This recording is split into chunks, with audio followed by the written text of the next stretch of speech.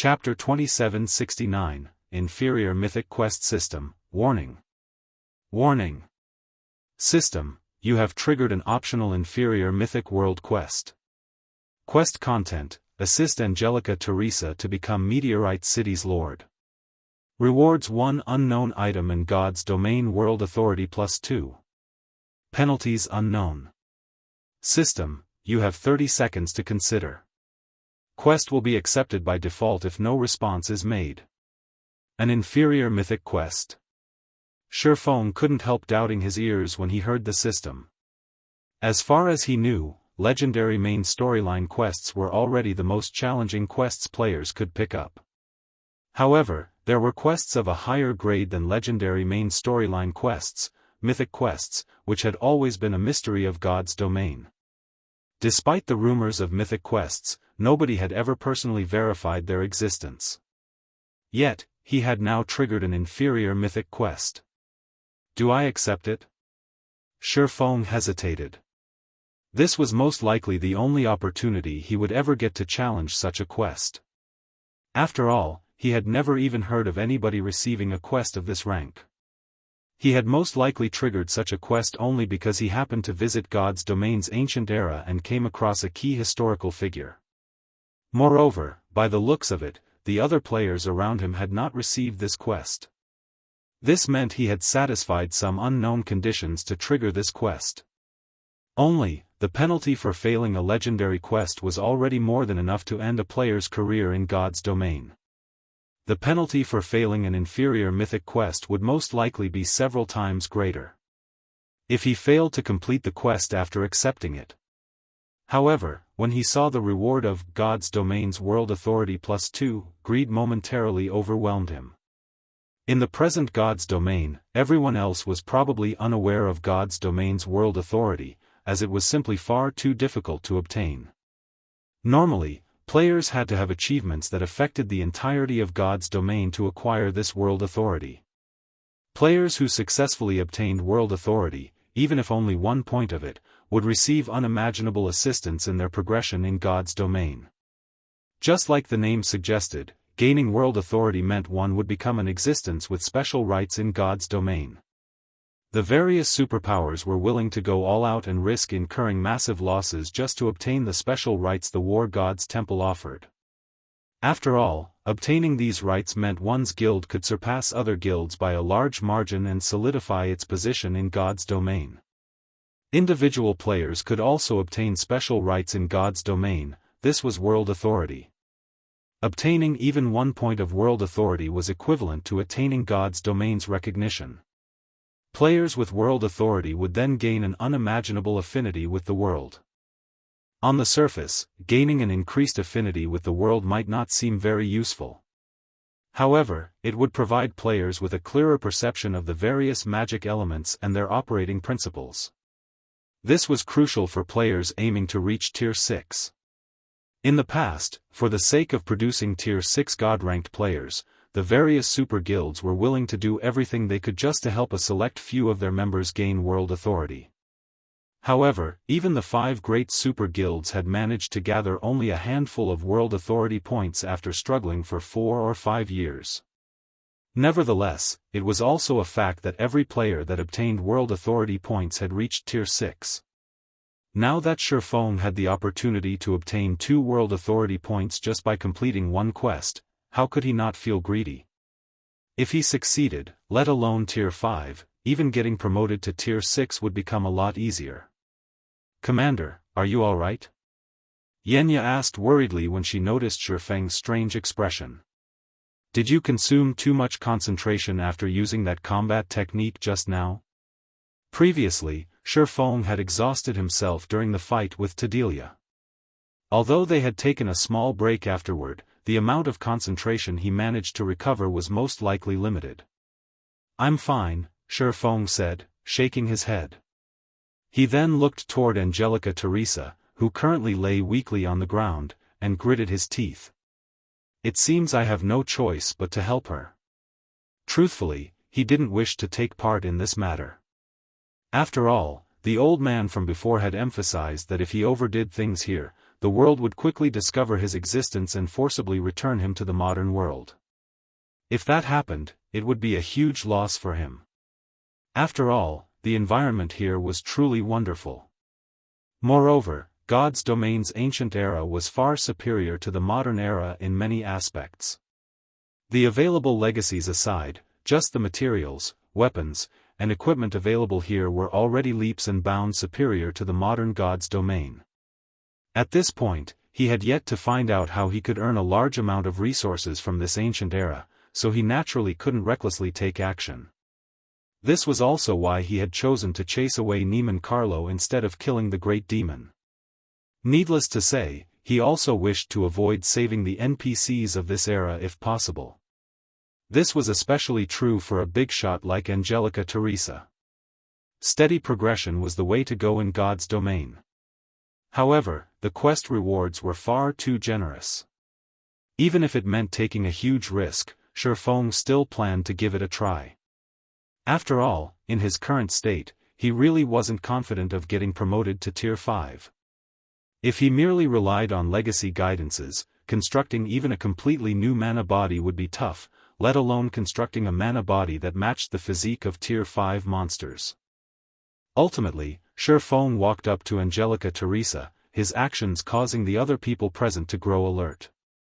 Although Feng had repelled the demon army for them, he was still a foreign powerhouse. Their wariness of him was only natural. After all, there were many insidious people in God's domain who were capable of stabbing others in the back with a smiling face. No one wouldn't be completely safe from such people, regardless of one's identity. The best example would be their commander. Their commander possessed a great reputation in their city. Most of the city's big shots respected and favored her, yet she still ended up getting stabbed in the back. Upon seeing Feng walk over, Luo gritted her teeth and asked in a quiet tone, "Guild leader Black Flame, do you have a way to save our commander?"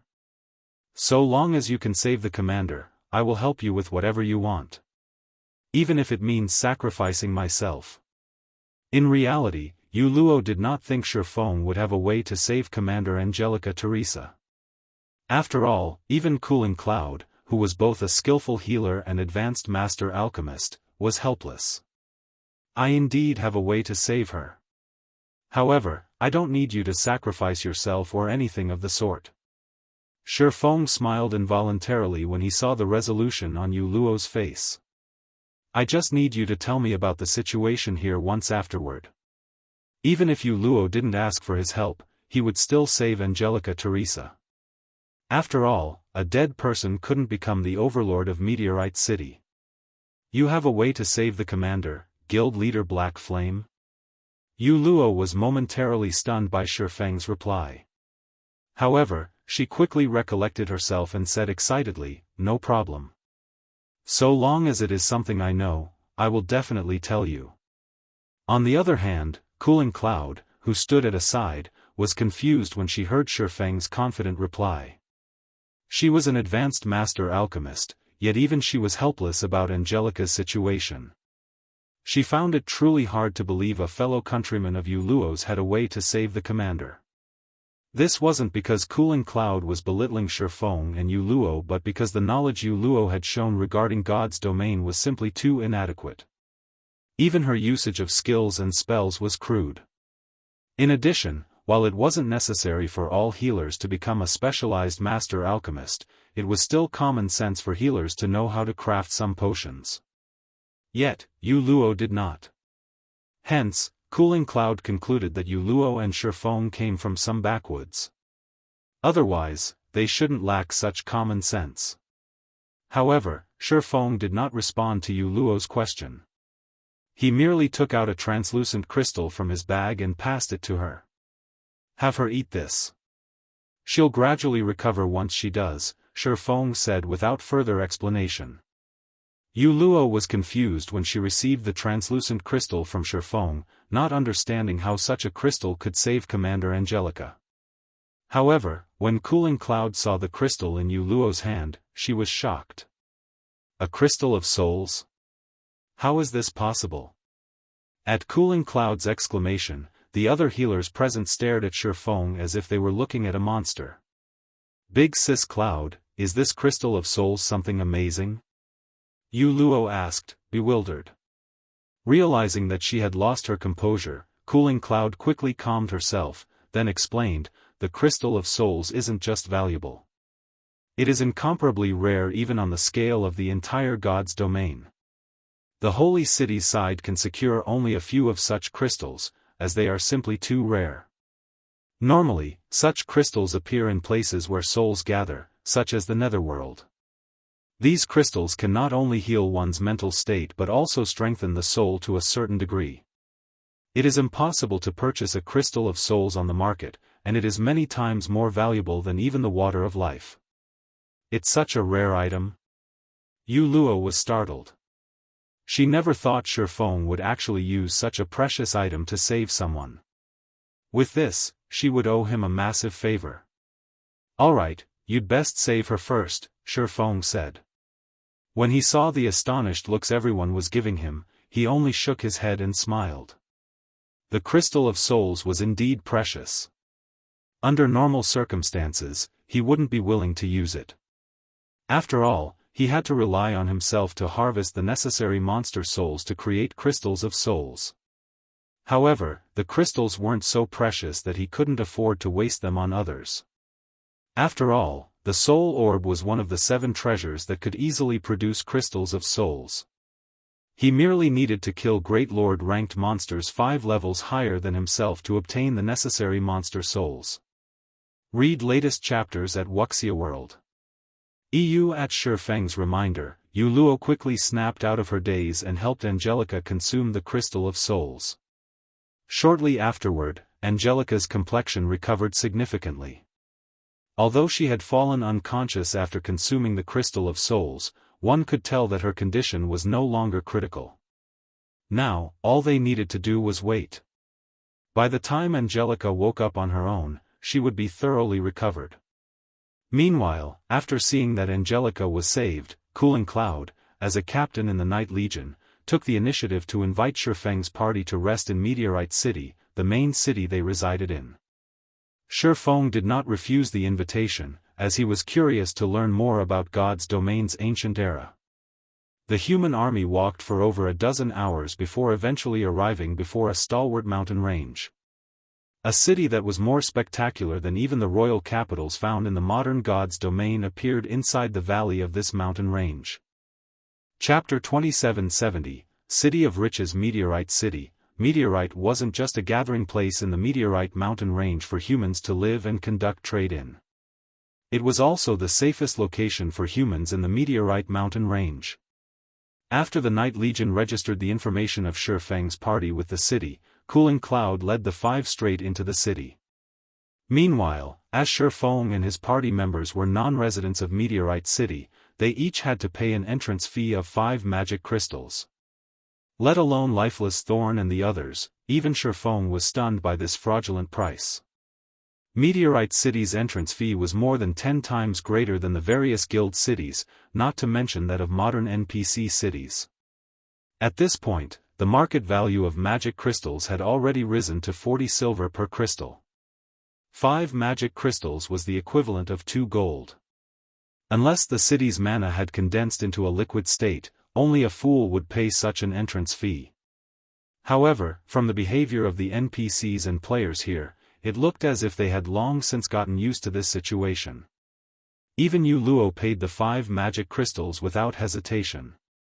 Guild leader Black Flame, this is the standard price here. Naturally, Yu Luo could tell what was going through the minds of Feng's party. Smiling, she whispered, "But please believe me that this price is absolutely reasonable." Initially, she, too, had been shocked by this price. After all, she wasn't the guild leader of a guild, unlike Feng, but merely a team leader in an adventurer team. The magic crystals she had on hand had only numbered 200 or so.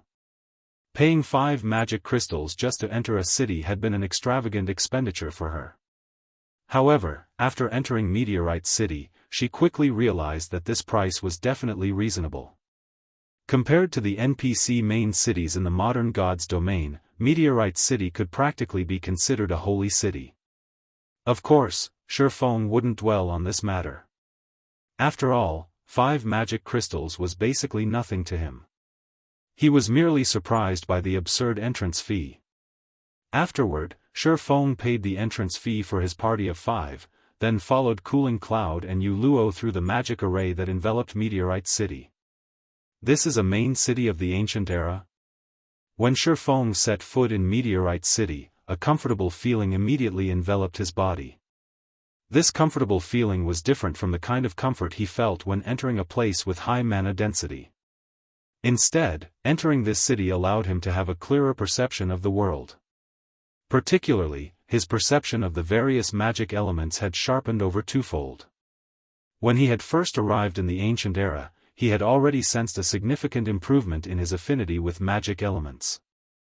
If he could train in the environment here, he was confident that not only could he break through his mana body's 100% threshold, but his efficiency in learning magic arrays, skills, and spells would also double or triple.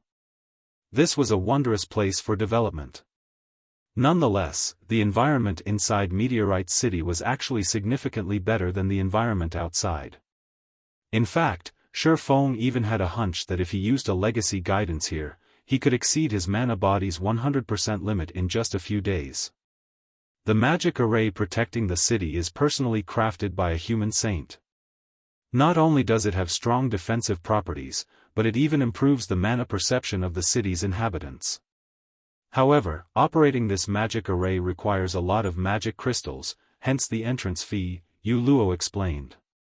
Actually, Meteorite City's big trade market and huge population flow have already helped reduce the entrance fee. Some cities even charge 7 or 8 magic crystals. No wonder you managed to improve your control over mana so much, Feng said in realization as he looked at Yu Luo. Yu Luo had already unlocked her mana body's potential to 100%, and her control over mana had even reached the Master Magician standard. If her concentration standard reached Tier 4, she would be able to form her own mana domain and become top tier among Tier 3 peak experts. Most domain realm experts hadn't even reached the Master Magician standard at this stage of the game. And although Yu Luo was very talented, she was still far from comparable to Aqua Rose and Gentle Snow. Yet, even with his help, those two were still half a step away from becoming Master Magicians, so how could Yu Luo possibly overtake them? The only explanation was the environment here.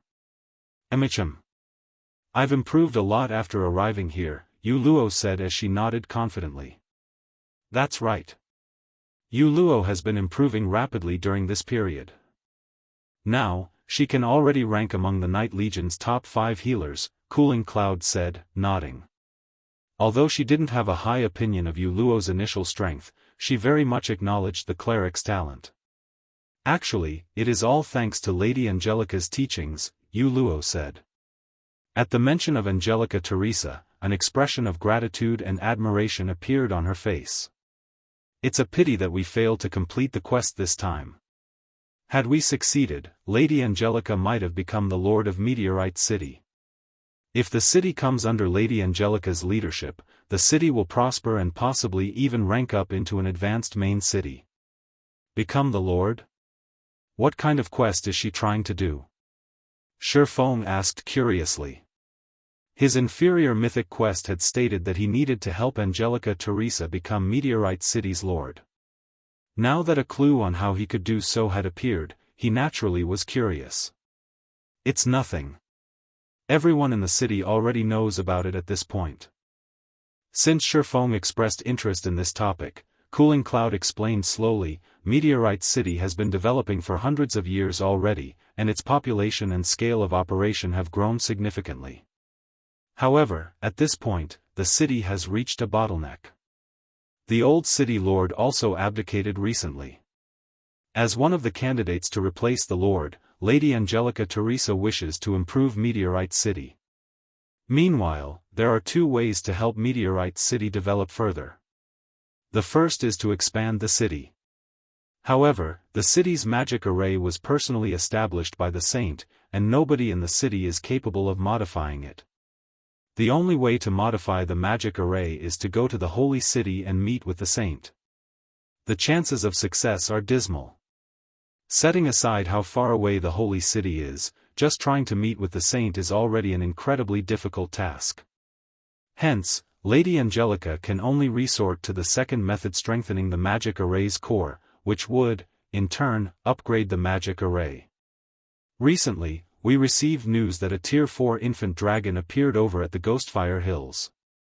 If we can hunt this infant dragon and secure its dragon eyes and dragon crystal, we can strengthen the magic array's core. Only, at this point, Cooling Cloud sighed. Let alone hunting that Tier 4 infant dragon, they had already fallen prey to a demon army's ambush shortly after leaving Meteorite City. What followed next was what Feng himself had witnessed. Travel to the holy city to meet with the saint or kill a Tier 4 infant dragon? Feng shook his head and smiled bitterly at Cooling Cloud's words. Although he didn't know where the holy city was, since the NPC cities here had no teleportation arrays linking them, the journey to the holy city could easily take several months.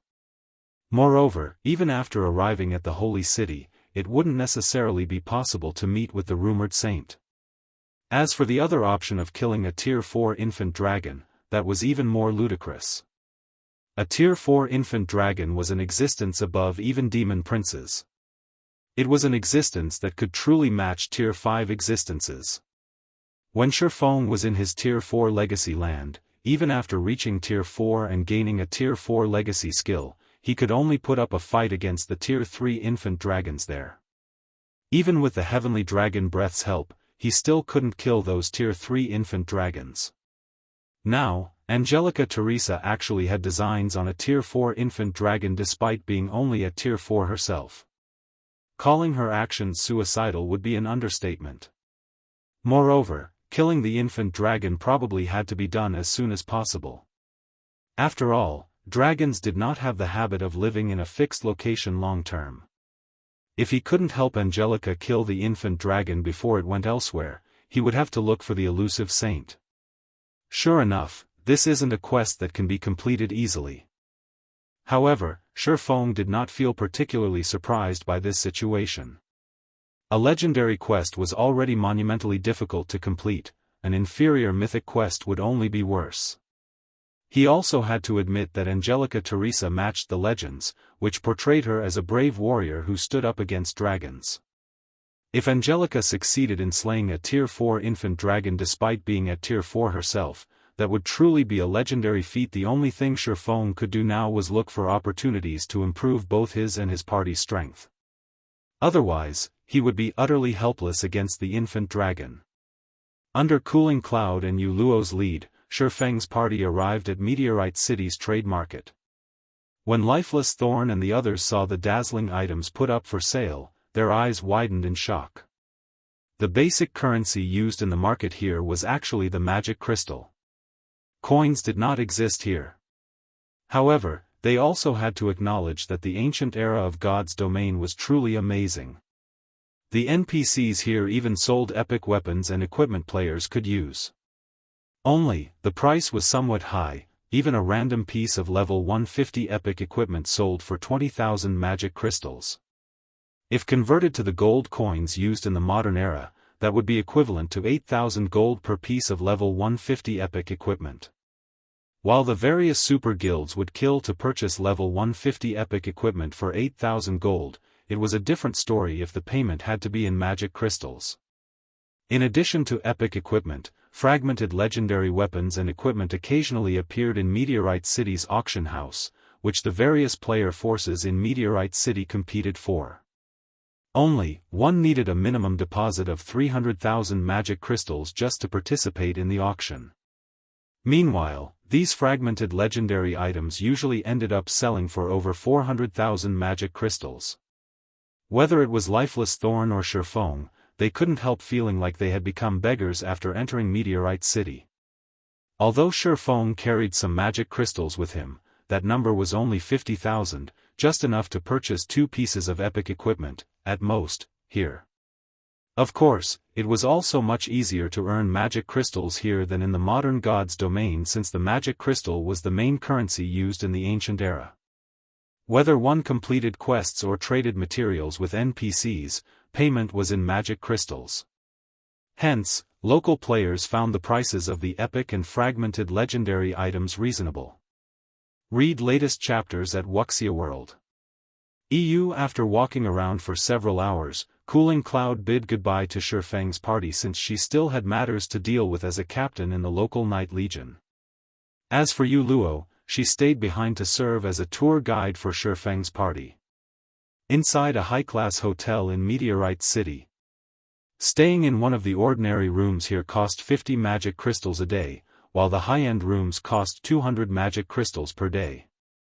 Feng chose to rent a high-end room without hesitation. Shortly afterward, Feng's party of 5 and Luo sat quietly inside the room. Out with it. How long has it been since you arrived here? Feng asked seriously as he looked at Luo. What's up with the players here? Chapter 2771, Alien-like players. At Feng's question, an exceptional silence filled the room. Lifeless Thorn and the others simultaneously focused their gaze on Luo. Ever since they arrived in this place, they had come across too many unknown and surprising matters. However, the only thing they could do was remain silent and quietly observe everything, including the so-called NPCs and players here. In their opinion, be it the NPCs, monsters, or players here, they all felt alien. This was especially true for the players here. Despite being players, the players here gave them a completely different feeling than the members of their party. It felt as if the players here were not players at all, but rather the original inhabitants of this world. It was as if these players had already accepted this virtual world as their own. No. To be precise, these players treated the world of God's domain as a real world. Moreover, judging by these players' behavior, they had resided in this world for a considerably long period. Otherwise, the alien feeling they gave off wouldn't be so conspicuous. This alien feeling was especially familiar to Feng. Looking at the players in this ancient era felt like looking at Phoenix Rain back when he met her in Flame Dragon City. It was just that Phoenix Rain seemed more alien back then than these people. She felt as if she was a player yet not a player at the same time. In short, she gave off a very strange feeling. Now, the players here gave him a similar feeling. Hence, the shock he felt when he met these players initially was much greater compared to that of Lifeless Thorn and the others. However, he couldn't openly state his feelings. After all, the matter concerning Phoenix Rain was of great importance. Moreover, at the same time as their party was finding the players here alien, these players had similarly noticed the strangeness of their party. It was evident that these players were foreign to players like their party as well. In addition, through the previous conversation he had with Cooling Cloud, Feng got the impression that they lived in completely different worlds. The old man in the cave had already stated that this world was the ancient era of God's domain. Logically, there shouldn't be any other players in this world. Yet, not only were there players living in this world, but there were even a large number of them.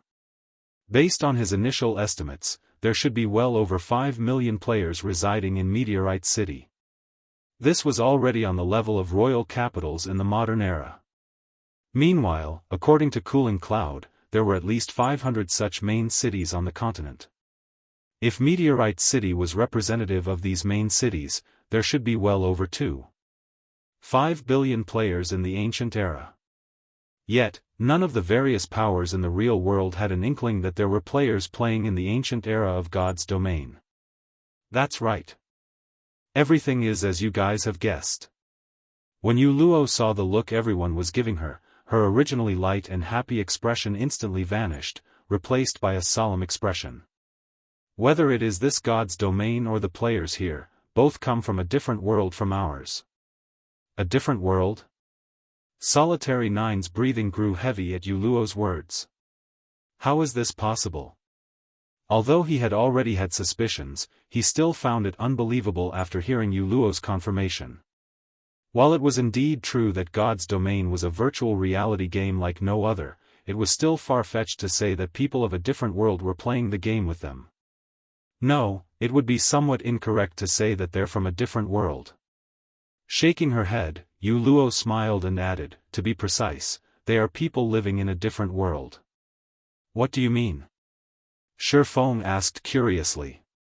You should know of the migration plan that took place 100 years ago, right? Of course, we know. Back then, due to a shortage of resources and the worsening environmental pollution, Earth had gradually become unsuitable for human life. Hence, a migration plan was executed. I heard that many people at that time were sent out to explore the universe for habitable planets, Solitary 9 answered, nodding. Could it be? Are you saying these players are the people who were sent out? Yes. They are the descendants of those explorers, Yu Luo said. Back then, Earth had already discovered several habitable planets. However, they were too distant from Earth, and the journey would take a long time. Hence, after gathering all of the world's power, several hundred interstellar spaceships with self-sustaining environments were constructed.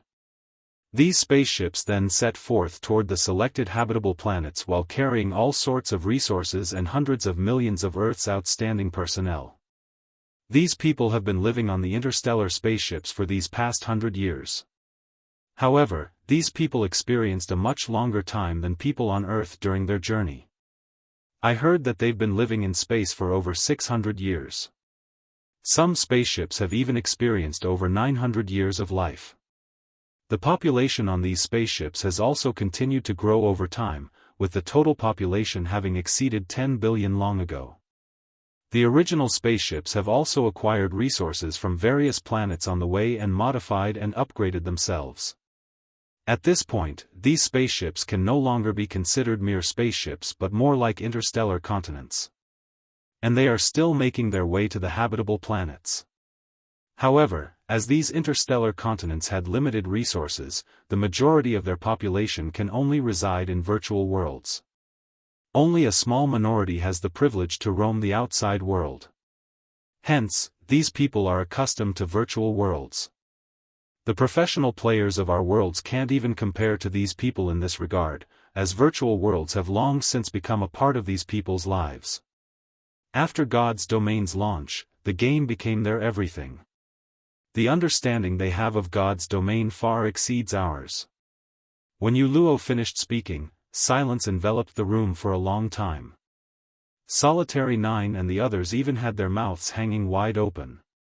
They never thought that they would actually be ignorant of such a huge matter happening outside Earth. They also couldn't even begin to imagine how it felt to live out in the open universe for several centuries. I see. After hearing Yu Luo's explanation, Feng came to another realization. During his previous life, right before he reincarnated, God's Domain had suddenly launched an expansion pack for seemingly no rhyme or reason. It was the most special expansion pack ever added to the game. Normally, the main God system would first implement a new expansion pack in the game before notifying players about it. However, news of this expansion pack had spread in the real world before its implementation. In fact, even its name had been revealed beforehand. War of Worlds. The description that came with this announcement also clearly stated that there would be several worlds attacking the main continent of God's Domain. For the sake of their own survival, these worlds would wage war with each other on an unprecedented scale. The winner would live, and the loser would die. This announcement had agitated countless people in God's Domain when it came out. After all, the territories on the main continent were basically fixed at that point, and few disputes occurred between the various powers. The game had been trending toward stability. With the sudden appearance of several new worlds, how could the players of God's Domain not feel excited? The various major powers, in particular, had immediately begun sharpening their blades after the announcement. So long as the new expansion pack took place, they would immediately invade these new worlds and start a new journey. However, as a consequence of the expansion pack, Feng found himself fired. Upon seeing the stunned expressions of the people around her, Yu Luo revealed a bitter smile and said, "My arrival here was a complete accident. While exploring an underground space in Dragonheart City by myself, I got caught in a space-time storm. By the time I woke up, I was already in this place. Currently, I have spent 20 days here already. Although I want to go back, I haven't been able to return even after dying or jumping into other spacetime storms.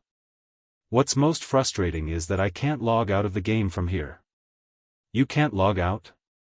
At Yu Luo's words, Solitary 9 and the others hurriedly checked whether they could log out or not. If they couldn't, then it would be a huge problem. Nowadays, all virtual gaming cabins had a nutrient solution storage that could let players stay online for 1 or 2 months without any problem. The latest model could even let players stay online for 3 months. And in the event that players depleted their supply of nutrient solution and couldn't leave their gaming cabin for some reason, the cabin would issue a system alert, and professionals would come quickly to deal with the problem. Hence, players had no need to worry about starving to death. Even so, this wasn't good news. No way. I really can't log out. Solitary 9 couldn't help growing anxious. It would be very inconvenient for them if they couldn't go offline. After all, there were many things they needed to do in the real world. Moreover, staying online long-term would affect their physical bodies to a certain degree. They can't log out? Looking at the Logout button on his system interface, Feng found that it was still brightly lit, indicating that he could go offline whenever he wanted. Is it because of that world stone in my bag? After some thought, the only explanation Feng could come up with for this situation was the world stone. After all, this item could stabilize the principle of all things, which meant that he should be able to bypass the rules of this world. With this, it seems I don't need to be too anxious. While the ancient god's domain was indeed excellent, he also had many things he needed to do in the real world. He couldn't stay online long-term. With the world stone, he could now feel relieved. Feng then conversed with Yu Luo about the basic information of this world, particularly about information relating to legacies. After the conversation, Lifeless Thorn and the others sighed ruefully. The ancient god's domain was indeed different. Compared to the modern god's domain, the players living in the ancient god's domain had a much easier time getting promoted. With a reliable team, players had no problem at all securing a complete Tier 3 legacy. In fact, with enough rare materials, one could even seek out a Tier 3 instructor to exchange for a complete legacy. The only limitation of this method was that players could only exchange up to 3 legacies. As for the promotion to Tier 4, while it was significantly more difficult than that to Tier 3, it was still much easier compared to the process in the modern god's domain. At the very least, players didn't have to seek out a legacy land in the middle of nowhere. They could simply head to a Tier 4 instructor and choose to challenge their Tier 4 promotion quest. They would then be teleported to a Tier 4 legacy space. However, the cost of this method was high. Each challenge required the payment of 15,000 magic crystals. The difficulty of the promotion quest was the same as in modern times. Players still had to learn a Tier 4 legacy skill or spell during the allotted time. Failure meant having to wait 20 natural days before they could re-challenge it. At this time, only 3 players in Meteorite City had successfully reached Tier 4. At this point, Feng wished he could bring all of Zero Wing's Tier 4 Flowing Water Realm experts and above to this place. Even if it meant spending a lot of magic crystals, it would still be much better than searching for a legacy land. After all, searching for a legacy land was not only time-consuming, but success was also highly dependent on luck. If word of this matter got out in the modern god's domain, every power across the continent would most likely do everything they could to secure this opportunity. Commander, can I borrow 10,000 magic crystals from you? Lifeless Thorn asked as he looked at Feng. I'll pay you back double as soon as we return. Commander, you can't play favorites. Solitary 9 objected hurriedly, knowing that Feng did not bring a lot of magic crystals with him to the ancient god's domain. Every bit given away counted. Meanwhile, Xianxia and Cleansing Whistle also stared at Feng with eloquent eyes. Relax. Feng smiled spontaneously when he saw everyone's reactions. Although I didn't bring a lot of magic crystals with me, I still have a way to let each of you challenge your promotion quests once. You can challenge yours as well, Yu Luo. Me? Yu Luo was stunned by Shi Feng's words. But I don't have that many magic crystals. She, too, yearned to challenge her Tier 4 promotion quest. However, it wasn't easy to save up magic crystals while living in Meteorite City, as everything cost magic crystals here. Even until now, she had only around 4,000 magic crystals, still far off from the 15,000 required. So long as you help me with a matter, I'll pay you 15,000 magic crystals as remuneration. How about it? Feng asked as he looked at Yu Luo. The ancient god's domain was a massive treasure trove, its value easily billions of times greater than a grade 1 or vein. It was no wonder 3 of the 5 great super guilds had deemed it worthwhile to work together to seal off the Earthfall's secret land. If such a secret became public, the consequences would be unimaginable. Of course, acquiring the various resources of the ancient god's domain wouldn't be an easy task either, since the base currency used here was the magic crystal, something relatively rare in the modern god's domain. And while the ancient god's domain had an abundance of magic crystals, it would be nigh impossible for modern players to earn a large amount of magic crystals here. After all, the modern god's domain was inferior to the ancient god's domain in almost every aspect. For players living in the modern god's domain, visiting the ancient god's domain would be equivalent to Stone Age people visiting the modern era. Modern players would need to work hard to earn magic crystals here. Fortunately, it wasn't completely impossible for modern players to earn money in the ancient era. One way to do so would be to take advantage of the unskillful handling of problems relating to the mind and soul in the ancient god's domain, particularly when it came to healing one's mental state. The ancient god's domain was actually far weaker than the modern god's domain in this aspect. This point was obvious from the gap between the concentration recovery potions sold on the market and those made by Cooling Cloud, an advanced master alchemist. In short, there were very few methods available for players to recover their concentration. Moreover, the death penalty here even placed players in a mentally weakened state for long periods, which prevented them from exhibiting their full strength. This meant that methods that could help heal the soul and mind were incredibly valuable. Okay. Yu Luo agreed immediately, understanding that Feng was trying to help her. What do you need me to do? Taking out a crystal of souls from his bag, Feng said, take this crystal of souls and consign it to the auction house for now. You're a member of the local Knight Legion, so you should be able to spread information about it quickly. Just say that this is the crystal of souls that healed Angelica Teresa and that it has a minor soul-strengthening effect, which can increase one's chances of passing the Tier 4 promotion quest. Can you do that? No problem. If it is only publicizing the crystal, I can probably inform the whole city in just a few hours, Yu Luo said, nodding as she accepted the crystal of souls. Read latest chapters at Wuxia World. She had personally witnessed the crystal of souls' effects, so she knew that Feng was indeed telling the truth. As for the aid the crystal could provide in the Tier 4 promotion quest, it was partly true. After all, if one's soul got strengthened, one's learning ability would improve as well. Hence, it couldn't be considered an outright lie.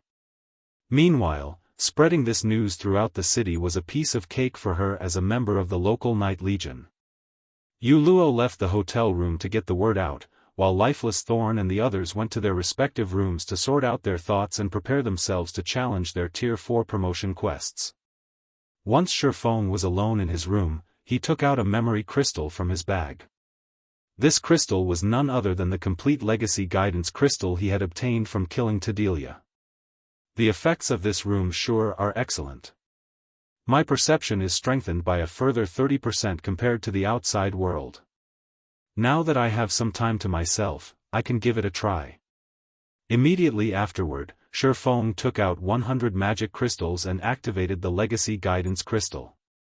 Chapter 2772, Breakthrough inside the quiet and spacious living room. As Feng continuously poured mana into the legacy guidance crystal in his hand, divine runes, and magic arrays began appearing all over the crystal one after another. A short moment later, the mana inside the room started surging toward the memory crystal. Afterward, the crystal radiated a dark blue glow that enveloped Feng. What a powerful legacy! Feng was astonished when the blue light engulfed him. This was because the owner of this legacy wasn't an ordinary person but someone known as the Saint of the Ice World. The quality of this legacy was far superior to that of ordinary legacies. In addition, the Ice World Saint's legacy explained a lot about the ice element's operating principles and described some basic methods to construct one's mana body using the ice element as the basis. This sort of legacy guidance was incredibly rare in God's domain. In most cases, legacy guidances only provided a demonstration of the manipulation of magic elements and some explanations of their operating principles. The chances of a legacy guidance containing a demonstration of how to construct a mana body from scratch were less than 0.1%, let alone a saint's guidance and demonstration. Existences holding the title of saint were either gods or existences approaching gods. Some saints were even existences that gods feared greatly because a saint represented the epitome of a certain aspect in God's domain. Not even gods could match a saint in their specialty. In other words, while a saint could be a god wouldn't necessarily be a saint. The requirement to become a Tier 6 god wasn't to achieve the extreme of a certain aspect. Instead, one only needed to reach a certain threshold. As to what that threshold was, only those who had actually reached Tier 6 would know. Meanwhile, the Ice World Saint had undoubtedly attained the ultimate in the manipulation of the ice element. Hence, the Ice World Saint's control over the ice element was undoubtedly superior to everyone else's. Even gods wouldn't be a match for the Ice World Saint. Following this, time passed by, second after second. As Feng injected more mana into the memory crystal, the Ice World Saint's demonstration sped up. The information the saint conveyed also became increasingly complicated. Half an hour later, the saint's demonstration ended. Feng, who had been focused on the demonstration the entire time, felt mesmerized by the information he learned. What a pity! The guidance barely talked about elements other than the ice element. If the guidance for the other elements were as detailed as the one for the ice element, my control over the magic elements would definitely reach the Grandmaster standard. At that time, I might even stand a chance against superior mythic monsters. Feng sighed ruefully when the demonstration video disappeared. He had to admit that the existences granted the title of saint were indeed powerful. Saints who had reached the ultimate in control of a specific magic element were especially amazing. Their understanding and explanation of magic elements were incredibly enlightening. However, the Ice World Saint's explanation became increasingly complicated as it progressed, and Feng found himself struggling to understand the lecture. It felt as if the saint's explanation had gone from talking about one dimension to 2 dimensions to 3 dimensions to 4 dimensions. He could still understand up to the 3rd dimension, but when the explanation progressed to the 4th dimension, his mind failed to comprehend the saint's thinking. Despite understanding the surface meaning of the saint's words, he couldn't understand how to apply them in practice. Hence, Feng could only treat the magic element usage methods explained at the end as gibberish. Nevertheless, he had still made massive gains. At the very least, he had made qualitative improvements in manipulating and understanding the ice element. Now, all he needed to do was experiment with his newfound knowledge. This Ice World Saint's legacy is truly extraordinary. I will have to get Violet Cloud and the others to study it earnestly. It would simply go to waste if given to someone without an affinity with the ice element. Feng now placed even greater importance on the legacy guidance crystal in his hand. He wouldn't have if it were any other legacy guidance, but this was a saint's guidance they were talking about. The Ice World Saint's guidance even provided such detailed information about the magic elements. Giving this legacy guidance to someone without an affinity with the magic elements would be a complete and utter waste. In fact, had he used this legacy guidance crystal in the modern god's domain instead of the ancient god's domain, he would have wasted a precious opportunity. If the information he absorbed from watching the legacy guidance here consisted of only 20% of the total information, then he probably would have failed to comprehend even 5% of the information had he watched it in the modern god's domain. After all, he didn't possess much affinity with the ice element, he was much more attuned to the fire element. Fortunately, the environment in the ancient god's domain was excellent, and it drastically improved his affinity with and perception of the ice element. Now, he could perceive the ice element much more clearly than he could the fire element when he was in the modern god's domain. After absorbing the Ice World Saint's legacy guidance, Feng took out a drop of soul water and drank it, boosting his concentration recovery and energizing his brain. Immediately afterward, he began attempting to break through his mana body's 100% threshold by constructing a new and simpler control array to link and control the various magic arrays all over his mana body. Previously, I insisted on using only one mana manipulation method to control the magic arrays of my body. On the other hand, the Ice World Saint constructed his mana body with the ice element and used several mana manipulation methods to gather and manipulate the ice element. For now, I should follow his example and try using two manipulation methods to control my mana body's magic arrays. After thinking up to this point, Feng began experimenting. Previously, he had been controlling the magic arrays on his mana body according to the mana body's construction because he believed this was the only way to manipulate the mana in his mana body. However, his thoughts changed after seeing the Ice World Saint using multiple mana manipulation methods to control the magic elements in his mana body. Master magicians like Feng excelled in attacking from multiple fronts. Since he couldn't break through the 100% threshold by attacking from only a single front, he would try attacking from multiple fronts simultaneously, which would allow him to maximize the effects of every magic array. Subsequently, the intensity of the mana Feng's body radiated fluctuated repeatedly. Sometimes, his mana didn't even reach the standard of ordinary Tier 3 players. Sometimes, it would far surpass the times he had fully exerted himself. He experimented for 3 consecutive hours and tested several dozen mana manipulation methods. From his experimentation, he concluded that using multiple methods simultaneously to manipulate his mana body was incredibly difficult. Even with his current concentration standard, he could just barely implement 3 at a time. However, the benefits of a threefold manipulation method were also evident. He had directly broken through the 100% threshold and reached the legendary 112% mark. Unfortunately, when implementing a threefold manipulation method, his mind would be so occupied that he couldn't execute a bronze combat technique, much less a mana technique. Hence, to maintain his combat power, Feng had no choice but to abandon a threefold manipulation method for a twofold manipulation method. 87%. 102%. 99%. The completion rate of Feng's mana body changed constantly. At the same time, the rate at which he expended his concentration also increased. This is the last option that suits me. I'll be satisfied so long as it goes beyond 103%. Of the various twofold manipulation methods Feng had tried, the best one produced a result of 103%. However, he wasn't particularly satisfied with it. After all, he had already experienced what having a mana body with 112% of its potential unlocked felt like, and it was a truly amazing experience.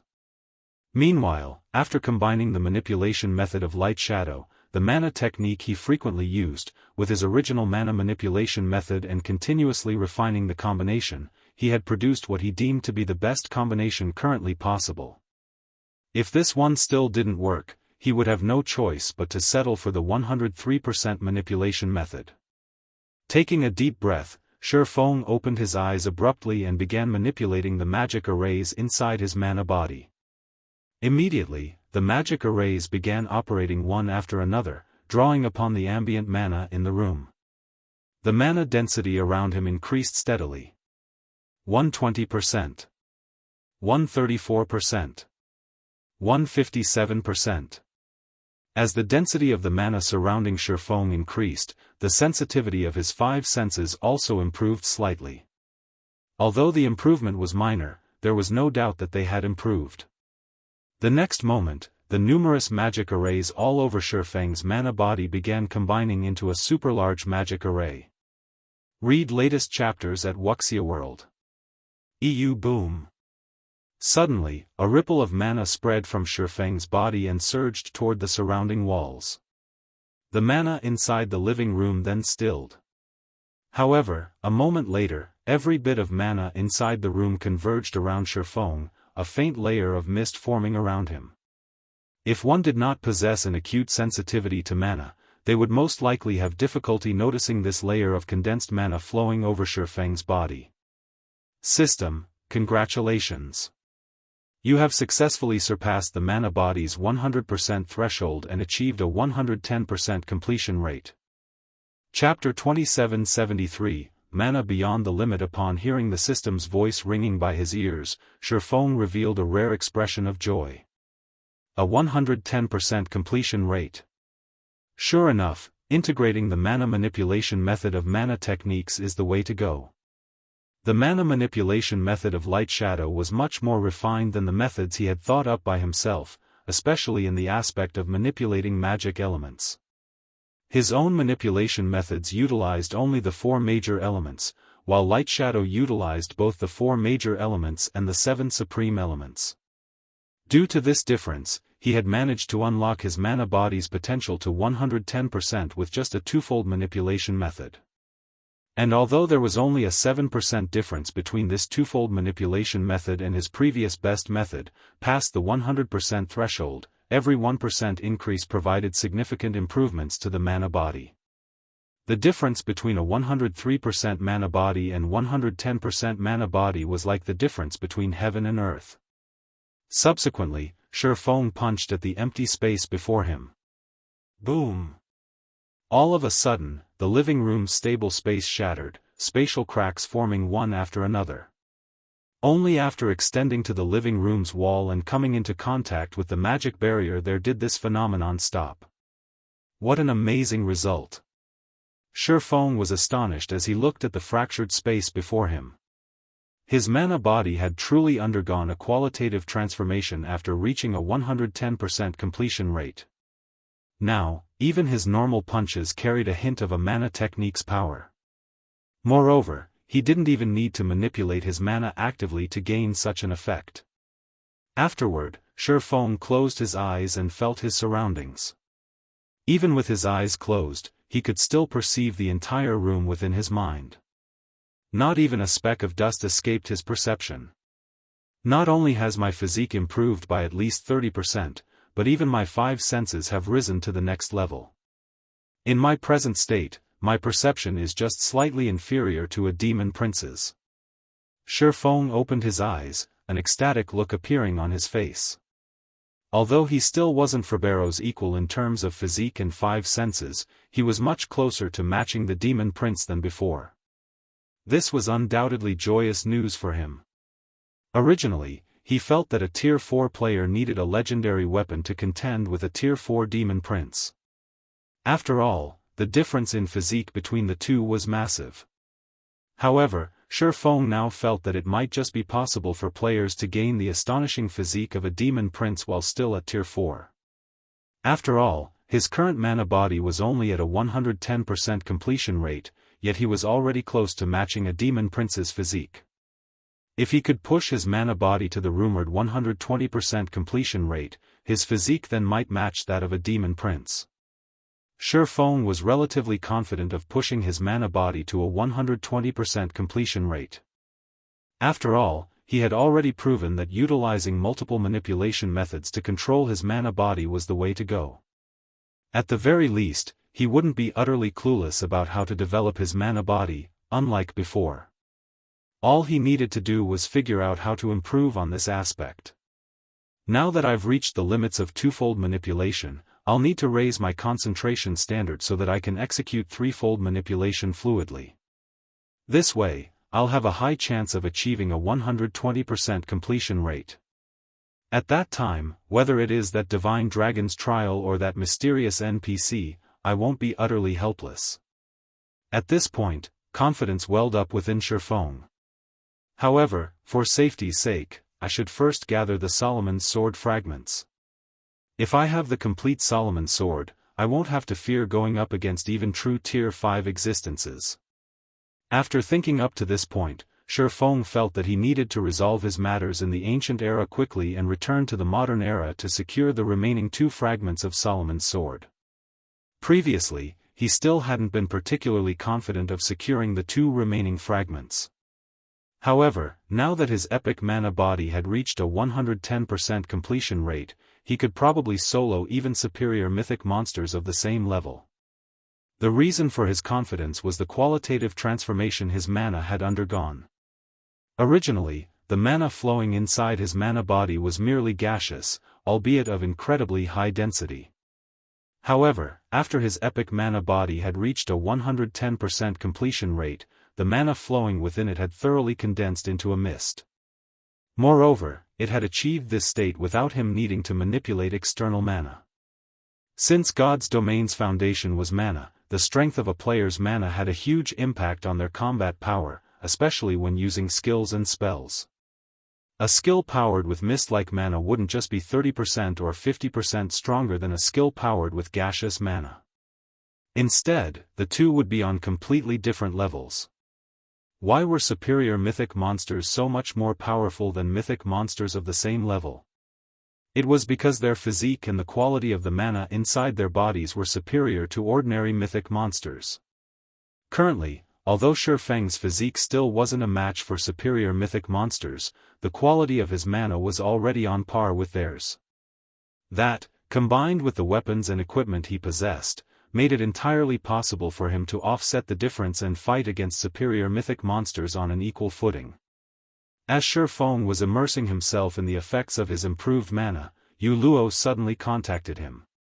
Guild leader Black Flame, information on the Crystal of Souls has already spread across Meteorite City. Many player forces and even NPC forces have expressed interest in the crystal. All of them are requesting to purchase it at a high price, Yu Luo said excitedly. The Skyflare adventurer team, one of the top 3 player forces in the city, contacted me, saying they are willing to purchase the crystal for 150,000 magic crystals. If it were in the modern god's domain, 150,000 magic crystals would be equivalent to 60,000 gold. That was already enough money to arm a 100-man team to the teeth. In Meteorite City, 150,000 magic crystals could still fully gear a player in level 150 epic equipment. That won't be necessary. Since we said we would auction it, we will do just that. If they wish to buy it, they can buy it through the auction, Feng said, shaking his head. The offer of 150,000 magic crystals was indeed incredibly high. If the Crystal of Souls were to be auctioned in the modern god's domain, it definitely wouldn't sell for such a high price. In fact, it would be a miracle if he could sell it for 50,000 magic crystals. However, it was a different story in the ancient god's domain, where methods to recover from a mentally weakened state were incomparably rare. In fact, the streets of Meteorite City were littered with players in mentally weakened states. All of these players could only rely on the city's dense mana to slowly recover. After players fell into a mentally weakened state, a full recovery would take a very long time, even with the help of dense mana. If these players were willing to stay cooped up in Meteorite City without leaving to grind even once, they would still need around 2 weeks to recover. Yet, it was simply impossible for expert players to stay inactive for such a long period. A period of 2 weeks was already enough to create a huge gap between expert players. In fact, even dying twice wouldn't cost as much as remaining inactive for 2 weeks. Hence, an excellent recovery item like the Crystal of Souls was considerably precious to the ancient god's domain's players and NPCs. Meanwhile, his purpose in holding the auction this time was simply to find out the market price for the Crystal of Souls. Only after doing so could he maximize his profits. After all, he didn't have a lot of Crystals of Souls on hand since he didn't kill a lot of monsters that were 5 levels higher than himself and at the Great Lord rank or above. Not to mention, he would also use some of the crystals normally. As a result, he only had 43 Crystals of Souls saved up. On the other hand, he had plenty of soul water.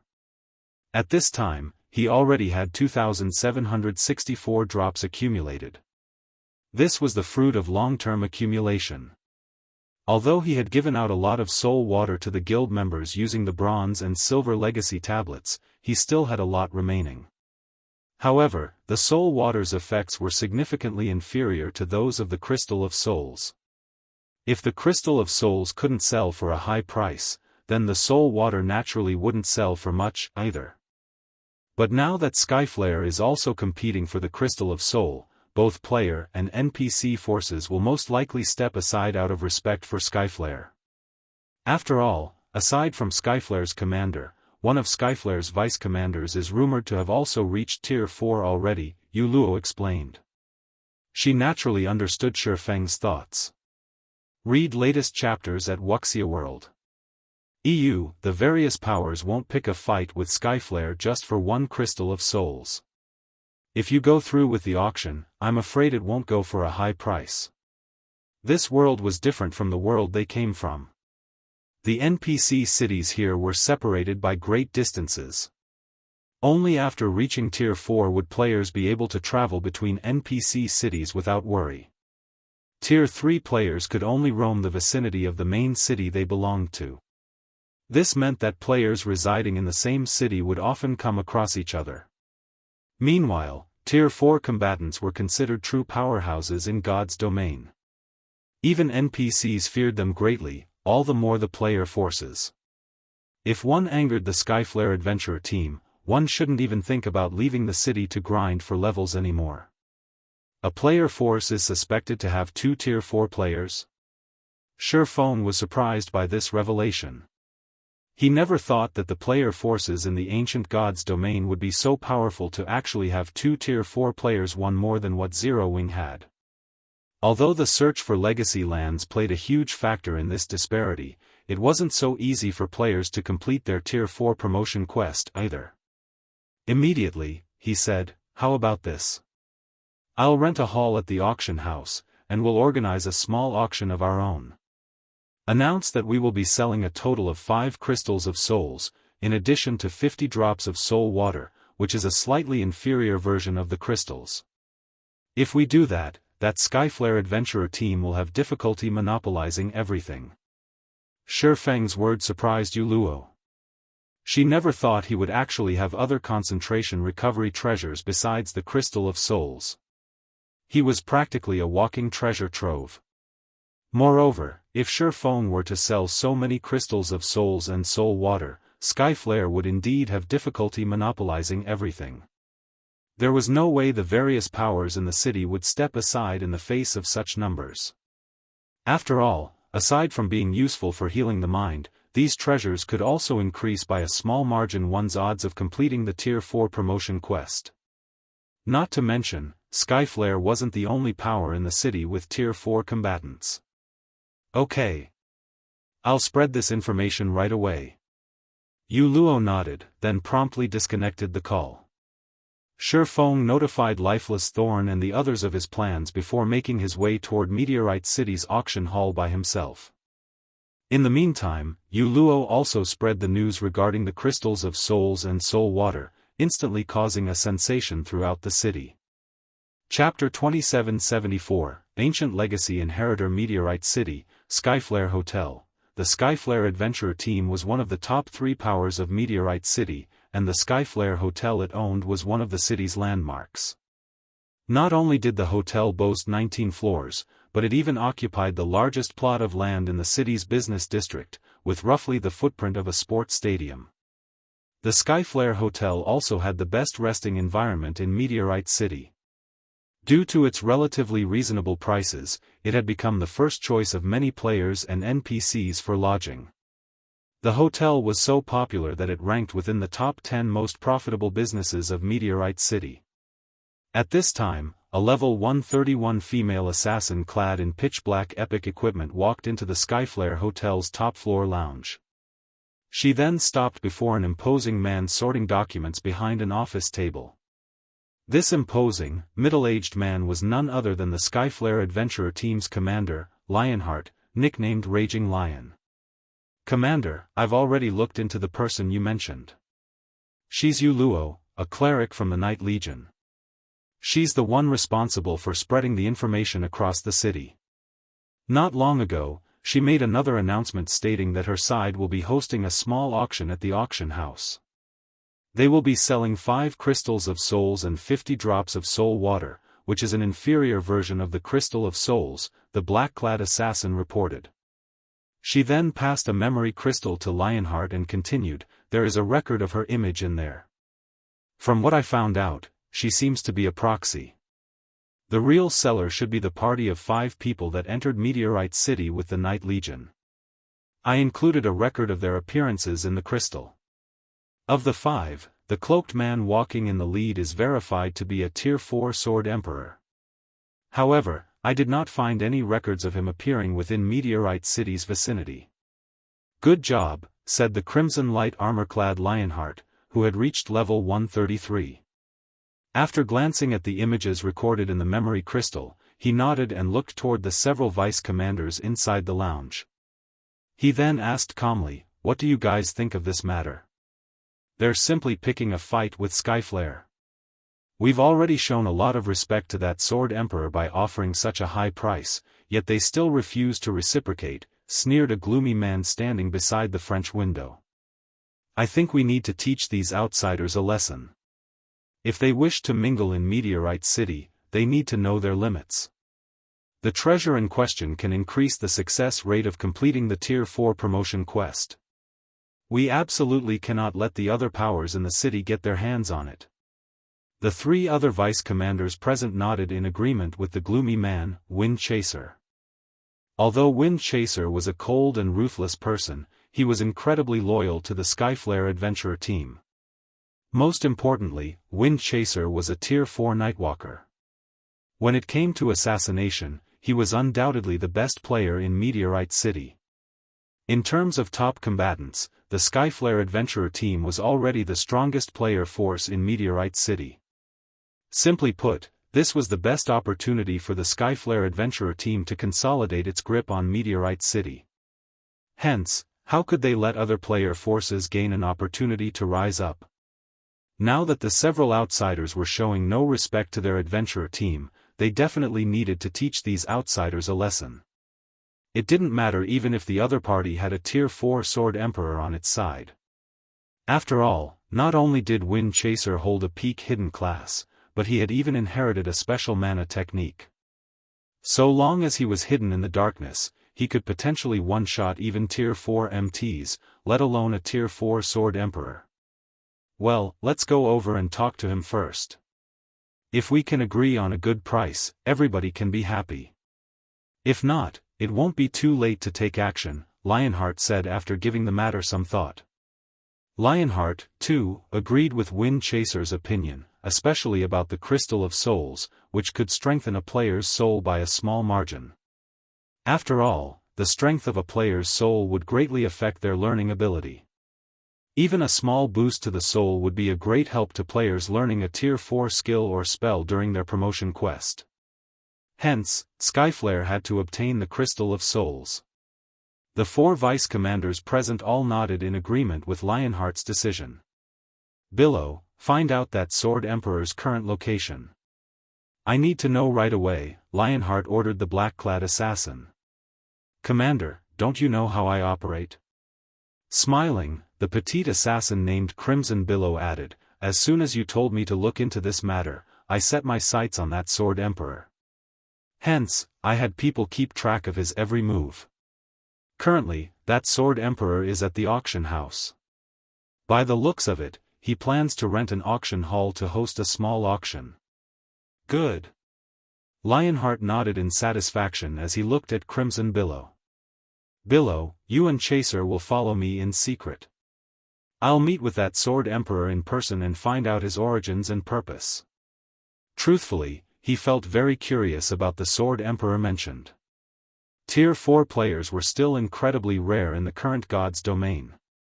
According to Skyflare's information network, most main cities had only one Tier 4 player. The main cities with 2 or 3 Tier 4 players were all cities with massive populations. Logically, after a player reached Tier 4, the first thing they should do was expand their influence in their city as much as possible, capitalizing on their advantage. However, this foreign sword emperor had actually chosen to visit another city. It was simply inconceivable. Understood. Crimson Billow and Wind Chaser responded respectfully.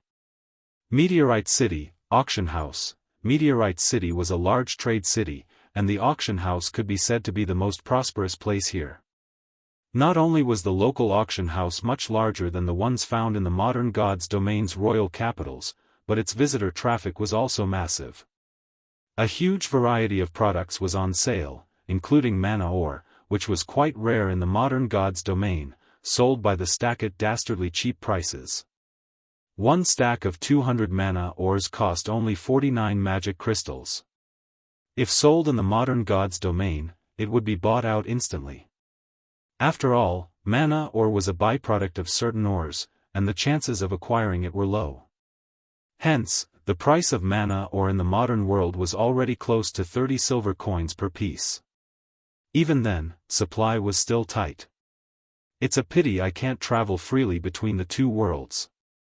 Otherwise, I could definitely make a killing, and Zero Wing wouldn't have to worry about lacking funds and resources anymore. Feng sighed ruefully as he looked at the available items in the auction house. According to the old man's words, only 10 people could visit the ancient god's domain at a time. Moreover, while first-time visitors could get in for free, the second visit onward had a price. It might be fine if the price was reasonable, but if it was exorbitant, his visits to the ancient era would be limited. Although he could leave the visits to other people, the importance of the ancient god's domain was too significant. If the Earthfall secret land's secret got out, every superpower on the continent would either try to annihilate Zero Wing or compete for the secret land. Feng spent 500 magic crystals to rent a small auction hall that could fit 200 people, at most. For Meteorite City's various powers, this number was already more than enough. After Feng finished making the necessary arrangements, an imposing and mighty man suddenly approached him. The man was clad in crimson light armor and carried a knight's shield with crimson runes.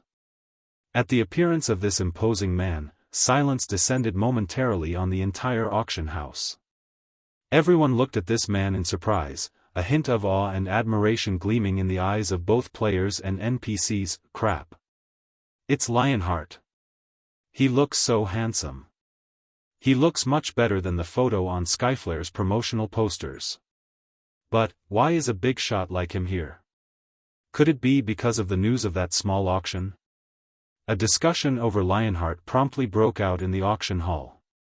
Everyone couldn't help wondering why a VIP like Lionheart would personally visit the auction house. Skyflare's commander? He actually came in person? Yu Luo, who had just arrived in the auction house, gaped in shock and doubted her eyes when she saw Lionheart enter the building. Lionheart was an amazing individual. Despite having started with nothing in this ruthless world, the adventurer team he established had grown to the point where it managed to defeat several large guilds and become one of the top 3 powers in Meteorite City. In terms of achievements, the Skyflare adventurer team easily eclipsed the Heaven's Blade adventurer team. On the interstellar continent, living resources were incredibly scarce. Ordinary civilians couldn't hope to compare with large guilds in terms of the resources they could acquire. This was because large guilds generally had high-level authorities as backers. These authorities boasted resources and influence far greater than those of the large guilds on Earth. Just one word from these high-level authorities would be enough to allow a civilian who could barely feed themselves to move to the interstellar continent's core area. In the core area, one would be able to not only eat like a king but also enjoy recreational activities in the real world and appreciate the beauty of the vast universe. Just this point alone allowed large guilds to walk over civilian players with no background. Meanwhile, Lionheart was only a civilian on the interstellar continent. His development of Skyflare to such an extent was a remarkable feat. He was practically a legend among the civilians there. If he were in the modern god's domain, he would definitely become a noteworthy existence known throughout the mainland. The next moment, Lionheart stopped before Feng. Immediately, everyone in the auction house focused on Feng curiously, the stares making him feel very uncomfortable. "You're the person selling the crystals of souls, right?" Looking at Feng, Lionheart went straight to the point, saying, "I am Lionheart, the Skyflare adventurer team's commander. You should have heard of me already." "Of course, I've heard of you. In fact, I've heard a lot about you." Feng did not deny Lionheart's statement. Calmly, he asked, "May I know what business you have with me?" Read latest chapters at Wuxia World. Feng had gained plenty of information regarding Lionheart. The man was undoubtedly a powerhouse. Not only did he reach the domain realm, but he had even set foot onto the second step, the upper domain realm. The amount of time he had spent immersed in virtual reality games was much greater than that of the modern God's Domains players. Rumor had it that Lionheart's control over mana had already reached the Advanced Master Magician standard and that he was only half a step away from becoming a Grandmaster. In addition, Lionheart also possessed an ancient hidden class called the Blood Knight, which gave him the strongest defense among players. At this point, he was a complete monster when it came to defense. His terrifying defense was why the Skyflare adventurer team had managed to conquer plenty of powerful bosses. The adventurer team had even killed quite a few level 120 superior mythic bosses. Hence, Lionheart was also known as Meteorite's Wall by Meteorite City's players. "This isn't a place to talk. Why don't we find a place to sit down and have a proper conversation?" Lionheart suggested as he scrutinized Feng. When he saw Feng's special state, he was surprised and confused. However, he quickly set aside his surprise and treated Feng with the respect due a foreign Tier 4 expert. "Sure." Feng nodded. He then turned to the empty space a short distance behind Lionheart and asked, "Are those two coming along too?" Chapter 2775, Astronomical Transaction. Those two? Luo was confused when she followed Feng's gaze. After all, there was nobody there. Even when she pushed her perception as a Void Realm expert to the limit, she still couldn't sense any aura or presence of a living being. She didn't notice any unusual fluctuations in space, either. Experts at the Void Realm would be aware of even the slightest disturbances around them. At the end of the day, an assassin's stealth only turned them invisible to the naked eye. They remained physically present in the world. So long as they moved, no matter how slow, they would cause some air turbulence. Such unnatural changes wouldn't escape the perception of a Void Realm expert. Hence, even a Void Realm assassin generally couldn't get within 30 yards of other Void Realm experts undetected. Normally, they could operate only outside the 30-yard radius. As for assassins at the Domain Realm, while they could perform better, they still wouldn't be able to get within 20 yards of Void Realm experts undetected. And even if they did manage this feat, they would be able to maintain it for only a matter of seconds. However, the spot Feng was currently looking at was within 20 yards of himself. Moreover, the conversation between Feng and Lionheart had lasted more than a few seconds already. Even a Domain Realm expert wouldn't be able to stay hidden for so long. Upon hearing Feng's words, Lionheart was slightly surprised.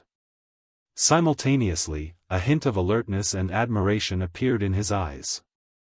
Amazing! As expected of a Tier 4 expert capable of moving between main cities.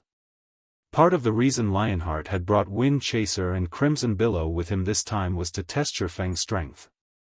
Crimson Billow was ranked second in Skyflare in terms of stealth. Utilizing her advantages as a Domain Realm expert, she had created a unique concealment technique that allowed her to maintain a high degree of stealth despite being in motion. Meanwhile, after combining this technique with a potion that hid one's life aura, let alone Tier 3 Domain Realm experts, even Tier 4 Domain Realm experts wouldn't detect her even when she was within 20 yards of them. Of course, Tier 4 Domain Realm experts would definitely detect her once she got within 16 yards of them. Even so, being able to conceal herself to such an extent was already more than enough for her to rank at the top of Meteorite City and instill fear into Tier 4 experts. Wind Chaser was even more powerful. After reaching Tier 4, his stealth skill was no longer limited to just turning his physical body invisible and concealing his life aura. Instead, the skill would place his body in a shadow space. No matter what he did inside this space, it wouldn't affect the outside world. Naturally, others wouldn't be able to detect his movements while he was inside this shadow space. In fact, despite knowing about Wind Chaser's ability, Lionheart hadn't realized that Wind Chaser was already standing within 20 yards of him. Nevertheless, Feng had stated that there were two people behind Lionheart. This meant that he had detected both Crimson Billow and Wind Chaser. "Chaser, Billow, you two can show yourselves now," Lionheart said, smiling as he looked at the empty space Feng indicated. "No need to hide anymore." As soon as Lionheart finished speaking, two figures gradually appeared in that empty space. They were none other than Wind Chaser and Crimson Billow. The two assassins were looking at Feng with eyes brimming with surprise and confusion. "Commander, did I show some irregularities just now?"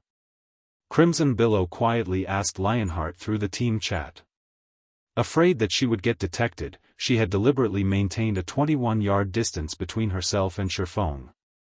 After all, she hardly knew anything about Feng, apart from the fact that he was a Tier 4 expert, and she didn't wish to ruin Lionheart's attempt at probing Feng's strength.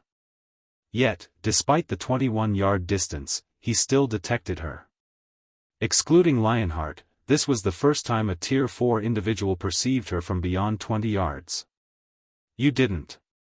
It's just that this person is much stronger than we thought," Lionheart responded, shaking his head. "Don't act rashly against him afterward." Feng had discovered not only Crimson Billow but also Wind Chaser. While defeating a Tier 4 expert like Feng would be simple for the current Skyflare, killing him would be incredibly difficult. Unless absolutely necessary, they had best not offend this Sword Emperor. In response, both Crimson Billow and Wind Chaser nodded silently. The trio had conversed for only 2 or 3 seconds, so outsiders did not find anything wrong with the situation. They merely saw Wind Chaser and Crimson Billow approaching Lionheart slowly after making their appearance. When Yu Luo, who stood beside Feng, saw the two assassins walking over, her eyes widened in shock. There really are two people. Despite the two assassins being so close to her, she actually failed to notice either of them. This overturned her understanding of the assassin class. Meanwhile, when Feng saw the two assassins, a hint of wariness also appeared in his eyes. The two assassins were astonishingly strong. This was especially true for Wind Chaser.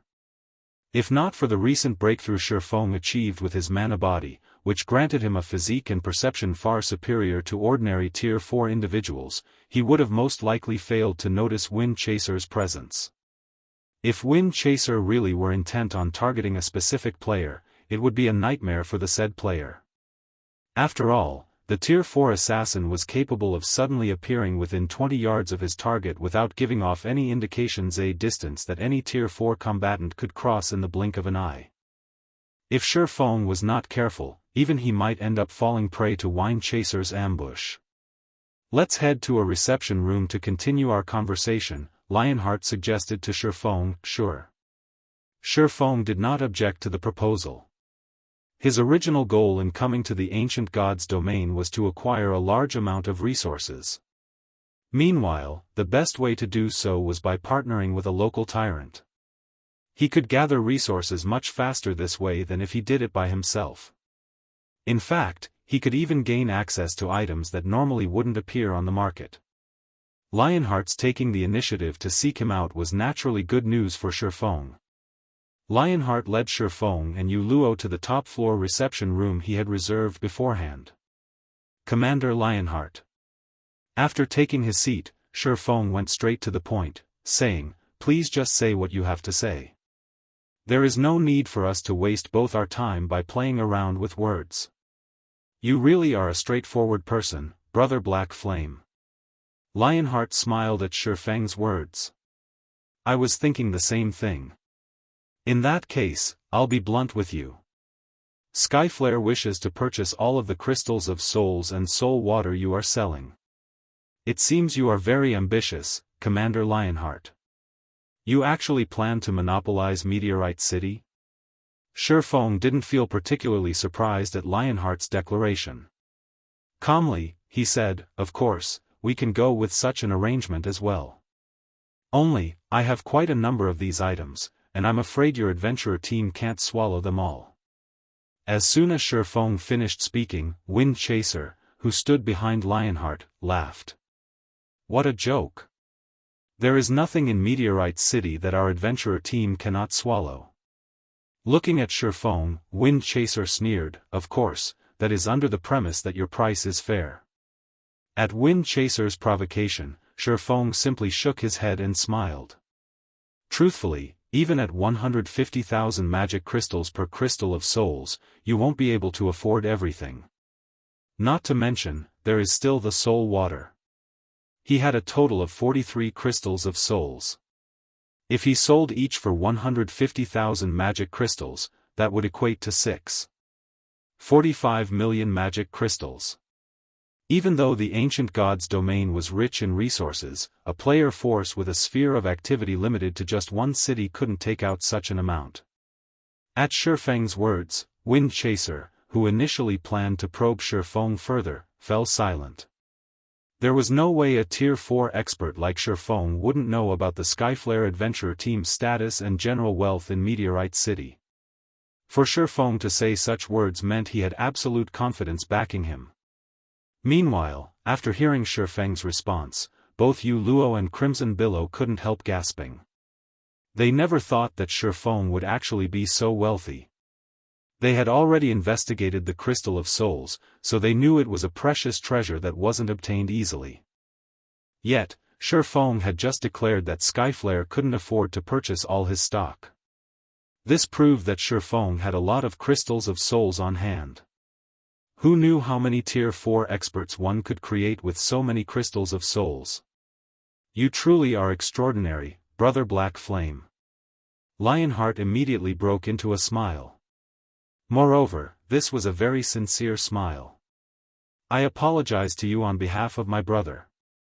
At the same time, I also hope that the Skyflare adventurer team can form a long-term partnership with you. What do you think? I admit that Skyflare cannot take out the necessary magic crystals to purchase all your crystals of souls. However, our adventurer team still ranks within the top 3 of Meteorite City's player forces in daily income. We might not be able to swallow everything in one bite, but I'm sure we can do so after several or a dozen bites. Furthermore, I can assure you that not only will we purchase each crystal of souls for 200,000 magic crystals, but we will also ensure a weekly transaction of 3 million magic crystals at a minimum. May I know what you think of this, Brother Black Flame? Yu Luo gaped in shock at Lionheart's words despite herself. She never imagined that the Skyflare adventurer team had such astonishing wealth. Even the superpowers in the modern god's domain were far from comparable to Skyflare in magic crystal acquisition. Moreover, Lionheart even raised the price of the Crystal of Souls to 200,000 magic crystals.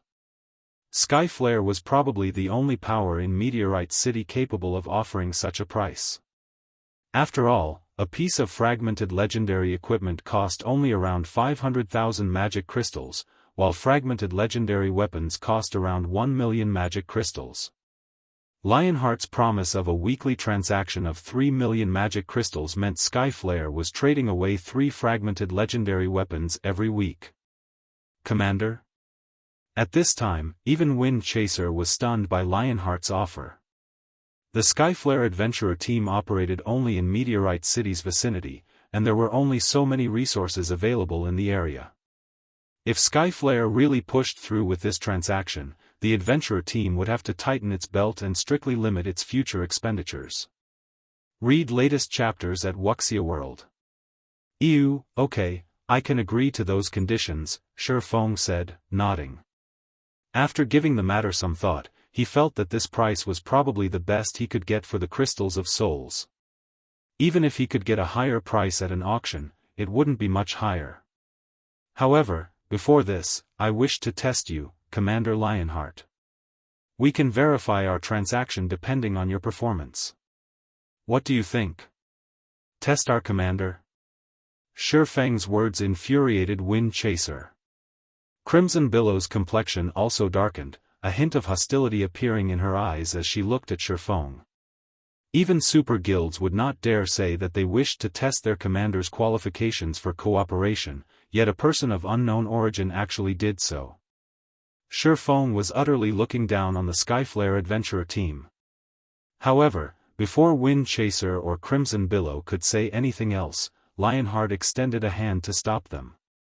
He then looked at Feng with a glint of determination in his eyes as he asked, "May I know how you wish to conduct your test, Brother Black Flame?" "Simple. So long as you survive a hit from me, you'll pass," Feng said decisively. Chapter 2776, Duel between Sword and Shield, Survive a hit from you?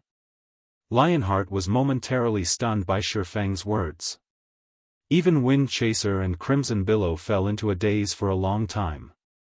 They felt that Feng was simply toying with the Skyflare adventurer team. Looking at Feng, Wind Chaser asked to verify, "Are you sure this is your condition?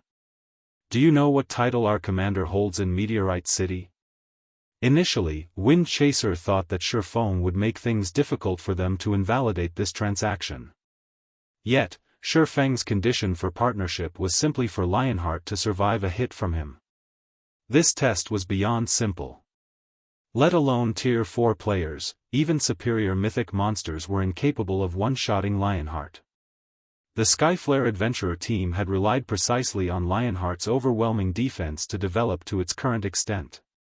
It would be a complete and utter joke to say that a Tier 4 player could one-shot Lionheart. For a moment, Wind Chaser even suspected that Feng had never bothered looking into Lionheart's information. Either that or the man thought that Lionheart's fame was exaggerated. "Of course. I'm very certain." Feng nodded earnestly. Yu Luo also couldn't help looking at Feng strangely. She simply couldn't understand why Feng would set such a meaningless condition. She knew that Feng was indeed very strong. This was evident from how he repelled over a dozen Tier 3 demon leaders with one move. However, Lionheart wasn't a pushover either. The achievements he had today were piled up through innumerable battles. Wind Chaser and Crimson Billow turned to Lionheart.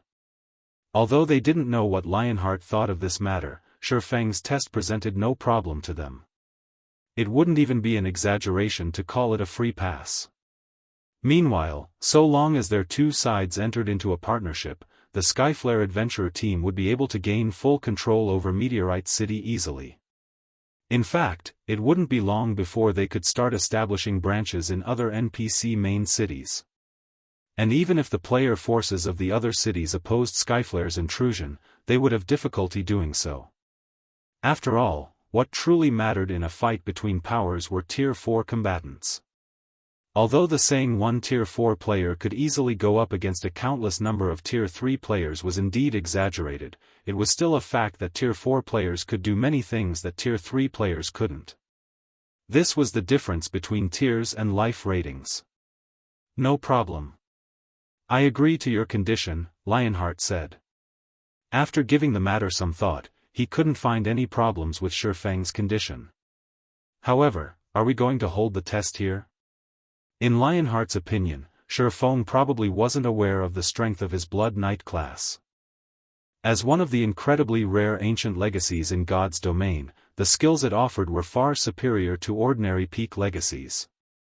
Not to mention, he currently had 3 fragmented legendary items on him: the Bulwark of Holy Blood, the Void Magic Armor, and the Windwall Ring. Even when he had only the fragmented legendary shield and armor, he could already fend off superior mythic monsters. In fact, if not for the high HP and defense of superior mythic monsters, he could even solo these monsters, given enough time. Now that he had the Windwall Ring, his defensive capabilities had soared even further. "I'm afraid this place isn't sufficient. We'll need to rent an advanced combat room," Feng said, shaking his head. "In that case, let's go to our adventurer team's Skyflare Hotel." There's a special combat room there. It should be enough for us to display our strengths, Lionheart suggested. A special combat room? Feng was surprised at Lionheart's words. He never thought that special combat rooms already existed in the ancient god's domain. Special combat rooms were far superior to advanced combat rooms. They were perfect for practicing skill and spell usage. However, special combat rooms simply weren't something that could be acquired at this stage of the game. Let's go to the Skyflare Hotel, then. Feng and Luo followed Lionheart's group to the Skyflare Hotel, which was only 1 block away from the auction house. The instant the group walked into the Skyflare Hotel, Luo grew a little excited. The Skyflare Hotel wasn't a place just anyone could enter and rest at. Aside from Skyflare's members and the members of Partnered Powers, who received a 50% discount, visitors would be charged the full price when staying at the hotel. Meanwhile, even the most basic room here cost 400 magic crystals per day. Even a Tier 3 Void Realm expert like herself wouldn't dare stay here for no good reason. Only when she needed to verify some theories and techniques she thought of would she make an exception and stay here. As for Feng, he felt as if he had just walked into a sacred training ground. The density of the mana here was truly amazing, much more than even in Stone Forest City's Freedom Hotel. In fact, the boost he got for his perception of magic elements was roughly 20% higher than what he got from the hotel he was currently staying at. No wonder he's so confident of being able to take out 3 million magic crystals per week. At this time, Feng finally understood why Lionheart was so confident in the Skyflare adventurer team's abilities. Meanwhile, along with Feng and Luo's arrival, an uproar occurred among Skyflare's executives. I heard that guy named Black Flame wants to test the commander. What? That guy must be crazy. He thinks the commander is someone he can test. Even if the commander just stands there and does nothing, he won't be able to injure the commander in the slightest. It's not a standard PvP, though. He only wants the commander to take a hit from him. It seems this person is trying to show his strength to our adventurer team. He must be worried that he can't beat the commander, so he came up with that kind of condition. At that time, even if he fails to injure the commander, he could still salvage his reputation somewhat. When Skyflare's several dozen executives looked at Feng, who had already entered the special combat room, they promptly conducted hushed discussions among themselves. They all felt that Feng was pulling such a stunt because he wished to gain respect yet was also worried about making a fool of himself. However, in their opinion, Feng's actions were pointless. After all, when Lionheart dueled against other players, he almost never used his full strength to achieve victory. Even Wind Chaser, who had reached Tier 4 as well, had been almost helpless against Meteorite's wall. And although Wind Chaser had eventually emerged victorious in his duel against Lionheart, he had done so by dragging out the fight and chipping away at Lionheart's HP. Not to mention, this was in a situation where Lionheart had not gone all out. Otherwise, even Wind Chaser shouldn't think of harming Lionheart in the slightest. Shortly afterward, all of Skyflare's executives packed the special combat room's spectator stands. Some executives had even abandoned their quests to spectate this duel. Lionheart had never fought in a duel since Wind Chaser had gotten promoted to Tier 4. During this period, Lionheart had improved significantly. Not only did he gain a new Tier 4 legacy skill, but he had also obtained the fragmented legendary ranked Windwall Ring, a defense-oriented ring. At this point, it wasn't an exaggeration to say that their commander's strength had already surpassed their imagination.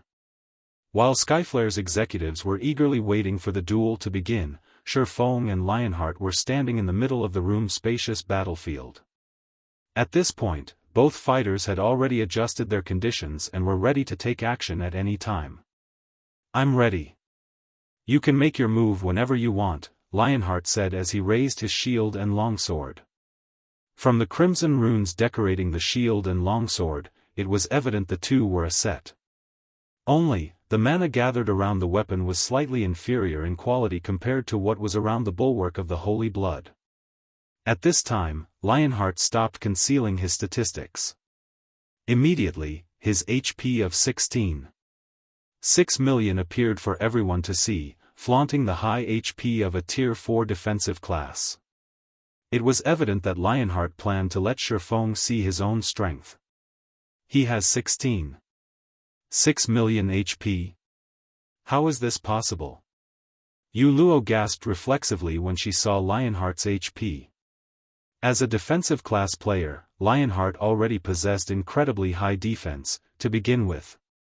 Combined with his various defensive skills and HP, he was practically a boss monster.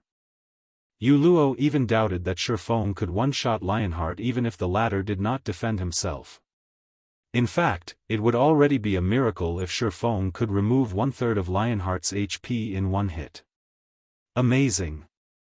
Level 130 Tier 3 defensive classes usually have only 9 million HP on average, yet you have almost twice that, Feng said in admiration. It's nothing. It's only because of my unique legacy. Lionheart didn't pay particular attention to Feng's words of appreciation. On the contrary, he wanted to use this opportunity to let Feng realize the Skyflare adventurer team's might. After all, Skyflare had already lost once to Feng before. He needed to reclaim this loss and level the playing field. Since you're ready, I'll begin. Feng naturally understood what was going through Lionheart's mind. Unfortunately, Lionheart simply wasn't aware of Feng's aim. Come. Lionheart readied his shield, a serious expression appearing on his face. Immediately afterward, not only did Lionheart's aura skyrocket in intensity, but a faint, blood-red barrier had also appeared around his body. Crap. The commander is getting serious. He's actually going all out and fully exerting his mana body right off the bat, one of Skyflare's vice-commanders, a robust, level 132 shield warrior, said in astonishment. Blood armor. This was the Tier 4 legacy skill Lionheart obtained after achieving a 100% completion rate with his mana body. Although the magic barrier appeared flimsy, it could absorb up to 5 million damage. Moreover, the barrier would replenish itself once every 40 seconds. In other words, if one failed to cause over 5 million damage to Lionheart within 40 seconds, one had no chance of slaying him. Had Lionheart used this move during his duel with Wind Chaser back then, Wind Chaser wouldn't have been able to harm him at all. However, before Skyflare's members were done admiring their commander's Tier 4 passive skill, they saw Feng unsheath the abyssal blade. Immediately afterward, everyone clearly sensed the mana in the room trembling and freezing momentarily. Before anyone could react to the unexpected development, Feng raised the abyssal blade with both hands and looked at Lionheart. The mana inside the special combat room then began to boil, the phenomenon causing everyone present to shudder involuntarily. Afterward, everyone felt a wave of scorching heat wash over their body. How is this possible? When Wind Chaser sensed the mana around him boiling, he was stunned. After all, the space inside the special combat room was massive, with a 1,000-yard radius. That was more than enough for 2 Tier 4 players to fight to their heart's content. Nevertheless, Feng caused all of the mana inside the combat room to boil just by entering a stance. This kind of thing was simply unheard of. At this time, Lionheart's gaze also changed. If entering a stance was enough to trigger such a phenomenon, Feng's strength was definitely far more extraordinary than he initially thought. However, before Lionheart could take any further action, the flow of time inside the combat room seemed to slow down. The only thing capable of moving was apparently the sword in Feng's hands. Second sword, Holy Devour. As the long sword descended, an overwhelming pressure fell upon the room. Afterward, space within the room ignited, as if it couldn't withstand the terrifying and violent pressure. The resulting flames threatened to burn everything in the room into nothing. Not good. Holy Blood Wall. For Saints' Descent. Read latest chapters at Wuxia World. EU. Upon seeing the boundless flames approaching him, Lionheart hurriedly activated the defensive skill Holy Blood Wall, then stabbed his shield into the ground and activated his strongest Tier 4 defensive legacy skill. The next moment, a twofold magic array appeared before the bulwark of Holy Blood, which was followed by an illusory crimson shield that was over a dozen meters tall. Crimson runes flared all over Lionheart's body, solidifying the surrounding space until it was as sturdy as a steel wall.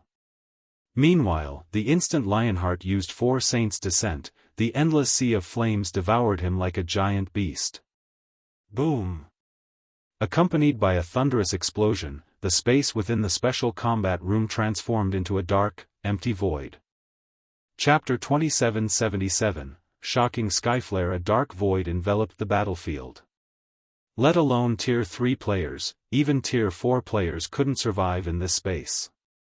Meanwhile, when Skyflare's executives, seated in the spectator stands, saw this scene, they were dumbfounded.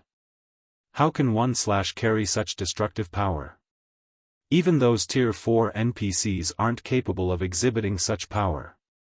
Is he really just a Tier 4 player?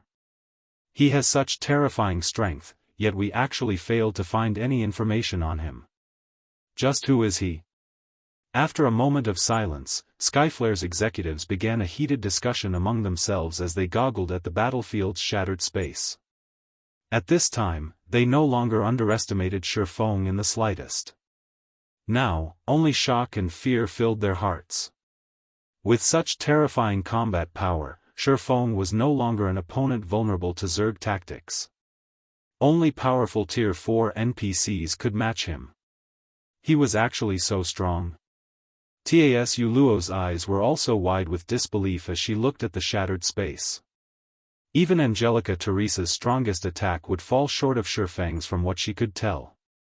Angelica Teresa was a peak-rank Tier 4 existence and one of the top 5 powerhouses of Meteorite City. In addition, as an NPC, the items and basic attributes she possessed were also far superior to players. Yet, Feng had actually executed an attack way stronger than even Angelica Teresa's strongest attack. Commander. The commander couldn't have fallen, right? After a while, Wind Chaser and the others snapped out of their daze and searched hurriedly for Lionheart's figure in the dark void. Out of the player attacks they had seen thus far, Feng's was undoubtedly the strongest. Even Tier 4 NPCs were unlikely to be capable of executing such an attack. Hence, although they knew that Lionheart possessed a heaven-defying defense, they couldn't help doubting his ability to survive Feng's attack. After everyone had searched for some time, the shattered space gradually recovered. 2 vague figures appeared, standing in the recovering space, with one of them looking incredibly miserable. This is great. The commander is still alive. I knew the commander could withstand it. He is Meteorite's wall, after all. There's no way he can be one-shot by a player. When Skyflare's members saw Lionheart's figure, they immediately grew excited. However, unlike his colleagues, Lionheart did not feel happy or excited at all. Instead, his heart pounded with fear and relief. That was too close. If not for the Windwall ring, I would have definitely been one-shot. Lionheart smiled bitterly when he looked at his remaining HP. Currently, he had less than 6 million HP remaining. While this might seem like a lot, he had only managed to retain this amount of HP thanks to the Windwall ring's passive skill. The Windwall ring's passive skill, Wind's Protection, was capable of reducing all the damage he received by 35%. Even if he received a Tier 5 attack, its damage would still be reduced by a full 35%. Wind's Protection was also the Windwall ring's only skill. The Windwall ring was different from other equipment with passive damage reduction skills. Although the alternatives might even have skills offering much greater reductions than Wind's Protection on paper, there were hidden limits to these skills. Generally, their upper limit was Tier 4, once an attack reached the Tier 4 standard, their effect would be significantly weaker. And against Tier 5 attacks, their effect was practically negligible. However, that was not the case for the Windwall ring's Wind's Protection. The skill's description clearly stated that it could reduce the damage of even Tier 5 attacks by 35% and not 1% less. On the other side, after Feng executed Holy Devour, his complexion had paled significantly. Is it still too much to execute this move? When Feng sensed that more than half of his concentration had disappeared, he was shocked. He had already developed his epic mana body to 110% completion rate, yet he still had trouble gathering and condensing the mana required to execute Holy Devour. For a moment, he couldn't help imagining what kind of power he could exhibit if he successfully executed the third sword, Holy Annihilation. Tier 5? Tier 6? Regardless, this is a good result. At the very least, I can now use the complete Holy Devour. Now, I should be able to cope, even against a half-step Demon King. As Feng sheathed the Abyssal Blade, he was satisfied with his previous attack. Although his mana had undergone a qualitative transformation, thanks to the improvement of his mana body, the improvement this change brought to his skills and spells was limited. It wasn't enough for them to undergo a qualitative transformation.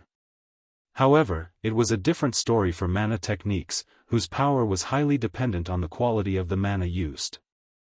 Now, if he went all out, he could execute an attack at the Tier 5 standard.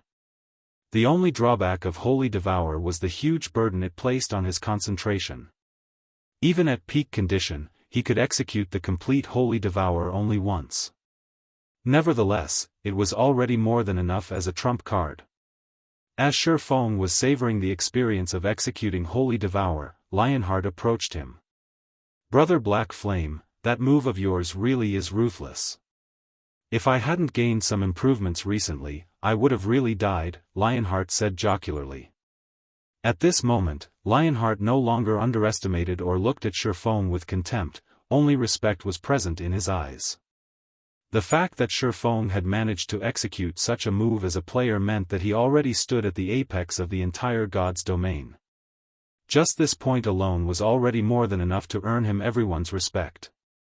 In God's domain, strength was everything. It was also something that could not be faked. For Feng to have developed himself to this extent, he must have experienced countless trials and hardships. "You're too humble, Commander Lionheart. The fact that you managed to block my attack is all due to your own ability, not luck." Looking at Lionheart, Feng added, "Now that our one-hit agreement is complete, according to our previous arrangement, I will supply the Crystals of Souls and Soul Water to only the Skyflare Adventurer team for Meteorite City's side. Thank you. As for the matter of magic crystals, please rest assured. The Skyflare Adventurer team definitely won't let you down, Brother Black Flame." Lionheart couldn't help feeling a little happy at Feng's words. With Feng willing to partner with Skyflare, Skyflare would be able to take full control of Meteorite City easily. Next, let's talk about the specifics of our transaction. Going straight to the point, Feng said, "Like I said before, so long as you manage to withstand one hit from me, I will agree to partner with you, Commander Lionheart. However, after we start our cooperation, I'll need your help with something. Of course, I won't have you help me for nothing. In exchange, I'll sell the Crystals of Souls at 150,000 magic crystals each to Skyflare. How about it? 150,000 each?" Lionheart was slightly tempted. "May I know what you need help with?" Previously, when he offered to purchase the Crystals of Souls at 200,000 magic crystals each, the price was actually a little too high for Skyflare to bear. However, the Crystals of Souls were far too important. They would also play a crucial role when Skyflare attempted to conquer other main cities. Hence, he had gone through with the price. Lowering the price to 150,000 magic crystals each would definitely alleviate a lot of Skyflare's burden. "Help me kill a boss," Feng said, smiling. The reason Feng wanted to test Lionheart wasn't just to experiment with the power of his upgraded mana body. He had also wished to see whether Lionheart could withstand the attack of a Tier 4 infant dragon. After all, if he didn't have anyone capable of tanking a hit from a Tier 4 infant dragon, slaying it would be utterly impossible. Since Lionheart clearly met this requirement, combined with the effects of the Heavenly Dragon's breath, challenging an unrestrained Tier 4 infant dragon was entirely feasible. Kill a boss? Lionheart was a little puzzled. He never thought Feng's request would be so simple. Is this boss very strong? Very strong. Not bothering to hide the truth, Feng said, it's a Tier 4 infant dragon. A Tier 4 infant dragon? Lionheart gasped at Feng's words. Immediately, he thought of something and asked, are you referring to the one Lady Angelica is trying to challenge? That's right. It's that one. Feng nodded. Actually, this matter is also beneficial to you as well, Commander Lionheart. After all, Meteorite City's promotion will attract more players and resources to the city. At that time, Skyflare can grow stronger together with the city. Lionheart nodded in agreement. In reality, he, too, wished for Meteorite City to grow stronger and become an advanced main city. However, the incredibly high difficulty of challenging a Tier 4 infant dragon made him decide to have Skyflare opt out of Angelica Teresa's expedition. After all, Skyflare already had 2 Tier 4 players under its command, and it had yet to stabilize its advantages. If Skyflare eagerly participated in the risky expedition and failed, the adventurer team would definitely lose a lot of its advantages. What do you think, Commander Lionheart? Feng asked. Previously, he didn't hold much hope for slaying the Tier 4 infant dragon. After all, a Tier 4 infant dragon was comparable to Tier 5 existences, it was much stronger than even a demon prince. Even though he could use the complete Holy Devour now, it wouldn't make any difference since he couldn't use the technique indefinitely. However, the story would change if Lionheart was present. The fact that Lionheart could survive a Tier 5 attack meant that he could defend against a Tier 4 infant dragon's attack. Okay. After thinking for a while, Lionheart gritted his teeth and agreed to Feng's condition. However, Brother Black Flame, as Skyflare has just gained some advantages, we cannot afford to invest everything into helping you. We can send only a 100-man team, at most. In response to Lionheart's worries, Feng simply chuckled and said, that's already more than enough. In fact, it's fine so long as Skyflare can dispatch its 2 Tier 4 players, let alone a 100-man team. May I know when we will begin the operation? Lionheart asked. Raiding a Tier 4 infant dragon was an important matter. Preparing the necessary manpower and supplies would take a lot of time. We're not in a rush right now. I'm afraid it will still take several days before we can set out, Feng said, shaking his head. I'll notify you when the time comes, Commander Lionheart. Challenging a Tier 4 infant dragon with just 3 Tier 4 players would be outright suicide. It wouldn't matter even if they had a large number of Tier 3 players supporting them. Fortunately, the ancient god's domain did not require players to search for their legacy lands to challenge their Tier 4 promotion quests. So long as he had Lifeless Thorn and the others challenge their promotion quests and some of them succeeded, he would have a much greater chance of success. Alright. If that's the case, I can make more preparations on my side. Lionheart breathed out a sigh of relief at Feng's words. Read latest chapters at Wuxia World. EU. Afterward, Feng signed a partnership contract with Lionheart to the effect that Skyflare would purchase crystals of souls from Feng at 150,000 magic crystals per crystal and soul water at 30,000 magic crystals per drop. For the first transaction, Skyflare purchased a total of 20 crystals of souls and 50 drops of soul water, the total expenditure amounting to 4.5 million magic crystals. When it came to magic crystals, Skyflare was wealthier than most superpowers operating in the modern god's domain. When the transaction was completed, Feng couldn't help his elation. After all, he now had the 8 million magic crystals required to construct the small mobile fortress. Afterward, all he needed to do was collect 2 million pieces of mana ore and 30,000 mana stones. In addition, he also had a chance to raid the Tier 4 infant dragon. Leaving the Skyflare Hotel, Feng looked at the additional 4.5 million magic crystals in his bag and smiled. Now that I have the money, it's about time to have Lifeless Thorn and the others undergo their promotion. Chapter 2778, Semi-finished Mana Body Meteorite City, Silver Hotel. After Feng received 4.5 million magic crystals from Skyflare, he returned to the Silver Hotel with Luo. As for the small auction he initially planned to hold, Lionheart had announced to the public that Skyflare would monopolize all of the products. Hence, the commotion over the auction died down quickly. None of Meteorite City's various powers dared to voice their opinions on Skyflare's monopoly. After all, Skyflare was the sole power in the city with 2 Tier 4 combatants under its command. Previously, the powers with Tier 4 combatants still dared to stand up against Skyflare because Lionheart could not easily kill other Tier 4 combatants by himself. However, now that Skyflare's Wind Chaser was a Tier 4 assassin, it would be a piece of cake for Skyflare to kill any individual Tier 4 combatant. Hence, even the other 2 of the top 3 player forces in Meteorite City decided to tolerate the situation. Not to mention, while the Crystal of Souls could indeed strengthen an individual's soul, the amount of help this improvement could provide in the Tier 4 promotion quest was minuscule. Even if Skyflare obtained all 5 Crystals of Souls, the adventurer team would, at most, increase the number of Tier 4 combatants it had from 2 to 3. Meanwhile, back in his room, Feng promptly took out 75,000 magic crystals and distributed them to Lifeless Thorn, Solitary 9, Xianxia, Cleansing Whistle, and Luo. Right, each of you take a drop of soul water as well, Feng said as he took out 5 drops of soul water and distributed them. Once you are done collecting the legacy fragments, drink it immediately. Although it isn't as effective as the Crystal of Souls, it can still clear your mind.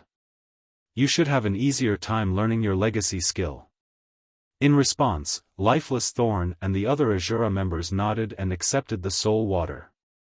Luo, however, hesitated. She didn't know whether she should accept the soul water, which cost 30,000 magic crystals a drop. Guild leader Black Flame, this soul water is too valuable. I already feel very indebted to you just for letting me challenge my Tier 4 promotion quest this time. I really cannot accept this soul water, Luo said, rejecting Feng's gift after giving the matter some thought. Heaven's Blade had cooperated with Zero Wing only once. The 2 organizations couldn't even be considered allies. If she accepted this soul water, she would owe Feng a huge favor. In that case, she would have a difficult time explaining herself to Zvi once she returned. However, in response to Luo's rejection, Feng shook his head and said, Miss Luo, you must have misunderstood me. I'm not giving you this soul water for free. I need you to help me with something in the near future. If you reach Tier 4, we'll have a higher chance of success. Help you with something? Luo was a little dazed. That's right. I plan to raid that Tier 4 infant dragon. However, Tier 3 players are useless against an infant dragon. Only Tier 4 players will matter. Meanwhile, as you've reached the Void Realm already, your control over mana should be excellent. Your concentration should also be only one step away from reaching the Tier 4 standard. With the Soul Water's help, you'll have a better chance of promoting to Tier 4, Feng said, nodding. Hence, this Soul Water is my investment in you. I'm not giving it to you for free, so you don't need to overthink things. The upcoming raid of the Tier 4 infant dragon wasn't something Tier 3 players could stick their hands into. Only Tier 4 players could be of help. A Tier 4 healer would be especially useful. Since Feng couldn't guarantee that Xianxia would succeed in her Tier 4 promotion quest, having a backup plan would naturally be better. Not to mention, he currently had over 2,000 drops of soul water on hand. He could still afford such a small investment. I understand. If I don't get promoted to Tier 4 this time, I will find a way to pay you back for this soul water, Luo said. With Feng's words, the burden she felt lightened considerably. Truthfully, she would be lying if she said that she did not want the soul water. After all, the Tier 4 promotion quest was no walk in the park. Meteorite City's peak experts demonstrated this point quite well. Among all the peak experts who had challenged their Tier 4 promotion quest, less than 10% succeeded. Not to mention, she was slightly weaker than them. However, if she had the Soul Water's mind-cleansing effect, she would most likely be able to stand on equal footing with the local peak experts. Yu Luo accepted the Soul Water, a glint of determination appearing in her eyes.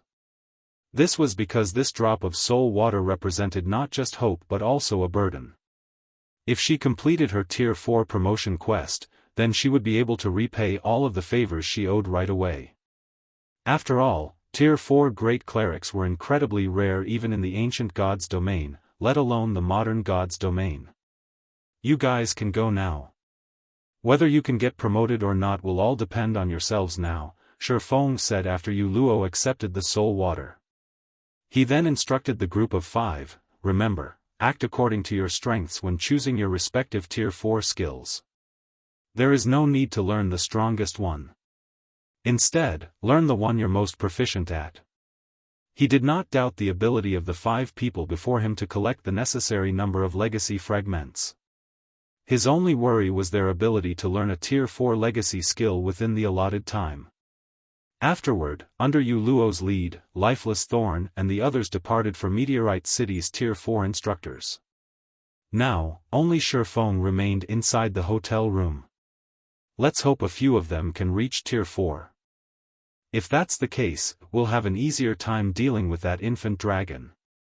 Looking at the group of 5's departing figures, Feng inwardly celebrated the fact that he managed to get through his Tier 4 promotion quest previously. Immediately afterward, he sensed the state of his mana body and smiled. It's about time I grinded for some levels. If I don't get used to this mana body, I might cause the quest to fail. After unlocking his mana body to a 110% completion rate, he had not had an opportunity to get used to it properly. His duel with Lionheart didn't prove anything. After all, mana bodies provided all-around improvements to players. There was no way he could determine all of these improvements just by putting all his strength into one attack. In fact, he couldn't even tell if his overall combat power had improved or not through his duel with Lionheart. This was because the mana body's improvement mainly led to subtle improvements in various aspects. On the surface, it was impossible to tell if his improved mana body had brought any changes to his overall combat power. After all, his basic attributes remained the same as before. Right now, the only obvious improvements were in the density of his mana, his control over mana, his physique, and his 5 senses. During his fight with Lionheart, he had only proven that the improvement of his mana body had positive effects on his mana techniques. Even then, he still wasn't clear how the improvement had triggered such a change. Needless to say, he was even more clueless about the other benefits his improved mana body had to offer. Read latest chapters at Wuxia World. EU. If he wished to fully utilize his new mana body and maximize his combat power, he would need to readapt to his mana body. It was akin to learning a new skill or spell. He would need to put in a lot of time and effort into adapting and training. Only after he could make use of his mana body at an instinctive level could he be considered to have truly adapted to it. At this point, his mana body could only be considered a semi-finished product. Next, he would have to explore his mana body thoroughly. Feng drank a drop of soul water, recovering some of the concentration he had expended executing Holy Devour. He then put on his black cloak and silently departed from Meteorite City. After taking a look at the system map, he took to the skies and made his way toward the anti-magic volcano, a level 135 neutral map located a distance from Meteorite City. From start to end, nobody in Meteorite City was aware that he had left the city. Chapter 2779, Astonishing Improvements. According to Feng's understanding, few players and NPCs from Meteorite City and other nearby cities were willing to come to the anti-magic volcano to grind and explore. Several factors contributed to this situation. Firstly, the thin mana environment here prevented players and NPCs from exhibiting the power of their skills and spells to their fullest extent. This, in turn, would put players and NPCs at a severe disadvantage against monsters. Secondly, what little mana there was in the anti-magic volcano was incredibly chaotic, which made it nigh impossible to control. Hence, doing combat here would not allow one to improve their control over mana. Thirdly and most importantly, the monsters inhabiting the anti-magic volcano consisted solely of fire-type elemental creatures and beasts. These monsters had a combat power a lot higher than the average monsters. In addition, they existed in large numbers in the anti-magic volcano. Even a 1,000-man team of Tier 3 players would have difficulty staying alive in this map, let alone grinding for EXP. However, unlike other players, Feng considered this neutral map the perfect leveling spot for him. This place really is amazing. There are actually so many great lords and grand lords here. As Feng looked down at the wandering monsters while hovering in midair, he couldn't help a little excitement. With this, I won't have to worry about not having enough crystals of souls. Volcanic Behemoth, Demonic Beast, Grand Lord, Level 139 HP 3,600,000,000, Infernal Warlord, Elemental Creature, Great Lord, Level 137 HP 1,320,000,000, Infernal Chieftain, Elemental Creature, Grand Lord, HP 3,100,000,000. Feng had to admit that the anti-magic volcano was a sight to behold. This neutral map teemed with Great Lord-ranked monsters. Moreover, they moved in large groups of 100 or more closely positioned to each other. If one made too much of a commotion when fighting a group of monsters here, one would easily attract monsters from other areas. However, despite the high difficulty of this map, it was the perfect grinding spot for Tier 4 existences, specifically Tier 4 experts with a mana domain. Feng charged at the volcanic behemoth, the strongest monster in sight, without hesitation.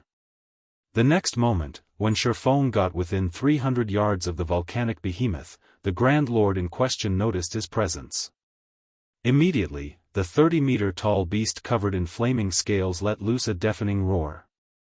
The roar instantly attracted the wandering and resting volcanic beasts, and over 3,000 volcanic beasts converged on the volcanic behemoth's location in the blink of an eye.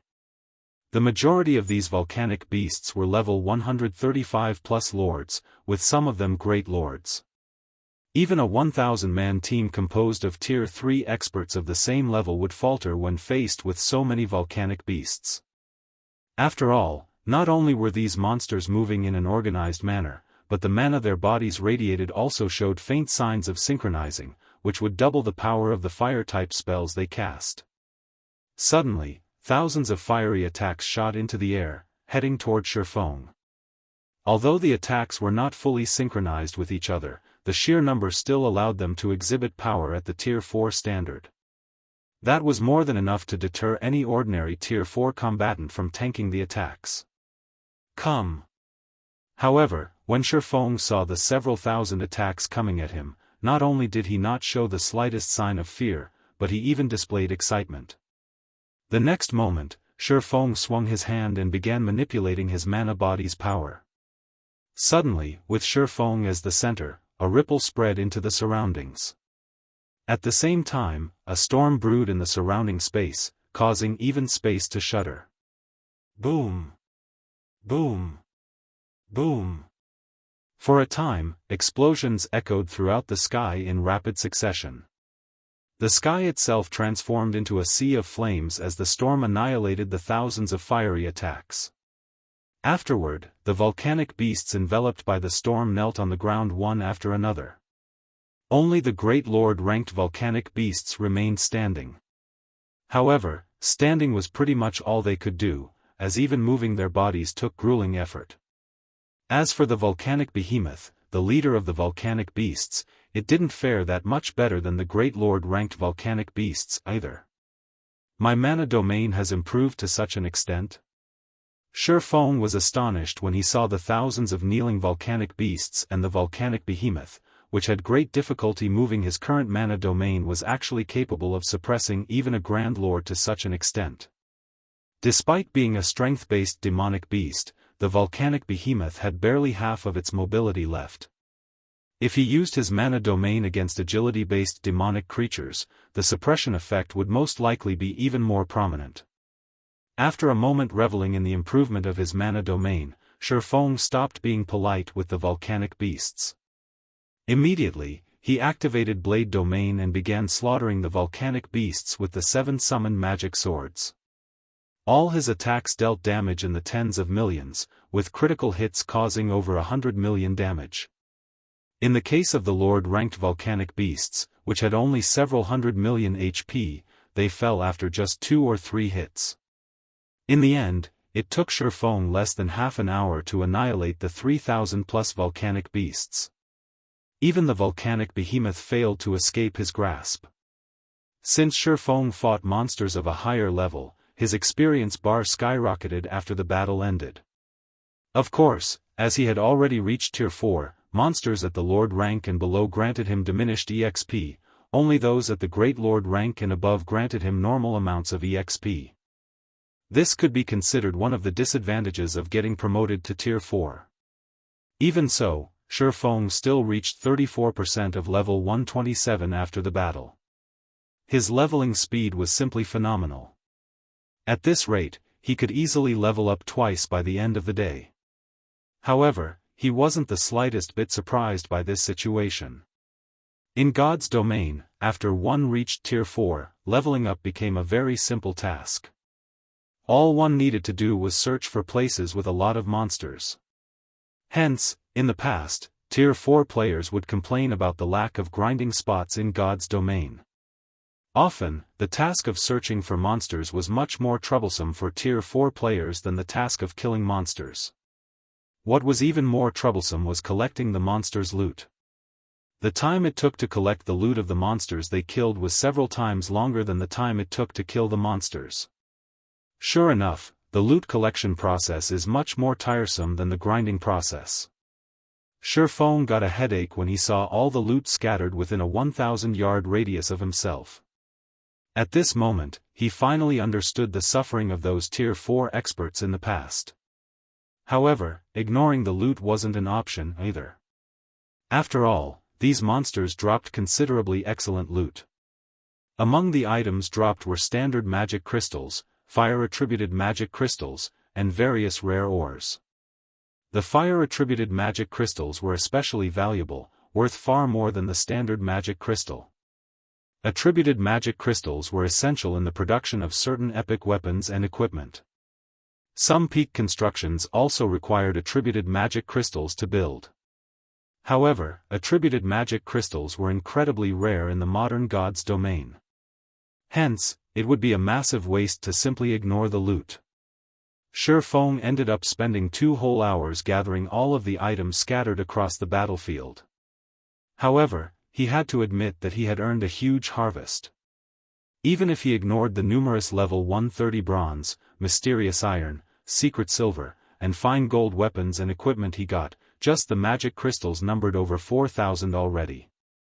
He had also picked up over 300 fire-attributed magic crystals.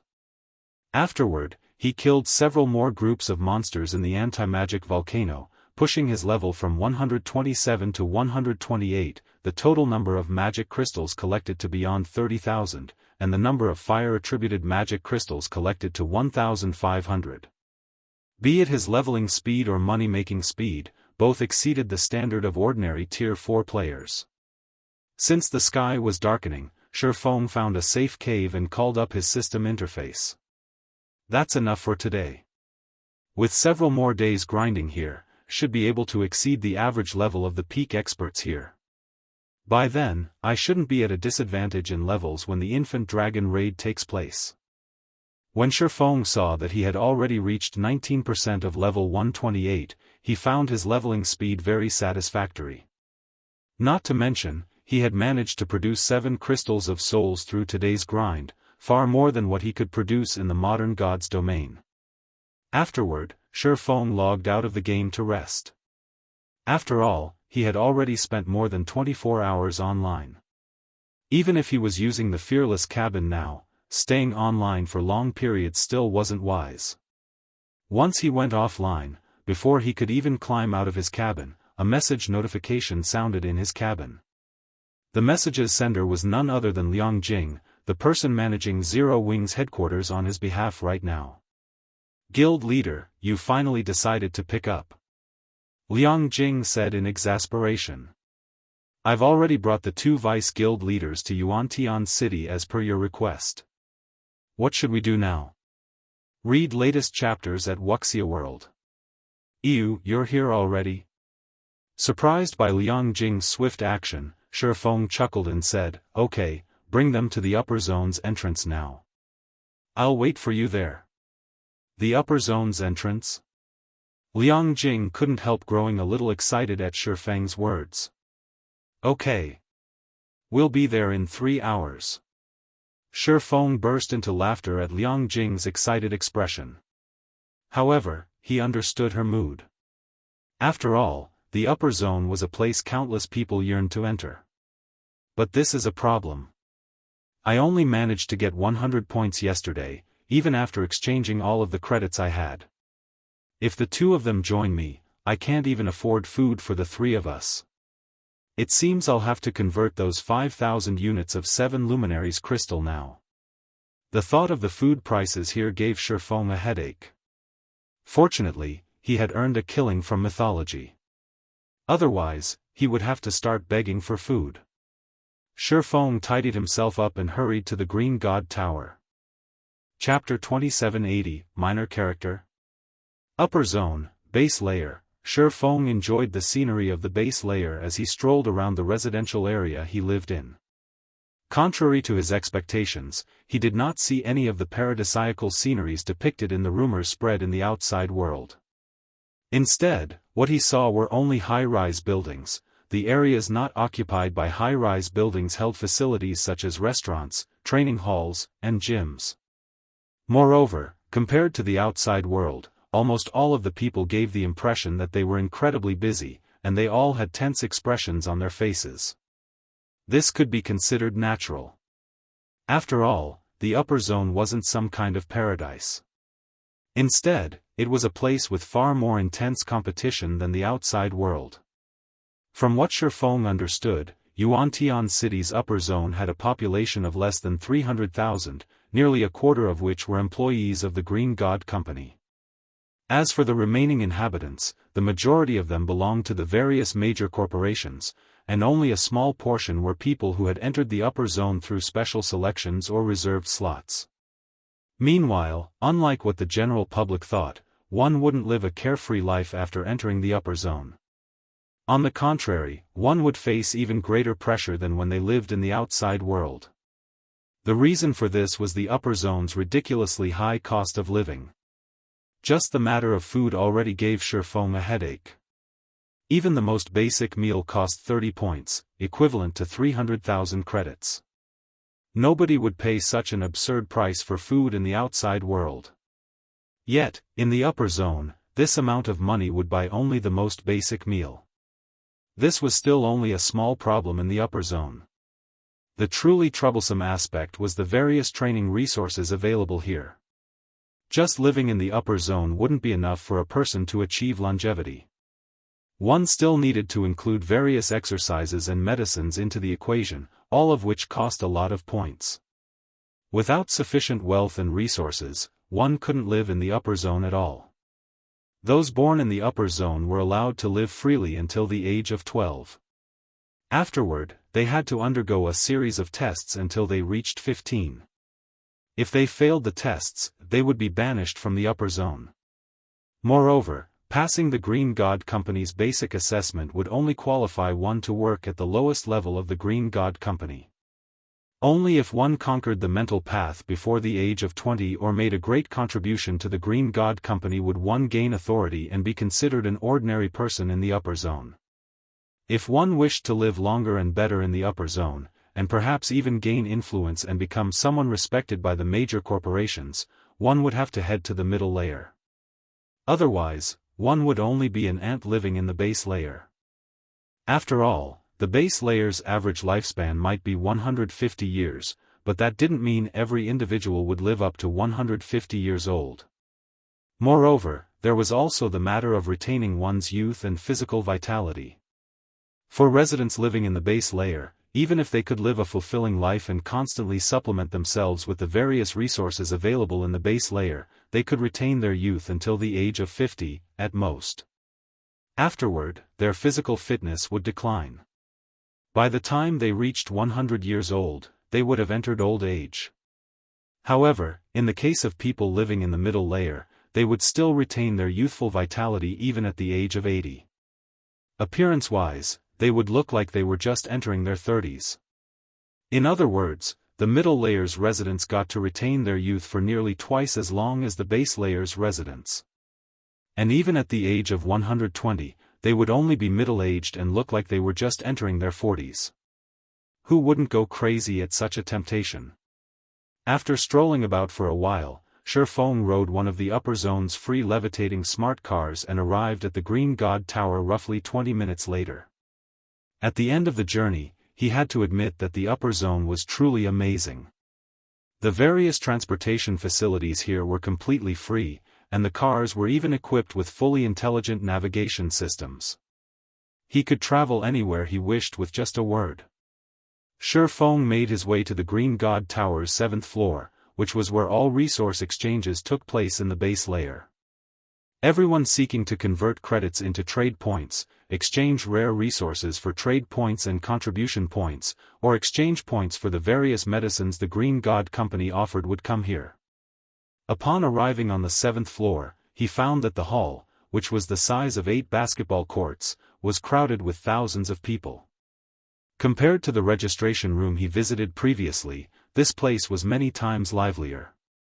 Most of the gathered people were wealthy children seeking to exchange for trade points using credits. As to why they were doing so, the reason was simple. Most, if not all, of the major corporations operating in the upper zone had existed for over a century already. After operating for such a long time, the shareholder families running these corporations had grown significantly in size. At this point, with how large the shareholder families' population had become, these families would be fortunate to put their children into the upper zone. In addition, the resources the Green God Company sought were all incredibly rare and valuable. For the sake of their own future in the upper zone, the various corporations wouldn't let the children of their shareholder families casually exchange resources for points at all. Hence, aside from the designated heir or heiress of their respective families, the other children who had entered the upper zone would have to rely on themselves to secure resources in the upper zone. However, as most of these children were not particularly talented, they naturally didn't have the means to get the necessary resources or achievements to earn themselves a lot of trade points and contribution points. They could only visit the exchange center every day to exchange for trade points using credits. As a result, despite the Green God Tower's exchange center being open 24/7, there would almost always be people lining up before the credit area's exchange counters. If news of such a scene were to reach the outside world, jaws would definitely drop. After all, every one of the wealthy children lining up in the exchange center was a prince or princess of a major corporation. Normally, they would have numerous people at their beck and call.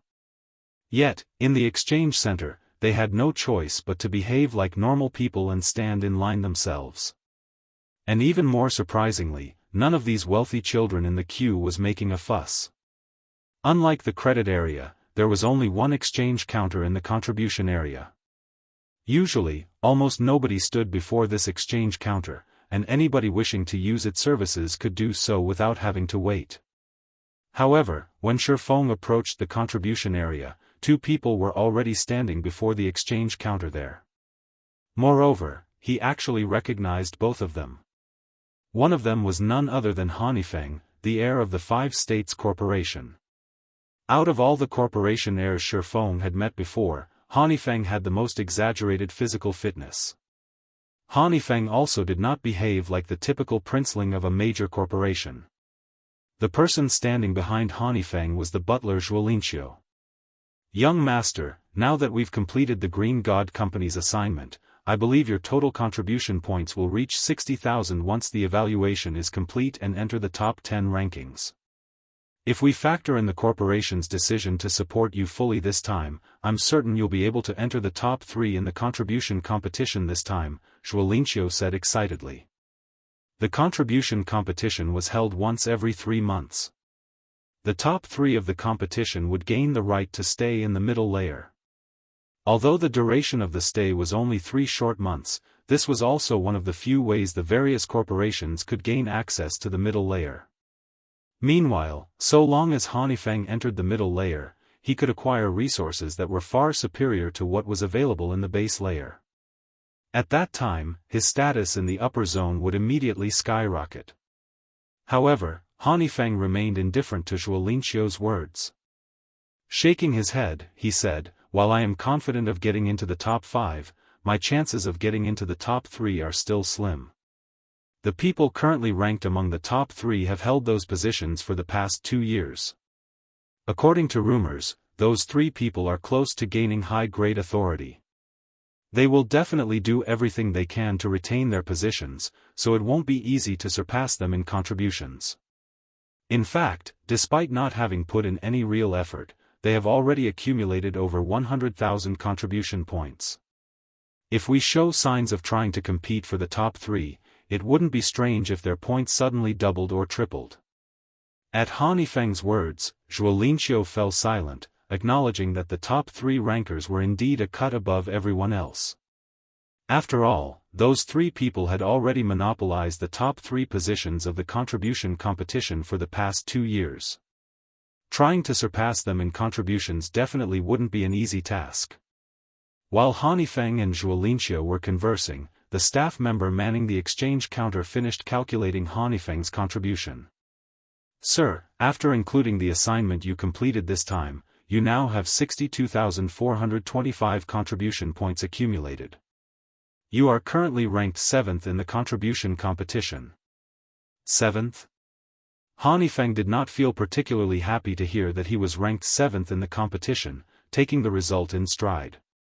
After giving the staff member a nod, he promptly turned around to leave. The instant Feng and Xianxia turned around, they noticed Feng making his way to the counter. "Why is he here?" Xianxia rubbed his eyes in doubt when he saw Feng, who was dressed in white casuals. The upper zone was a place that countless people sought to enter but couldn't. The guild leaders of many superpowers didn't have the qualifications to enter the upper zone even now. Yet, Feng, who was merely the guild leader of a pseudo-superpower, had actually entered it. This was simply incredible. At this time, let alone Xianxia, even Feng revealed a rare look of surprise on his face. When Feng last met Feng, in Fenglin City's Redstone restaurant, the latter was merely an insignificant minor character in his eyes. After all, Feng and his subordinates simply weren't capable of reaching the playing field Feng fought on. At best, he could only use Zero Wing as a pawn to hinder his opponents. Even when Zero Wing developed rapidly and became enemies with many superpowers, he still thought nothing of the guild. After all, what the various major corporations were truly competing for wasn't God's domain, but the upper zone's resources. Yet, now, a minor character like Feng had actually set foot into the upper zone. This situation was as unbelievable as a fairy tale. Did the Boulder Corporation give him a reserved slot? Feng muttered in speculation. That should be the case. Otherwise, there's no way someone like him, with no background, can enter the upper zone, Xianxia said, nodding in agreement. In the recent struggle for the reserve seats of God's domain's 12 great guilds, Frostheaven had surpassed everyone's expectations and secured itself a seat, instantly becoming a true titan in God's domain. The biggest contributor to Frostheaven's victory was undoubtedly Zero Wing. Hence, it wouldn't be strange for Frostheaven to grant Zero Wing a few of the upper zone's reserved slots in gratitude. After thinking up to this point, Feng and Xianxia calmed down. Meanwhile, as Feng walked over, he merely glanced at Feng and Xianxia before continuing on his way. He did not take the initiative to say hello. After all, he wasn't exactly familiar with the two. He was also in a hurry right now. Read latest chapters at Wuxia World. Xianxia's expression turned ugly at Feng's response. He never imagined that Feng would actually show so little respect to Feng.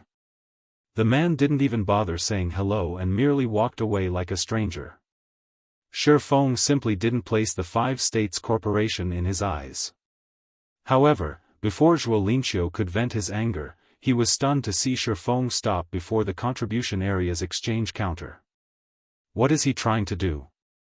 Feng was confused when he saw Feng conversing with the staff member at the counter. That's the exchange counter for the contribution area.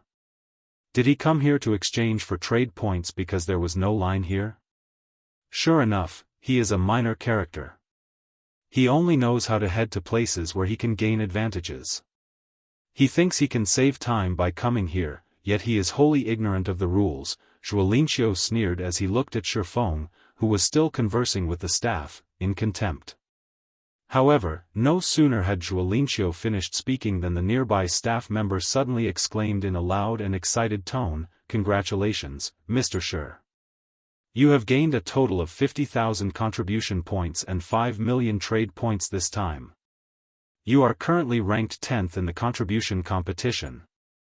Chapter 2781, Times have changed 50,000 contribution points. 10th place. When Xianxia heard the Green God Company's staff's words, he was dumbfounded. In fact, even Feng, who possessed an apathetic personality, felt a little dazed at the staff member's words. After all, Feng was initially only a pawn in their eyes. Yet, not only did he climb up to the same playing field they fought on, but he was now even actively competing with them. No wonder he didn't put us in his eyes.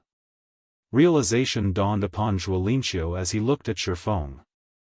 However, a moment later, a hint of mockery appeared on his face as he said, "It's a pity he doesn't know that the contribution competition participants are just warming up and that the current rankings are only temporary."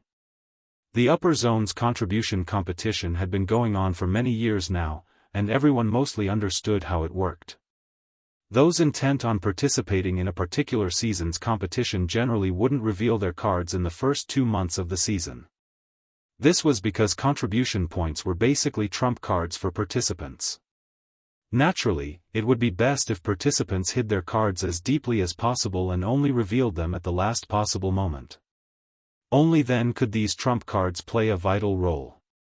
Moreover, there was an added benefit to accumulating contribution points in secret, deciding whether one would continue participating in a particular season's contribution competition or not. After all, aside from time-based assignments, other forms of contributions could be reserved for future competitions if necessary. Since the contribution competition had been running for many years now, some participants had been accumulating contribution points for a long time. These participants were waiting for the fateful day when they would reveal all their cards, instantly securing one of the top 3 positions, and gain access to the middle layer. Meanwhile, the current contribution competition was less than a month along. Hence, the various participants were still testing the waters and had yet to seriously invest their contribution points. The majority of their current points were from completing time-based assignments the Green God Company issued, not from long-term assignments that could be turned in at any time. Although I don't know why he made such a move, this is a good opportunity for us, Feng said, shaking his head as he regained his calm. Old Zhua, go talk to him and tell him I'll buy the remaining points he has kept hidden at double the price. Double the price? Xianxia looked at Feng in surprise. Young master, historically, purchasing points at 1.5 times their original value is already pretty high. After all, there is no way these people can secure one of the top 3 rankings. There's no meaning for them to hold on to their points. If other people were to find out that you're offering to purchase his hidden points at double the price, they'd most likely raise their own prices, as well. There were many instances where multiple participants joined hands to compete in the contribution competition. After all, unlike contribution points gained through completing assignments, points gained through other sources could be freely traded in secret. When a competition was about to end, participants who were close to the top 3 positions would often purchase the hidden points of other participants. Naturally, as Feng was aiming for one of the top 3 positions this time, he would also participate in this practice. The exchange rate would be based on the prices of the items sold by the Green God Company. Just do as I say. The Green God Company announced that the top 20 participants would receive a reward, so many people are trying to compete for the top 20 positions. It is only natural for the price of contribution points this time to be higher, Feng said, shaking his head. According to the information he had obtained, the Green God Company intended to further squeeze the various corporations for their wealth. To do so, the company had intensified the competition by allowing the top 20 participants to exchange for a limited number of items exclusive to the middle layer. Once this information spread, the price of contribution points would definitely increase. However, while a price hike was inevitable, the increase wouldn't be exaggerated either. After all, there were only so many items the top 20 participants could exchange using contribution points. Beyond that purchase limit, whatever contribution points they had remaining would become useless. I understand. Xianxia nodded and walked toward Feng. On the other side, Feng was currently ecstatic. Just a second ago, he had still been a poor bastard in the upper zone.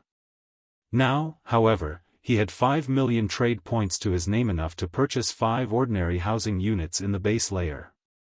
Of course, these points were still insufficient to purchase a large villa in the base layer. However, they were definitely more than adequate for his daily expenditure. At the very least, even after welcoming gentle snow and aqua rose into the upper zone, he wouldn't have to worry about their necessities. However, it's going to be difficult to get another large influx of points. It seems I'll have to think of a long-term way to secure 7 luminaries crystals in bulk, Feng thought with a sigh. 5,000 units of 7 luminaries crystal was a significant amount, yet it was only enough to get him 5 million trade points and 50,000 contribution points. With just this many trade points and contribution points, let alone catching up with the top 3 rankers of the competition, he probably couldn't afford anything from the middle layer. However, for his present self, obtaining more 7 luminaries crystals wasn't much of a challenge. After all, he was currently in the ancient god's domain. The resources available in the ancient era were far more abundant than in the modern era.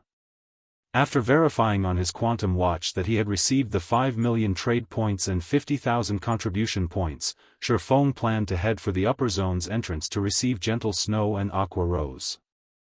After all, this was the first time they were visiting the upper zone. Without anyone to guide them, it was very easy for problems to occur. Read latest chapters at Wuxia World. There were many taboos in the upper zone. If they accidentally violated one of these taboos, there was a high chance they would be banished from the upper zone permanently. However, before Feng could leave the exchange counter, Xianxia appeared beside him. Guild leader we meet again. Although Xianxia felt displeased at Feng's earlier attitude, as Feng's butler, he still greeted Feng politely. Master Zhua, do you have business with me? Feng asked calmly as he looked at Xianxia. Inwardly, though, Feng was a little surprised by this situation. Although he had expected Feng to seek him out sooner or later, he never thought that the man would act so quickly.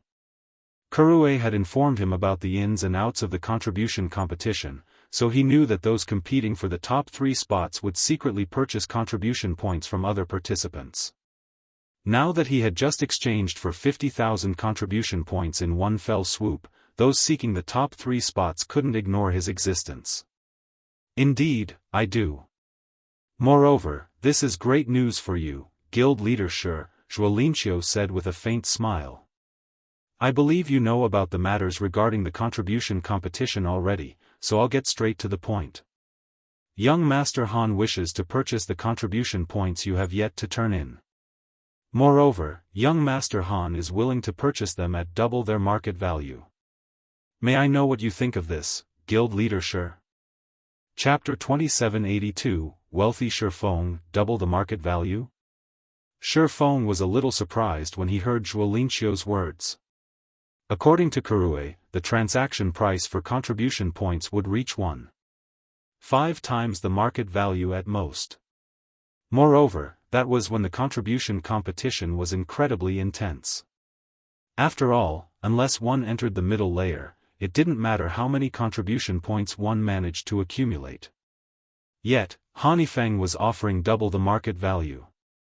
Even if the Green God Company would allow the top 20 participants to exchange for 3 items from the middle layer this time, this was still a very high price.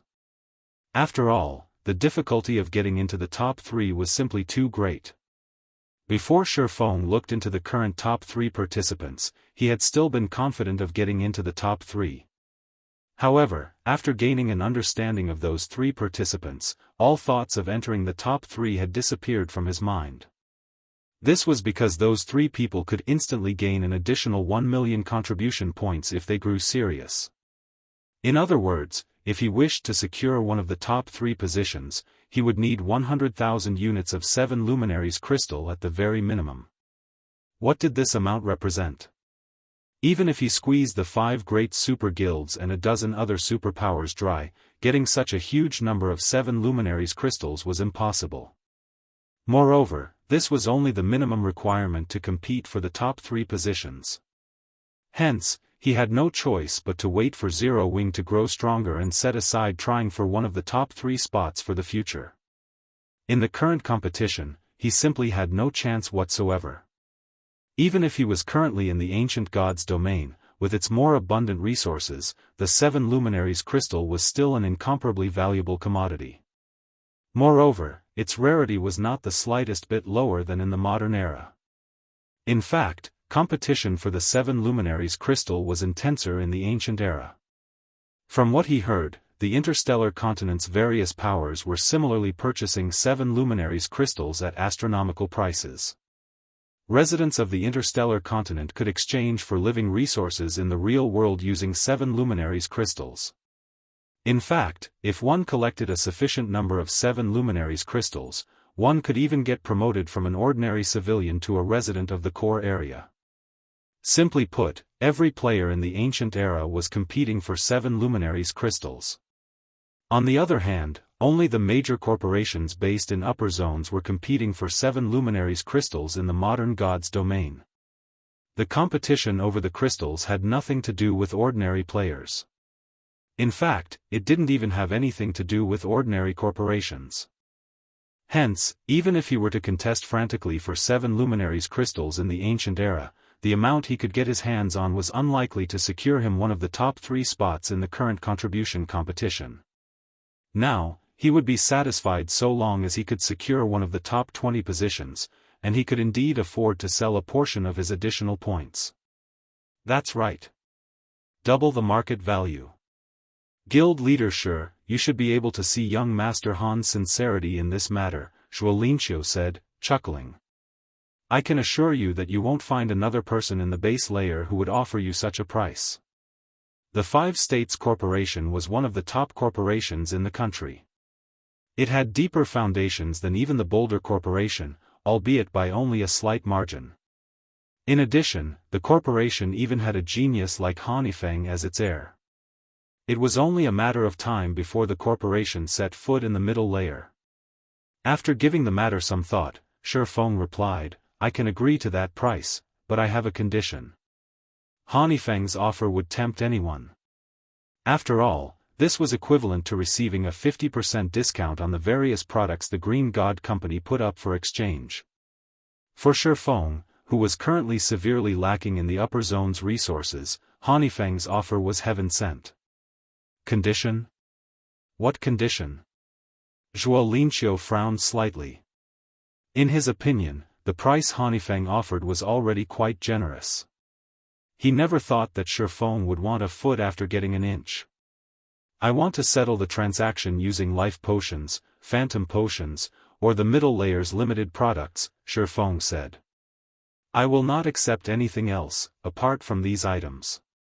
5 million trade points were already more than enough for him to get by in the base layer, there was no point in getting more.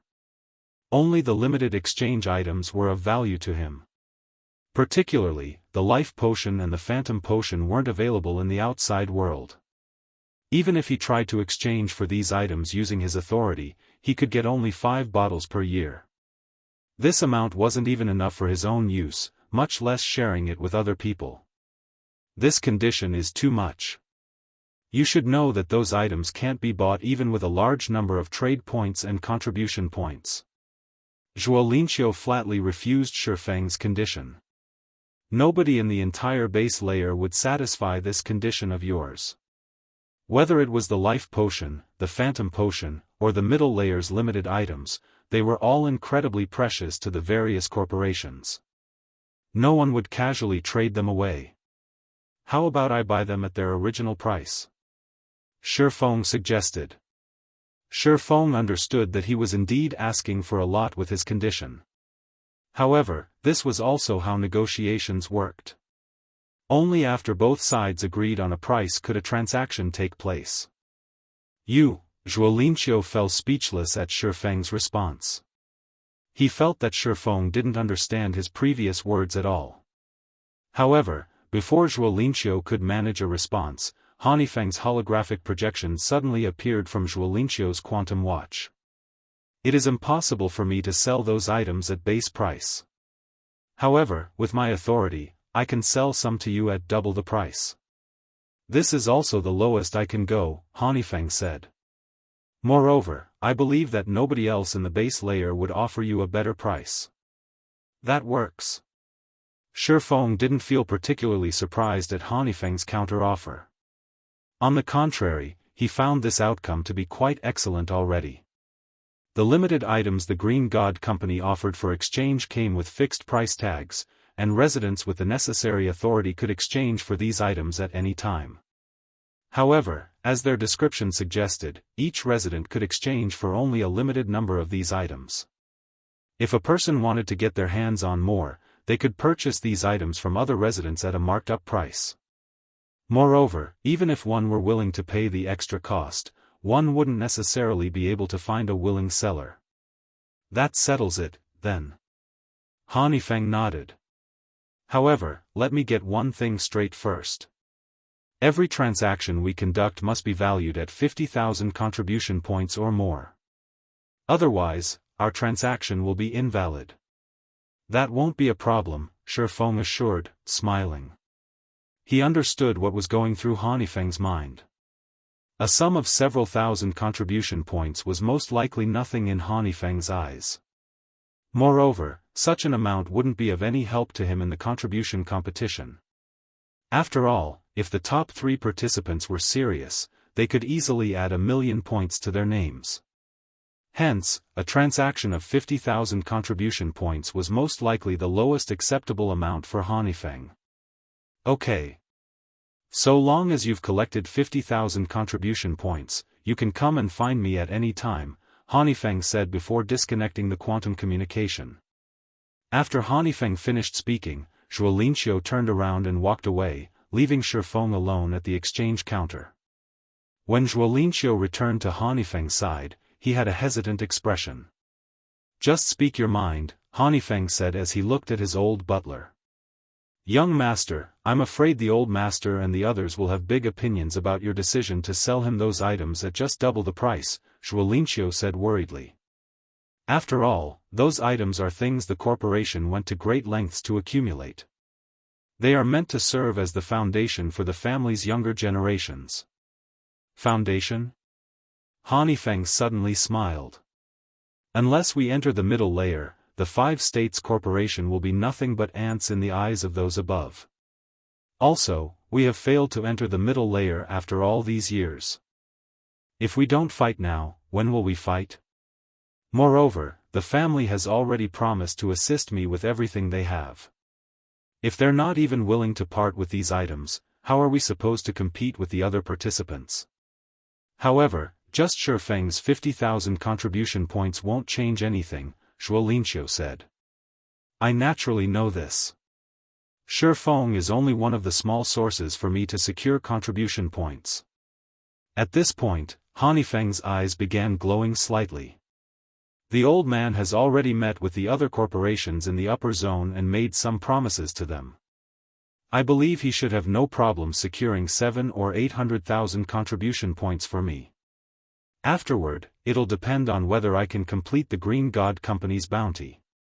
So long as I succeed, I am certain I can enter the top 3. He was hell-bent on winning the contribution competition this time. Meanwhile, after Feng and Xianxia left the exchange center, Feng made his way to the item exchange counter. Compared to the contribution points counter, the item exchange counter had many more people lined up before it. After waiting in line for around 15 minutes, Feng exchanged for 5 phantom potions and 5 life potions, as well as 5 strengthening potions, which cost the same as the phantom potions and life potions. In the end, he spent a total of 75,000 trade points. In the outside world, that was already equivalent to 750 million credits. The strengthening potion was considered the least promising product in the upper zone because it had only one function, the strengthening of the user's physical fitness. However, residents in the upper zone would have their physical fitness automatically raised to a certain level, even without any training. If one combined this effect with daily exercise, they could elevate their physical fitness to astonishing levels. Hence, there was simply no need to spend 5,000 trade points to exchange for a strengthening potion. Nevertheless, Feng naturally believed it was better for him to raise his physical fitness as quickly as possible. After all, the stronger his physical fitness became, the easier it would be to improve his brain activity. Often, when Feng gained enlightenment and achieved a qualitative improvement in his techniques, he would find himself facing various problems stemming from his inadequate physical fitness. Had he been as fit as Feng during those times, he wouldn't have faced any problems at all. Hence, he felt that it wasn't a loss to spend 25,000 trade points for 5 strengthening potions. Not to mention, he could already be considered a wealthy person in the base layer. It's almost time to pick up Xianxia and Aqua. After taking a look at the time, Feng promptly departed the Green God Tower and hurried over to the upper zone's entrance. Read latest chapters at Wuxia World. 2 hours later, a levitating car stopped at a designated parking lot before the gigantic metal door serving as the upper zone's entrance. 4 people, 1 man and 3 women then alighted from the car. They were none other than Lei Bao, Liang Jing, Bai Qingxue, and Aqua Rose. As to why Lei Bao had come along, it was as a precaution. After all, many powers were currently targeting Zero Wing. Meanwhile, Liang Jing, someone with little combat power, was unsuited for going out alone. Hence, Lei Bao would usually accompany her whenever she left Zero Wing's headquarters. Ordinary bodyguards would have little to no use against the opponents Zero Wing faced. So, this is the upper zone? Liang Jing was surprised when she saw the vast steel wall at the upper zone's entry. Even Lei Bao was surprised by the sight. He never thought that the rumored upper zone would have such an appearance. Chapter 2783, Era of Hegemony Upper Zone, Entrance. While Liang Jing and Lei Bao were shocked by the sight before them, Feng, who had been waiting quietly by the entrance for some time, approached them. How is it? It's different from what you imagined, right? Feng asked, smiling faintly as he looked at the two. Their expressions and thoughts were exactly the same as his when he first arrived before the upper zone. Guild leader, how is the upper zone? Liang Jing asked as she looked at Feng. Is it as amazing as the rumors make it out to be? There were many rumors circulating in the outside world about the upper zones. Nobody was allowed to go near the upper zones without permission despite them being in the middle of bustling cities. Hence, while everyone knew of the upper zone's existence, no outsider truly understood them. In fact, there was not the smallest piece of official news on the upper zone in the world. The information everyone knew came only from rumors. Lei Bao couldn't help pricking up his ears at Liang Jing's question. To him, the upper zone was a place he never even dared to dream of visiting. After all, even world champions in fighting couldn't visit it. It's amazing. Feng replied with a smile. It's even more amazing than the rumors make it out to be. The people inside can constantly grow stronger physically without doing any training. So, is it true that even world champion level fighters are not a big deal in the upper zone? Lei Bao asked when he heard Feng's words. The fact that a place could automatically improve a person's physical fitness was simply unbelievable. This revelation thoroughly shattered his view of physical training. That rumor is slightly exaggerated, but it's not far off from the truth either, Feng replied, not trying to conceal the truth. Even without physical training, the upper zone's residents can still achieve a physical fitness rivaling Henglian masters. With some systematic training, their physical fitness becomes even more astonishing. It's actually such an amazing place. Lei Bao was shocked. He had undergone plenty of intense training to achieve his current physical fitness, yet the upper zone's residents could easily accomplish a similar feat without any training. Who would possibly believe this? However, Lei Bao knew that Feng wouldn't lie to him, so this inflicted an even greater shock. All of a sudden, Lei Bao felt as if he had lived his life for nothing. He felt as if all his previous efforts were nothing but a joke. Master Lei Bao, no need to be discouraged. Looking at Lei Bao, who suddenly grew disheartened, Feng said, Zero Wing will also develop in the upper zone in the future. At that time, it won't be just Xianxia, Aqua, and myself who can enter this place. I will let many more people join us. Just like those international corporations, we will treat the upper zone as our headquarters. Although Feng did not speak loudly, both Lei Bao and Liang Jing gasped involuntarily at his words. At the same time, a hint of anticipation and excitement flashed in their eyes. If anyone else had made this statement, they would have most likely treated it as a joke. However, Feng was someone who constantly worked miracles, having single-handedly developed Zero Wing to its current scale. Moreover, he never did anything he was not confident of succeeding in. His declaration meant that he had some way to achieve this goal. Zero Wing will also develop in the upper zone in the future? Liang Jing couldn't help growing excited when she looked at the distant steel wall. If Zero Wing really accomplished this feat, it would truly become a powerful existence. At that time, even ordinary superpowers would be a joke to the guild. Lei Bao clenched his fists in excitement and anticipation. He felt that his decision to join Zero Wing was the wisest choice he had made in his life. These 3 bottles here are strengthening potions. Liang Jing, take 2 back and give them to Fire and Violet, Feng said as he took out 3 strengthening potions and handed 2 to Liang Jing. He then turned to Lei Bao and said, Master Lei Bao, you take 1, as well. I believe that you should be able to go a step further with this strengthening potion. Fire Dance and Violet Cloud normally trained their physical bodies very seriously. The 2 of them also possessed incredible talent in this regard. Unfortunately, due to insufficient resources, their improvements had been gradual. With the strengthening potion's assistance, their development would no longer be hindered. As for Lei Bao, he also possessed excellent talent. Unfortunately, as he had always been a lone wolf, he never managed to get his hands on any resources and could only rely on hard work. However, he had reached the point where he couldn't improve further through hard work alone.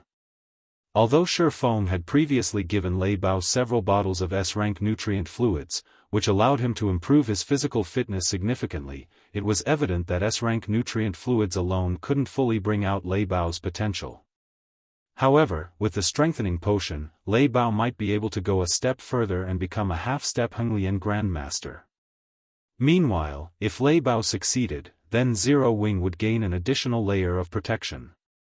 Thank you, Guild Leader. I won't disappoint you. Lei Bao's eyes shone with gratitude as he looked at Feng. He had heard of the strengthening potion before. This thing was basically treated as a divine item in the fighting industry. Just 1 bottle could allow a person's physical fitness to undergo a qualitative transformation. Unfortunately, the medicine was incredibly rare, much rarer than even the life potion. According to rumors, even Grandmaster martial artists had difficulty getting their hands on a bottle. In fact, some Grandmasters would even put their lives on the line just to get their hands on it. Yet Feng not only took out 3 bottles but even gave him 1. How could Lei Bao not grow excited in this situation? With this strengthening potion, he was confident that even if he couldn't become a Henglian Grandmaster, he could, at least, reach a level where he could contend with neutralizing Grandmasters. By the way, Guild Leader, more and more NPCs are appearing in God's domain. As a result, some superpowers have designs on the Secret Covenant Tower. In fact, they've already clashed with us over a dozen times outside Sky Spring City. Currently, both sides have lost over 1,000 Tier 3 players, Liang Jing said suddenly. Fortunately, Vice Guild Leader Illusory Words and Vice Guild Leader Unyielding Heart returned in time to preside over the situation. Otherwise, the consequences would have been unimaginable. However, the two of them believe that if this situation continues, their two guilds are unlikely to hold back the various superpowers for very long. Moreover, some small guilds have already begun disbanding due to the NPC population pressure. Many new NPC forces have also emerged in the various NPC cities, and these NPC forces are constantly harassing the local guilds and pose a headache even for the various superpowers. Hence, the various superpowers are all trying to enter the Secret Covenant Tower, which doesn't have NPC intervention. Moreover, I'm afraid that they will only grow more desperate as the NPC forces scale up their harassment. Feng frowned upon hearing Liang Jing's report on God's domains and the Secret Covenant Tower's present situation. He hadn't anticipated that the NPC forces would actually begin taking action so soon. Moreover, with the NPC forces now taking action, the main continent of God's domain would enter an era where hundreds of countries fought for hegemony. To survive the upcoming chaos, the various superpowers would probably do everything they could to secure the sacred leveling ground known as the Secret Covenant Tower. I understand. After giving the matter some thought, Feng looked at Liang Jing and instructed, for now, have everyone in the guild avoid going out to do quests if possible, instead, have them focus on grinding in the Secret Covenant Tower and restrict their sphere of activity to Sky Spring City and our 3 guild cities. Also, have Crimson Emperor and Unyielding Soul hasten their exploration.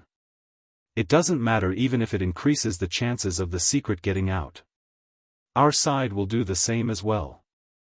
Originally, he thought that it would take the NPC forces another 2 weeks to take action. However, contrary to his expectations, the NPC forces had evidently completed their investigations already and made a move. Once begun, the NPC forces' harassment would only escalate as time passed. It wouldn't be long before members of player forces would get attacked if they left the confines of towns and cities. Given enough time, NPC forces would even start launching attacks on guild towns and cities, forcing the various guilds to abandon their guild towns and cities. This, in turn, would cripple the guild's income and force them to disband. Okay. I'll contact them once I return. Liang Jing nodded. Feng gave Liang Jing a few more instructions, such as secretly collecting the basic materials needed to construct the small mobile fortress, then brought Gentle Snow and Aqua Rose into the upper zone. As for Liang Jing and Lei Bao, after looking at the 3 of them enviously for a moment, they promptly left in the levitating car. In the upper zone, Gentle Snow and Aqua Rose's condition immediately saw slight improvements. Now, they no longer looked as cold and indifferent as before. The degree of mental deterioration they suffered also declined significantly. After they consumed the luxury set meals, which Feng bought for 300 trade points each, their mental states even showed signs of stabilizing.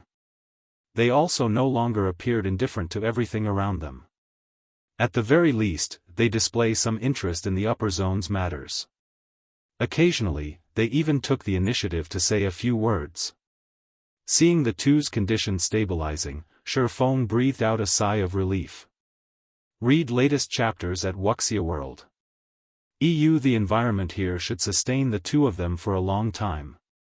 The next step is to figure out a way to consolidate my standing within the top 20. After seeing Gentle Snow and Aqua Rose enter their respective fearless cabins, Feng started planning how to earn 7 Luminaries crystals in God's domain. Although he was currently ranked 10th in the contribution competition, the other participants had yet to take things seriously. Meanwhile, the competition's top 20 participants being able to exchange for 3 items from the middle layer presented a huge opportunity for the various corporations. They would definitely do everything they could to enter the top 20. If he wished to secure his position within the top 20, he would need 200,000 contribution points, at the very least, and possibly more if the competition was intense. After all, the various corporations had been operating in the upper zone for a long time now. The wealth they had accumulated wasn't something he could hope to rival. In other words, he was still short of 15,000 units of 7 luminaries crystals right now. This was an astronomical number, even for the 5 great super guilds. Afterward, Feng drank a strengthening potion and life potion before lying down in the fearless cabin in his bedroom. Log in. Chapter 2784, Tier 4 Upper Rank Antimagic Mountain Range, Deep Valley. At the Antimagic Mountain Range's core area, the mana was scorching hot. Individuals without 300 points in fire resistance would instantly die upon entering Deep Valley. In addition, plenty of level 140 Great Lord ranked monsters occupied this place. Due to the environment, native Lord ranked monsters could exert power on the level of Great Lords, while Great Lord ranked monsters could exhibit combat power at the standard of Grand Lords. Let alone players, even Tier 4 NPCs of the same level wouldn't dare come here. However, a black shadow was currently flying through the flame-filled magma valley with over 100 Great Lord-ranked magma colossi on its tail. All of these magma colossi were over 10 meters tall. When over a century of them ran together, their footsteps shook the valley. The commotion continuously attracted Lord-ranked monsters to join in the chase. Magma Colossus, Elemental Creature, Great Lord, Level 140 HP 1,950,000,000. It seems this is the most I can attract in this area. After a glance at the Magma Colossi and Magma Golems chasing after him, Feng began chanting an incantation in midair. He had spent over a dozen minutes luring Magma Colossi. Despite his efforts, the group grew to just a little more than 100. Even the number of Lord-ranked Magma Golems only hovered around 3,000. When he tried luring more, some of the ones chasing after him would lose interest and return to their original locations. It was evident that the main god system did not want to allow Tier 4 players to slaughter these low-intellect elemental creatures freely. Hence, the system had granted them the instinct to remain in their respective territories. Meanwhile, as the Magma Colossi were about to get close enough to attack Feng, he completed the incantation for Flame Domain and released it.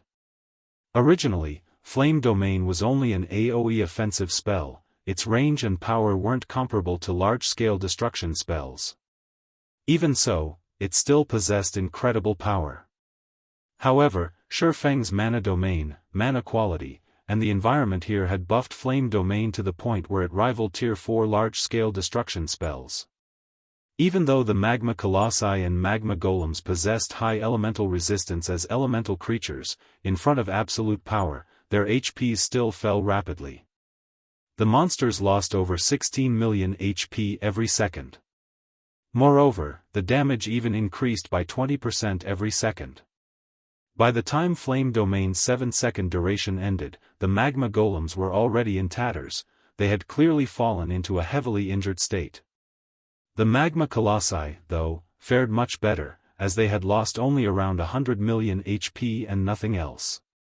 If only I had a great wizard here. Just one Tier 4 curse would be enough to deal with the Lord-ranked rabble. Afterward, all I would have to do is focus on dealing with the Great Lords. Feng felt a little frustrated as he looked at the heavily injured Magma Golems.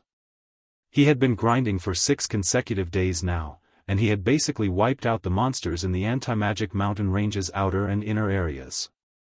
Now, he was left with only the monsters in the core area to grind for EXP.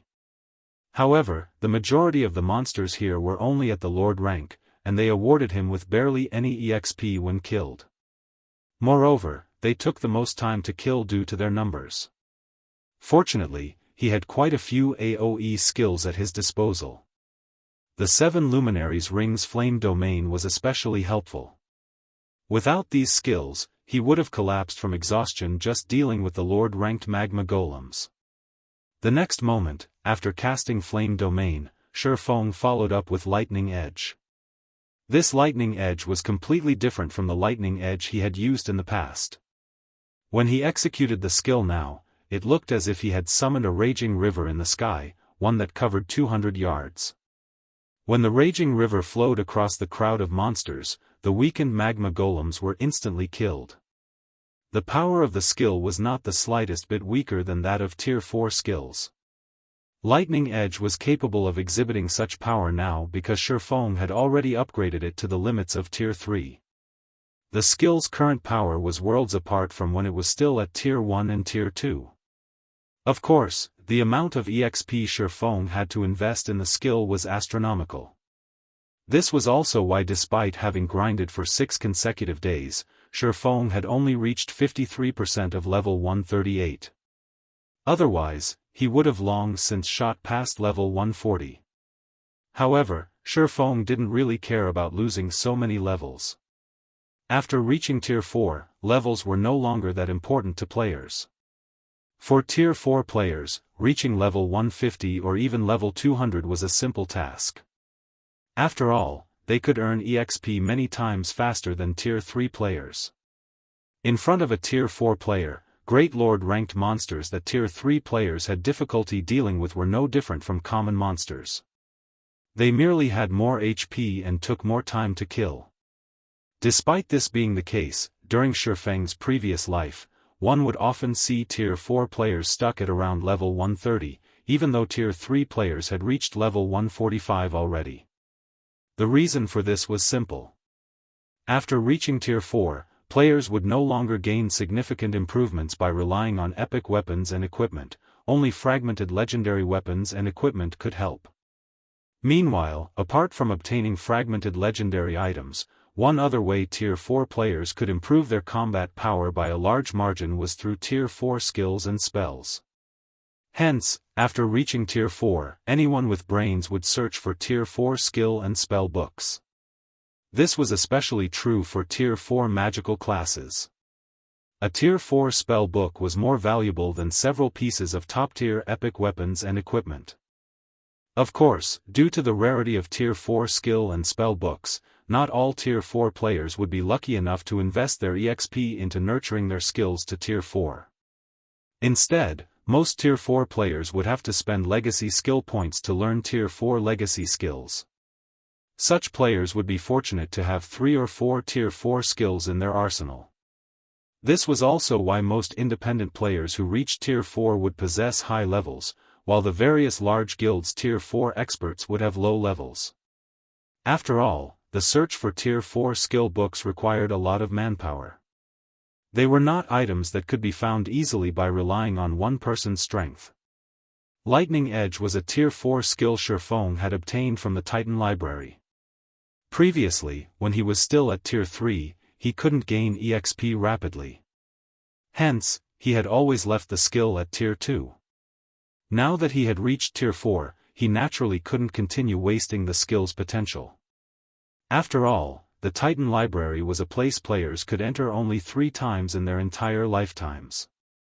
In other words, players could obtain 3 skill books, at most, from there. Most of the players that had visited the Titan Library had left with Tier 4 skill books because the Tier 5 and Tier 6 skill books were not things ordinary people could obtain. Even now, Feng was not confident he could get his hands on a Tier 5 skill book. After all, the higher a player's tier was, the more challenging the trial they would face inside the Titan Library. Back then, he had managed to reach the library's central area because he was only at Tier 2. If he had visited the Titan Library when he was at Tier 3, he might not have reached the central area. Needless to say, now that he was at Tier 4, his chances of success were even lower. Hence, unless he spent his legacy skill points, he wouldn't be able to learn new Tier 4 skills for the foreseeable future. This fact remained true even though he was currently in the Ancient Gods domain. Even during the Ancient Era, Tier 4 skill books were not common goods. Following this, Feng spent around 20 minutes finishing off the remaining magma colossi. After he defeated all of the monsters chasing him, his experience bar had gone up from 53% to 66%. Unfortunately, while these monsters awarded a lot of EXP, it would be some time before they would respawn. Apart from the generous EXP, the core area's monsters also awarded much more lucrative loot. Just killing this group of monsters netted Feng over 500 fire-attributed magic crystals, 4,000 ordinary magic crystals, and plenty of epic materials. As for the rest of the items the monsters dropped, Feng simply chucked them into his bag without checking. After all, it would take him a lot of time to inspect and organize all of the loot. To earn as much EXP as possible, he decided to ignore the items for now and have other people help him inspect the loot after he returned. As he had to admit that the benefits of reaching Tier 4 and grinding in high-level maps ahead of others were truly wonderful, especially in the ancient god's domain. Not only did he not have to worry about competition, but he could also earn resources by the truckload. Since he started grinding in the anti-magic mountain range until now, he had collected over 350,000 standard magic crystals and 43,000 fire-attributed magic crystals. Subsequently, Feng continued clearing out close to half of the magma colossi in the core area. His level had finally reached level 139 as a result. This was a level that even the ancient era's Tier 3 experts wouldn't dream of reaching at this point. With this much EXP, I should be able to upgrade Lightning Edge to Tier 4. After looking at Lightning Edge's skill window, Feng promptly chose to upgrade it to Tier 4. Feng's level dropped from 139 to 136. The skill had instantly devoured 3 levels worth of EXP. What a gluttonous fellow. Thank goodness I leveled up to 139 beforehand. Otherwise, I wouldn't even be at the average level of Tier 4 players right now. Feng smiled bitterly as he looked at his own level. If he hadn't leveled up to level 139, Lightning Edge's upgrade would have taken at least 4 levels worth of EXP, dropping him to level 135 or lower. However, the benefits he gained were correspondingly massive. With Lightning Edge at Tier 4, the skill would finally blossom and reveal its true power.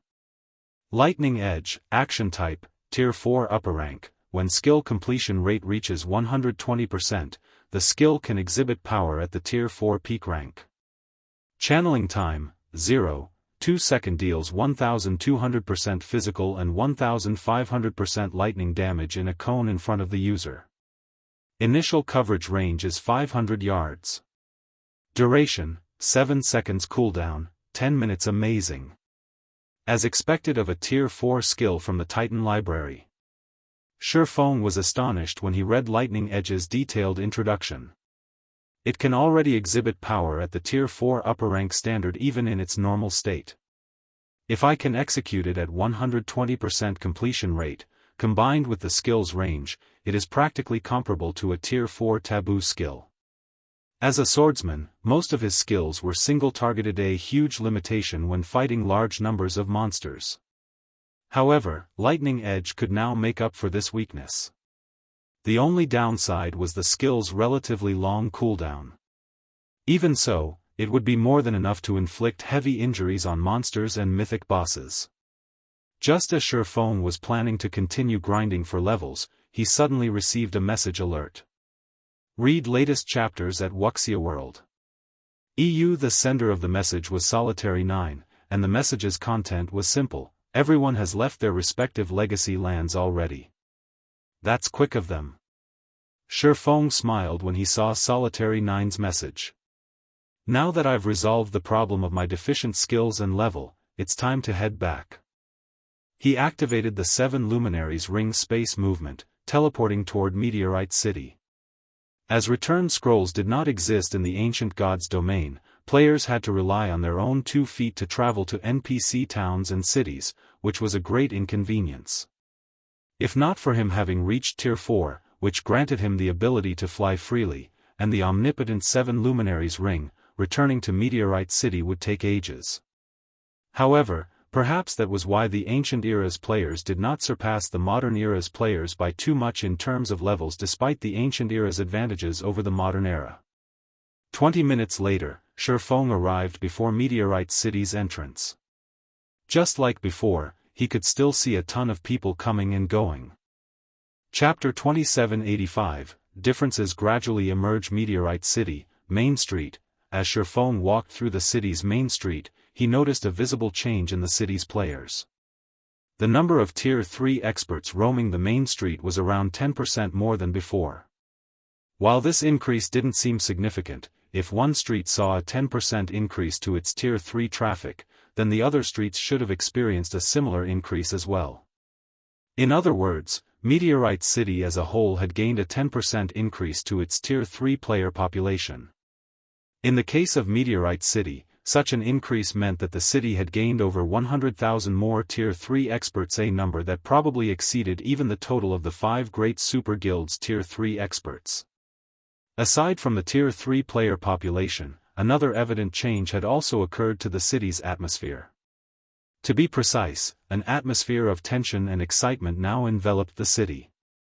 Before Feng could start looking into the city's situation, though, he overheard a conversation between several Tier 3 experts in a nearby open-air bar. Crap! My application actually got rejected. I'm a level 131, Tier 3 ranger, for God's sake. Any other adventurer team or guild would be more than happy to welcome me with open arms. Skyflare is simply too arrogant, a tanned, robust youth snarled.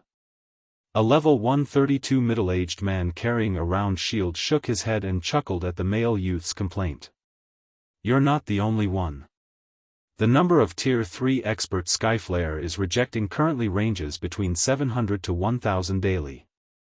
Less than 10% of those who apply at Skyflare actually get in.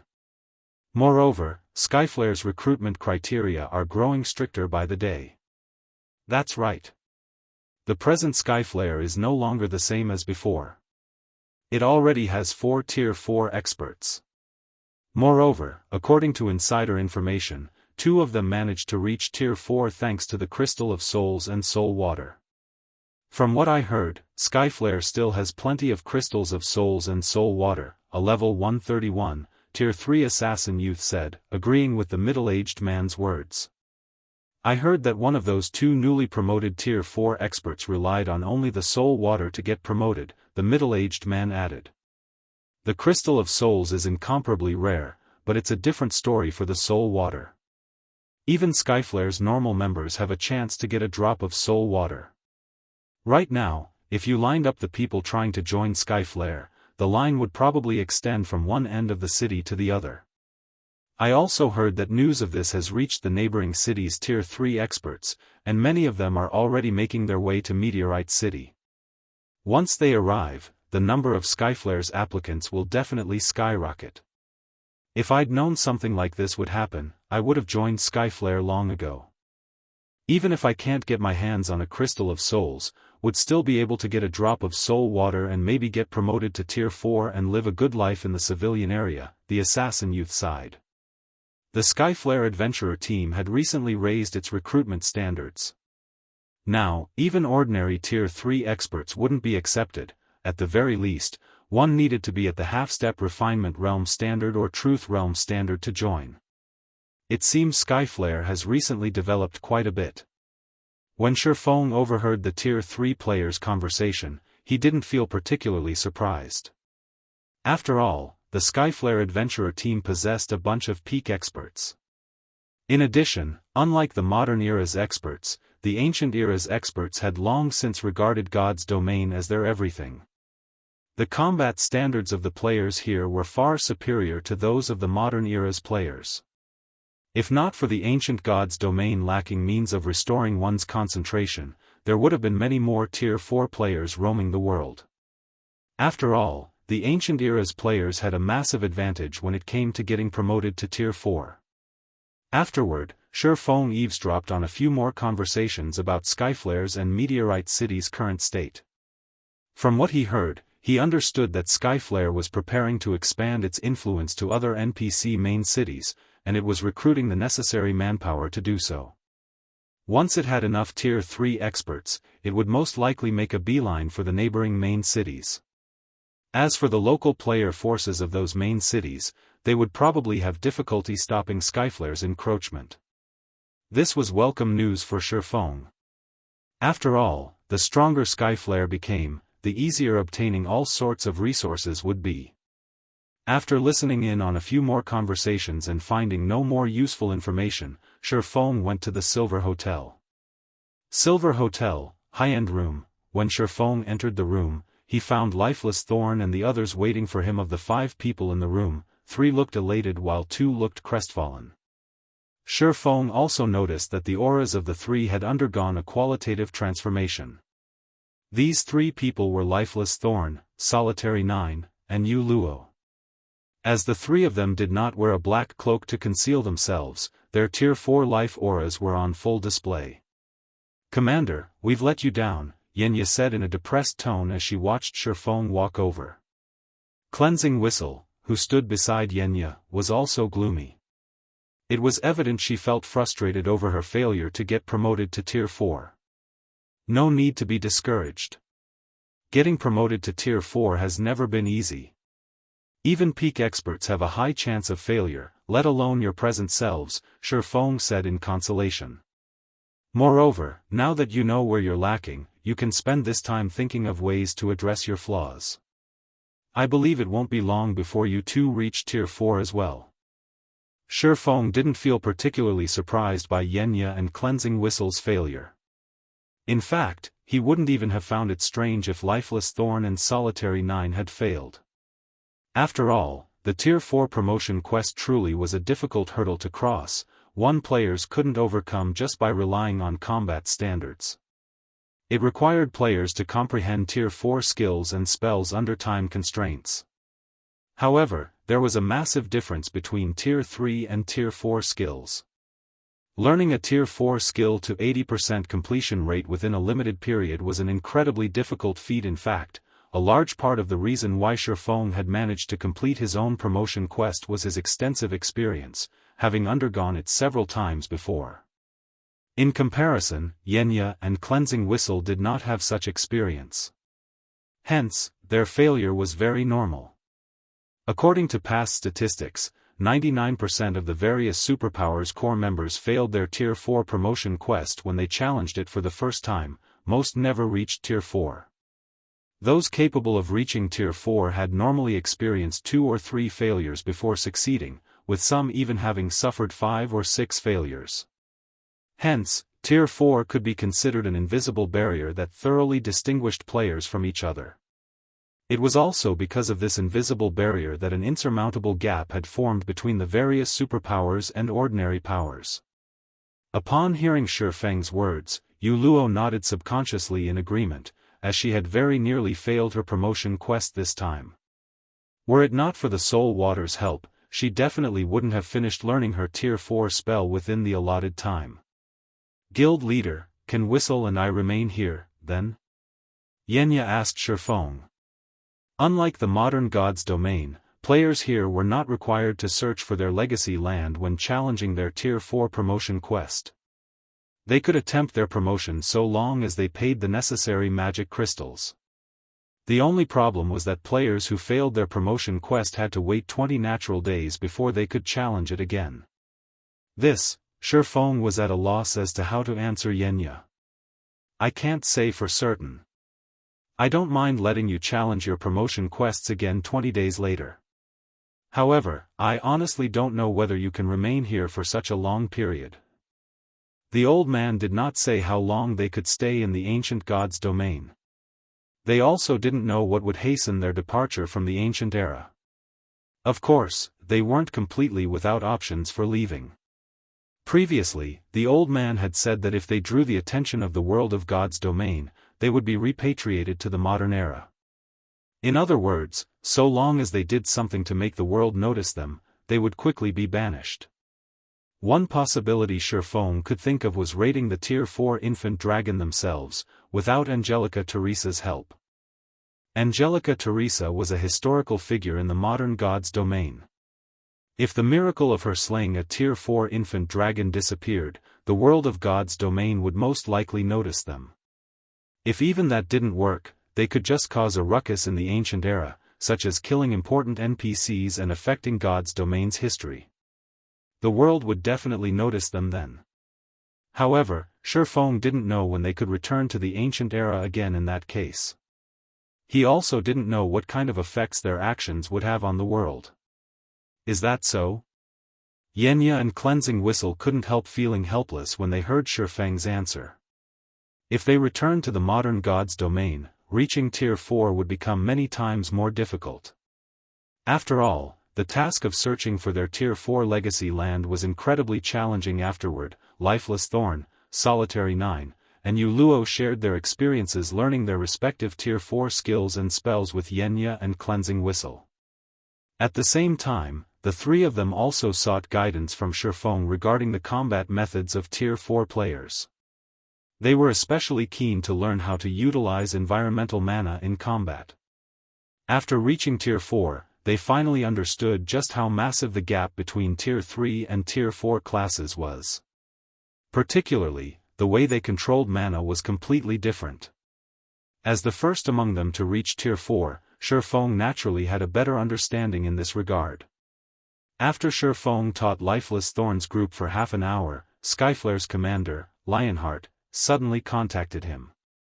In the ancient god's domain, if two players were too far away from each other, video calls between them would be impossible. At most, they could only exchange messages. The transmission of messages wasn't instantaneous, either. Depending on the distance, the transmission times would also vary. In the aspect of communication, the ancient god's domain was far inferior to the modern god's domain. However, it was this inferiority that made the ancient era feel more like a real world. "Brother Black Flame, you're finally back," Dragonheart said, a hearty look appearing on his face when he saw Feng. "May I know when we can meet up?"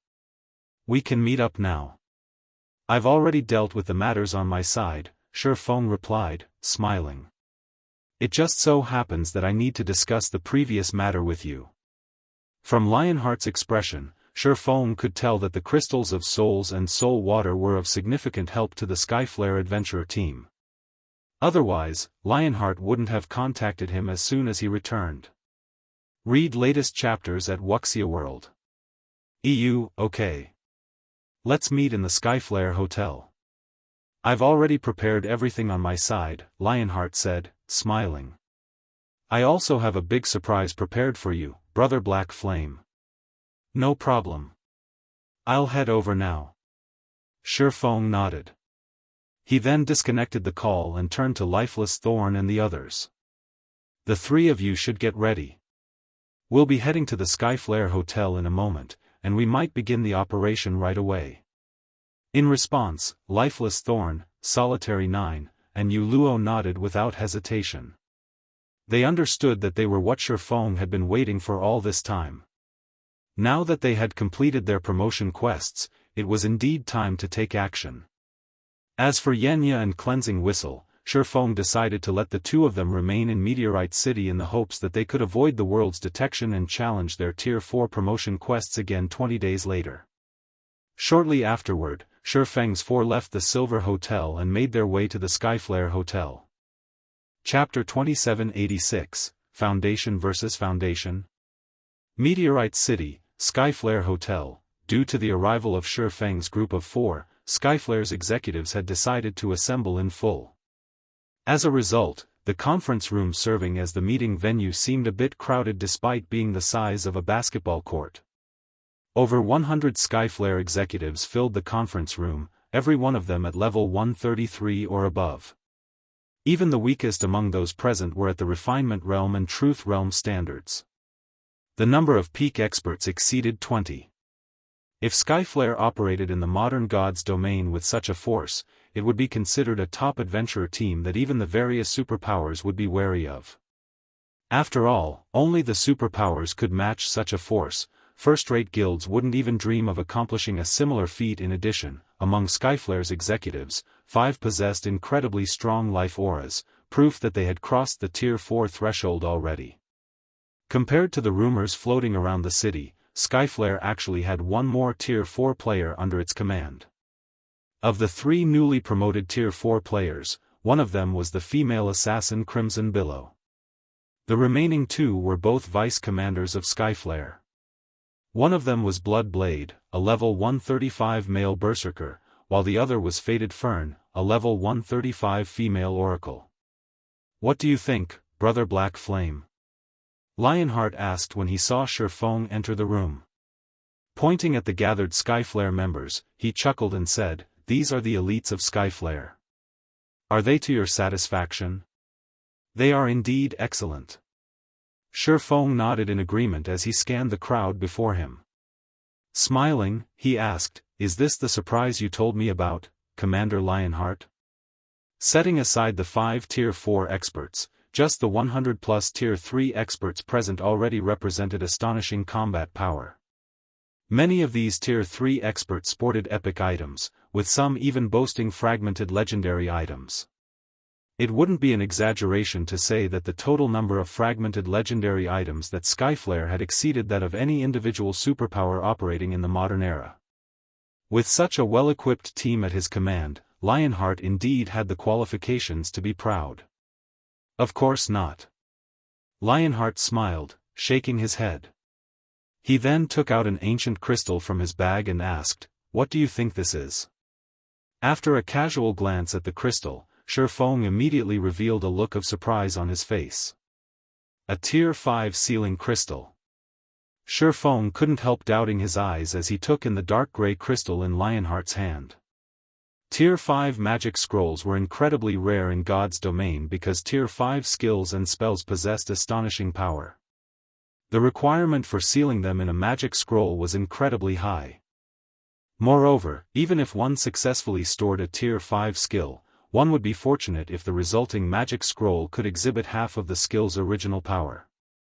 A sealing crystal, on the other hand, could perfectly seal skills and spells at the Tier 4 standard or above. Moreover, although sealing crystals were one-time use items, they did not impose any usage requirements. Players could freely use the stored skill or spell at 100% potential.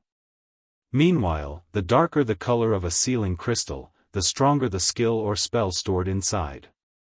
Since Lionheart's sealing crystal was dark gray, the sealed skill or spell was at the Tier 5 standard at the very minimum. That's right. This is indeed a Tier 5 sealing crystal, Lionheart said with a faint smile. We got lucky and came across a visiting high noble from another city. After helping him complete an incredibly difficult quest, we were able to purchase this Tier 5 sealing crystal from him. I believe that with this Tier 5 sealing crystal, our operation will proceed much more smoothly. Indeed. If the skill or spell sealed inside is sufficiently powerful, it might be enough to land a heavy blow on the infant dragon, Feng said, nodding. While it was true that an unrestrained Tier 4 infant dragon was on par with Tier 5 monsters, that was true only for the average Tier 5 monster. A Tier 4 infant dragon still couldn't stop Tier 5 skills and spells that were above average in power. Hence, this Tier 5 sealing crystal could indeed serve as a trump card in the upcoming raid. Skyflare will assist you with everything it has this time, Brother Black Flame. I have gathered all of Skyflare's top experts. We have a total of 124 people, 5 of whom are at Tier 4. We have also finished distributing the teams. For the following operation, we will all listen to your command, Brother Black Flame, Lionheart said proudly. If you have anyone you wish to include in the team, you can freely make adjustments to the team, as well. I really have to thank you for this, Commander Lionheart, Feng said gratefully. While he was somewhat confident of dealing with the Tier 4 infant dragon, he had never actually killed an unrestrained Tier 4 infant dragon. Hence, it wouldn't be strange if their team suffered annihilation. For the Skyflare adventurer team to give him its full support for such a risky operation required a lot of courage and determination. Nonsense. We are only helping each other, Brother Black Flame. If this operation succeeds, Skyflare will also greatly benefit from it, so how can we not give it our all? Lionheart said. If there are no problems on your side, we can take action at any time. Lionheart understood that their operation this time carried great risks. However, he had decided to go through with it not because he was betting on the low odds of success but to tie Feng to his boat. Both the Crystal of Souls and Soul Water were of considerable help to players in completing their Tier 4 promotion quest. One example of this was Crimson Billow, who had failed her promotion quest before. After using a Crystal of Souls, she had completed her promotion quest on the second attempt. In fact, even Bloodblade and Fated Fern had mentioned that without the help of the Crystal of Souls and Soul Water, they would have most likely failed their promotions. Hence, Lionheart began placing even greater importance on the Crystal of Souls and Soul Water. Meanwhile, if he wished to secure a stable supply of these two items, he had to befriend Feng. As for the Infant Dragon raid itself, Lionheart didn't really care whether it succeeded or failed. So long as he could tie Feng to his side, he would make a profit. There's no problem on my side. However, we'll need to reorganize the composition of your team, as I am going to add 3 people, Feng said. 3 people? Lionheart looked reflexively at the 3 people standing behind Feng. At this time, the 3 people behind Feng had concealed their auras and information using black cloaks. However, based on the appearances they revealed, Lionheart recognized one of them as Yuluo, whom he had met at the auction house previously. As for the 2 other people, they should be part of the group that entered Meteorite City with Feng. What surprised Lionheart was that Feng was actually bringing only 3 people for the operation. After all, they were going to raid an infant dragon, a creature known to be invincible against opponents of the same tier. Let alone a team of 100+ Tier 3 experts, even an army of 10,000 Tier 3 experts might not be enough to defeat the infant dragon. Yet, Feng was planning to bring only 3 people to the raid. Emicham. This is my first time visiting Meteorite City, Feng said, nodding. Sorry for the poor display, Commander Lionheart. Nonsense. Since you wish to adjust the team, we naturally don't have a problem with it, Brother Black Flame, Lionheart said, shaking his head. He then invited Feng to the team and passed the team leader's authority to Feng. Afterward, Feng inspected the team's statistics and assigned Skyflare's 5 Tier 5 players to 1 squadron. As for the Tier 3 players, he divided them across 6 squadrons, with 1 squadron having 12 healers and the other 5 having none. Upon seeing Feng's team distribution, Skyflare's members were inevitably confused. If their squadrons did not possess a single healer, what would they do when they got damaged? While healers could heal players belonging to different squadrons, placing all of the team's healers in a separate squadron would definitely lower their healing efficiency. Due to positioning issues, the healers wouldn't be able to react immediately if players from other squadrons received damage. However, what Skyflare's members didn't know was that Feng had never thought about the team's Tier 3 players taking damage and losing HP. After all, if a Tier 3 player got hit by a Tier 4 infant dragon, even if it were just a scratch, the player would die without question. There was no need for a healer at all. Everyone in the healer squadron must prepare at least 20 Master Mana Recovery Potions and 20 Master Steel Potions. If you don't have enough, you can go buy them now. I'll pay for them, Feng said as he looked at the 12 Tier 3 healers. At Feng's words, everyone present gasped. A Master Mana Recovery Potion could not only instantly restore a player's mana to full but also increase a player's mana recovery speed by 150% for 3 minutes. With 20 Master Mana Recovery Potions, a healer could last through a battle involving hundreds of thousands of players. A Master Steel Potion was even more extraordinary. At this stage of the game, it was considered a divine life-saving potion. When players consumed the potion, not only would their defense increase by 300%, but their maximum HP would also increase by 1000%. Although the potion only had a 15-second duration, its cooldown was only 60 seconds. If every healer carried 20 Master Steel Potions with them, they would practically be immortal healers, so long as their potion stock lasted. Oh, I almost forgot. Every healer must also carry at least 5 magic scrolls holding Tier 3 defensive curses. It would be even better if you have a Tier 4 defensive magic scroll, Feng added. Lionheart felt a little awkward when he heard Feng's words. Brother Black Flame, I don't think there are even 20 or 30 magic scrolls holding Tier 3 defensive curses. I'm afraid it'll be impossible to supply every healer with 5. Is that so? After giving the matter some thought, Feng said, if that's the case, have everyone bring at least 1. Afterward, Feng spent the next half an hour reorganizing and re-outfitting the team until he was satisfied. This should be enough. Looking at the items the team members carried, Feng nodded and said, next, we can start making our way over to the dragon. Okay. Lionheart revealed a bright smile when he heard Feng's words. He then turned to Wind Chaser and said, Chaser, go make the necessary preparations quickly. Understood. Wind Chaser nodded, aware of Lionheart's intentions. Their purpose in assisting Feng this time wasn't to raid the Tier 4 infant dragon but to rope him to their side, as well as show him the power of the Skyflare adventurer team. Preparations? Aren't we setting off right away? Feng asked strangely.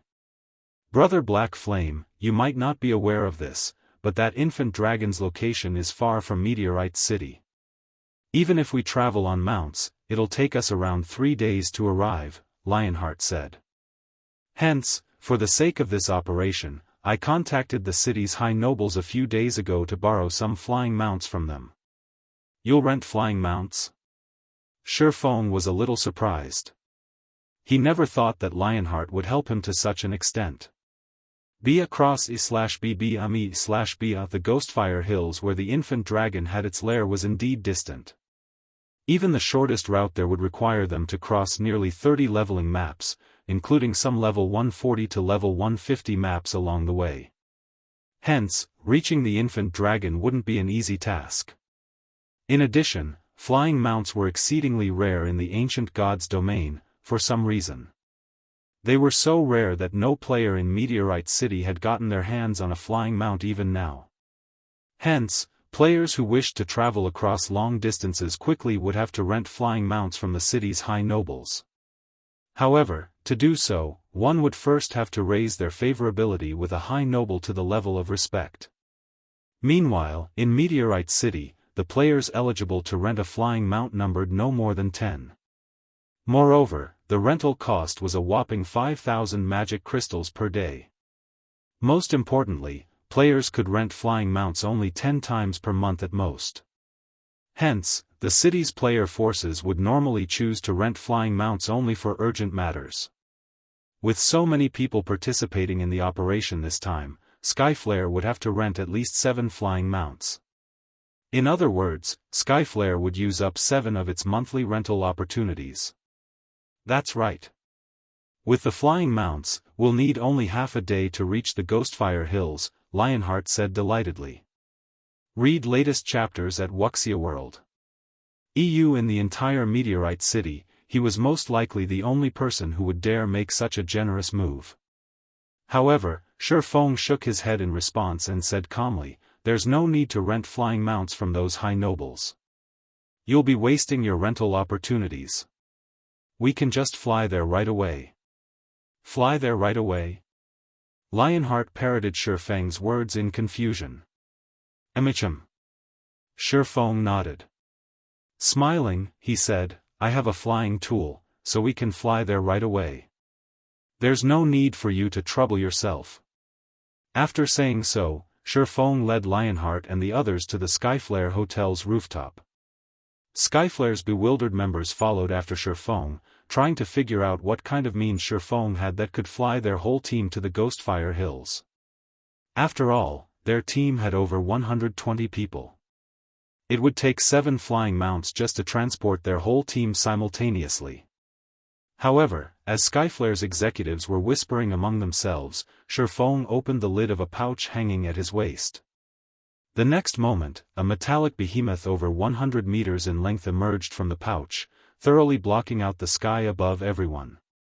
Chapter 2787, Unfathomable Black Flame, a flying ship? How is this possible? Skyflare's members gaped in shock as they looked at the Crimson Dragon flying ship in the sky, unable to get their minds around this scenario. This must be an illusion. Bloodblade declared, his eyes filled with disbelief. This must be fake. How can a flying ship appear in the hands of a player? In an era where players didn't possess even flying mounts, a flying ship was basically an item of legends. In fact, he had only ever seen flying ships mentioned in books before. Not a single flying ship had ever appeared even in a trade city like Meteorite City. According to rumors, only the Holy City's patrol guards had flying ships, which they would use when they patrolled the human territories of God's domain. Flying ships simply weren't objects players could get their hands on. At this moment, let alone Bloodblade, even Lionheart was stunned when he saw the Crimson Dragon flying ship. As for Crimson Billow and Wind Chaser, after briefly falling into shock, they turned reflexively to look at Feng. Who is this black flame? This question continuously resounded in their minds. They had conducted plenty of investigations into Feng and his entourage. After all, they were planning a long-term partnership with him, so they had to gain some understanding of him. Only, the more they looked into Feng, the more they found him unfathomable. They simply couldn't see through his depths. Initially, they merely assumed Feng was a Tier 4 expert from another NPC city. However, after they saw the effects of the Crystal of Souls and Soul Water he took out, they knew that they were definitely mistaken. After all, none of the neighboring NPC cities offered such items. From then onward, they felt that Feng was someone extraordinary, potentially the executive of a major power from a distant NPC city. Otherwise, he couldn't have casually taken out such precious items. Not to mention, he also possessed incredible strength as an individual. This was one of the reasons their commander, Lionheart, wished to display Skyflare's strength to Feng and rope him to their side. After all, partnering with a major power of such caliber would be of great benefit to the Skyflare adventurer team. Now, Feng even brought out a legendary item like the flying ship. They simply couldn't figure out his identity. At this point, the Skyflare adventurer team practically had exclusive ownership of Meteorite City already. Although Skyflare still wasn't comparable to large guilds that occupied several cities, it could already be considered an overlord in God's domain. Even if Skyflare was still inferior to the various top guilds, the distance between them definitely wasn't that massive. When Luo saw the reactions of Skyflare's members, she wasn't particularly surprised. After all, back when Feng first revealed the Crimson Dragon flying ship in the modern God's domain, he had similarly shocked the entire world. Alright, let's head up, Feng said before nonchalantly jumping onto the flying ship. The Crimson Dragon flying ship was an advanced flying ship capable of carrying up to 130 people, just enough to accommodate everyone present. At Feng's words, Skyflare's members promptly snapped out of their daze. They then silently boarded the Crimson Dragon flying ship while doing their best to suppress the excitement and shock in their hearts, afraid of appearing like provincials to Feng's group. Despite their best efforts, their suppressed emotions instantly exploded as soon as they arrived on the flying ship's deck. After all, the feeling of overlooking Meteorite City while standing aboard the Crimson Dragon flying ship was simply wonderful. Just the fact that the Crimson Dragon flying ship was parked in the air above Meteorite City instantly made it the most eye-catching existence in the city. At this time, players and NPCs on the streets were gazing at the flying ship, their eyes wide with shock and envy. They also held heated discussions, curious about why a flying ship would appear above the Skyflare Hotel all of a sudden. The players, in particular, went into an uproar when they saw Skyflare's members aboard the flying ship. However, before Meteorite City's players could come to any conclusions, the Crimson Dragon flying ship began gradually ascending into the sky. Afterward, it transformed into a streak of light and vanished from Meteorite City, even faster than the flying mounts available for rent. How fast? At this speed, we can probably reach the Ghostfire Hills in around a dozen hours, Lionheart exclaimed. He was astonished to see Meteorite City rapidly shrinking behind him. He had ridden flying mounts before. However, compared to the Crimson Dragon flying ship, those flying mounts were significantly slower. The Crimson Dragon flying ship is still alright in terms of speed, Feng said calmly. However, while it is indeed slightly faster than common flying mounts, it is still much slower than Tier 3 advanced extraordinary flying mounts. In terms of destructive power, though, it is comparable to Tier 4 advanced extraordinary flying mounts. Although Feng had spoken very calmly, Lionheart and the others paid close attention to his every word, afraid that they would miss out on even the tiniest bit of information. Brother Black Flame, you must have spent a lot of magic crystals to secure this Crimson Dragon flying ship, right? Lionheart asked after giving the matter some thought. The flying ship he was standing on was simply too cool. From Feng's description of it, it was basically a tyrant of the skies. Anyone who said they weren't interested in the Crimson Dragon flying ship would be lying. Quite a lot. Even now, my guild has only managed to produce 9, Feng said, nodding. Be greater than M/B. Most of the materials the Crimson Dragon flying ship needed were relatively common. However, it was a different story for the Titan silver and magic elven stones required, especially the magic elven stones. Despite having bought out all of the magic elven stones on the market, Zero Wing had managed to construct only 9 Crimson Dragon flying ships until now. 9? Lionheart nearly failed to close his mouth. In his opinion, a guild would be plenty amazing to be able to procure even one of such sky tyrants. Yet, Feng's guild had 9? Are you interested in the Crimson Dragon flying ship, Commander Lionheart? Feng couldn't help chuckling at Lionheart's astonished expression. I would be lying if I said I wasn't interested in such a treasure. While scanning the flying ship's deck, Lionheart said enviously, if Skyflare could have a flying ship like this, let alone occupying multiple NPC main cities, even going up against the top guilds wouldn't be a problem. The Crimson Dragon flying ship's combat power might not be a big deal for Skyflare now that the adventurer team had 5 Tier 4 players, but the flying ship's carrying capacity and speed were simply astonishing. With this flying ship, Skyflare's teams would no longer have a problem leveling up.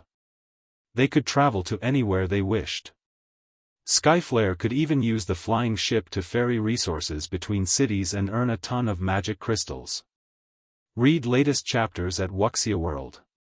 It wouldn't be an exaggeration to say that the existence of just one flying ship could allow Skyflare to undergo a qualitative transformation. Skyflare's executives nodded in agreement with Lionheart's words. It would be wonderful if their adventurer team could get their hands on a treasure like the Crimson Dragon flying ship. In fact, even if Skyflare gained an additional dozen or so Tier 4 players, the value these Tier 4 players could bring wouldn't even be close to what one flying ship could bring. A faint smile appeared on Feng's face as he said, Commander Lionheart, since you are so interested in the Crimson Dragon flying ship, I can sell one to the Skyflare adventurer team. The instant Feng finished speaking, every one of Skyflare's members turned to him involuntarily. Feng's words were a siren song, they couldn't help getting ensnared. Lionheart's breathing also quickened at Feng's words as he sought confirmation. Brother Black Flame, is what you said true? Of course, but it won't be cheap, Feng said, nodding. In reality, part of the reason he had taken the Crimson Dragon flying ship out was to display it to Skyflare's members and lure the adventurer team into buying it. As soon as Feng finished speaking, Lionheart answered with no hesitation whatsoever. Brother Black Flame, please state your price. So long as you are willing to sell this Crimson Dragon flying ship, Skyflare will do everything it can to buy it. Chapter 2788, Illusory Flames. While Lionheart agreed enthusiastically to Feng's offer, Yu Luo looked at Feng in surprise. She never thought that Feng would actually be willing to sell the Crimson Dragon flying ship. In the modern god's domain, Zero Wing was the sole guild to own flying ships. Many superpowers wished to purchase one from Zero Wing, yet Zero Wing had rejected all offers. Of course, everyone could also understand that decision. After all, Zero Wing could reap more advantages by monopolizing the flying ship than selling it. If news got out that Feng was selling a Crimson Dragon flying ship to the Skyflare adventurer team, the various superpowers operating in the modern era would definitely die of envy. However, what Yu Luo wasn't aware of was that Feng had decided to sell Skyflare a flying ship because matters of the ancient era wouldn't influence the modern era. It was challenging for players of the modern era to visit the ancient era. And even if they managed to travel to the ancient era by luck, they wouldn't be able to stay for long. The number of players that could travel to the ancient era wouldn't be significant either. Likewise, the ancient era's players would have a tough time visiting the modern era. It was unlikely for the two worlds to have any major interaction with each other at this point. To put it simply, even if he sold a Crimson Dragon flying ship to the Skyflare adventurer team, Skyflare wouldn't affect Zero Wing's advantages in the modern era. Hence, he could trade some precious items to Skyflare without worry. Moreover, if Skyflare grew stronger in the ancient era, the adventurer team would also have an easier time collecting the ancient era's various resources for him. After all, he had neither the time nor the strength to establish his own force in the ancient era. In that case, relying on the local powers to secure resources was the next best option. Most importantly, the fewer the people that knew of the secret between the two worlds, the better. Otherwise, be it in the ancient god's domain or modern god's domain, he shouldn't think of living a peaceful life. Commander Lionheart, if you wish to purchase the flying ship, it will cost you 10,000 Titan silver ingots, 1,000 magic elven stones, and 1,007 luminaries crystals. Feng stated his price directly. For the time being, he could already secure more than enough magic crystals through exchanging the crystals of souls and soul water. Compared to magic crystals, he prioritized obtaining materials that were rare in the modern god's domain and 7 luminaries crystals. BSE rare/BA. Moreover, trying to obtain these rare materials with the crystal of souls and soul water would be difficult since crystals of souls and soul water were non-essentials. After all, they merely increased players' chances of completing their Tier 4 promotion quest by a little. More precisely, the crystal of souls and soul water merely helped players complete their Tier 4 promotion quests ahead of time. In the case of players who never had a chance to complete their Tier 4 promotion quest to begin with, the items would be useless. This point was something anyone who had used the two items would know. Hence, while the various powers could accept using magic crystals, which were abundant, to exchange for crystals of souls and soul water, they would think twice if the requested currency was a strategic or rare material. After all, collecting these materials wasn't an easy task, and they were necessary for many applications. These materials basically served as the foundation of the various powers. That much? Lionheart frowned automatically when he heard Feng's price. Although he had known that the Crimson Dragon flying ship wouldn't be cheap, he never expected such a steep price. Titan silver and magic elven stone were precious resources essential to the construction of many buildings and the production of important items. As for the 7 luminaries crystal, it was something all players and powers coveted. The Skyflare adventurer team had gone to great lengths and sacrificed many experts to occupy a small area that generated 7 luminaries crystals. Moreover, Skyflare still had to station over 1,000 Tier 3 experts there to guard the area at all times. Meanwhile, the price of 1,007 luminaries crystals would basically zero out Skyflare's stockpile. Upon seeing Lionheart's reaction, Feng said unhurriedly, "Of course, this is only the first option, Commander Lionheart. You can also consider going with the second option, which is to let me invest in Skyflare and give me 5% of Skyflare's income in the future." 5%? Lionheart pondered Feng's offer carefully. Honestly speaking, 5% of the current Skyflare adventurer team's income wasn't a significant amount. However, the story would change when Skyflare grew stronger. In the long run, the income Skyflare lost would definitely far exceed the price of Feng's first offer. "Commander, my suggestion is to go with the first option," Wind Chaser whispered as he looked at Lionheart agonizing over Feng's offer. "Although we'll be broke for some time after buying the flying ship, Skyflare's value will far exceed those resources in the future. Now that Skyflare already had 5 Tier 4 players, its future was promising. Giving away part of its income for just one flying ship was unnecessary. The other Skyflare executives also looked toward Lionheart, their eyes clearly conveying agreement with Wind Chaser. Taking a deep breath, Lionheart looked at Feng and said, "Brother Black Flame, I chose the first trading option. Once this operation is over, we can conduct the transaction in Meteorite City. However, the amount of materials you need is too significant. While we have enough 7 Luminaries crystals, I can't say the same for the Titan Silver and Magic Elven Stones. I don't think we can meet your demands even if we take out Meteorite City's stockpile. We can, at most, fulfill 50% of your required amount. May I know if we can make up for the remaining amount using 100 top-tier epic weapons and equipment?" This, after giving the matter some thought, Feng said, "That's fine as well, but I will accept only level 150 epic weapons and equipment. In Meteorite City, the total value of 5,000 Titan silver ingots and 500 magic elven stones was equivalent to 80 top-tier epic weapons and equipment, at most. Moreover, acquiring so many top-tier epic weapons and equipment wouldn't necessarily be possible. After all, while many NPC merchants in the ancient gods' domain sold epic weapons and equipment, there was still a limit. This was especially true for top-tier epic weapons and equipment.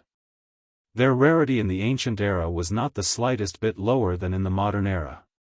Often, acquiring these items meant raiding mythic bosses and even superior mythic bosses. Bosses of such caliber were incredibly limited, and one would be fortunate to find even 20 of such bosses within Meteorite City's vicinity each week. Moreover, even if Skyflare now had many Tier 4 experts, raiding superior mythic bosses still carried great risks. Lionheart's offer of 100 top-tier epic weapons and equipment to make up for the difference was definitely favorable for Feng. Feng understood Lionheart's reason for doing so. In fact, if he were in Lionheart's shoes, he would go with such an option too. After all, the risks that came with giving away Skyflare's shares were massive. However, Feng didn't really mind Lionheart's choice either, since his initial goal was to obtain a large amount of Titan silver, magic elven stones, and 7 Luminaries crystals. The second option wasn't actually a good option for him. After all, the number of times he could enter the ancient god's domain was limited. For Zero Wing, which was currently in dire need of resources, such a long-term investment wasn't desirable. This outcome was undoubtedly the best for Feng. Moreover, exchanging half of the required Titan silver and magic elven stones into top-tier epic weapons and equipment was also a good deal for him. After all, the current Zero Wing hardly had any level 150 epic weapons and equipment. With these top-tier epic weapons and equipment, Zero Wing's executives would also have an easier time completing their Tier 4 promotion quests. That won't be a problem. Lionheart nodded. Simultaneously, he revealed a bitter smile. For the sake of purchasing one Crimson Dragon flying ship, he had basically emptied out Skyflare's coffers. After this transaction, Skyflare would severely lack for not only magic crystals and various strategic resources but also weapons and equipment. However, despite knowing this, all of Skyflare's executives revealed ecstatic expressions on their faces. They also continuously admired and inspected the Crimson Dragon flying ship. It was as if they could already imagine the beautiful future that awaited Skyflare once they obtained the flying ship. The Crimson Dragon flying ship flew for a dozen hours or so. After passing through numerous large maps, it finally arrived at a dusky land. Despite flames burning everywhere, this land was heavily forested. As soon as everyone entered this map, they immediately felt their stamina and concentration depleting.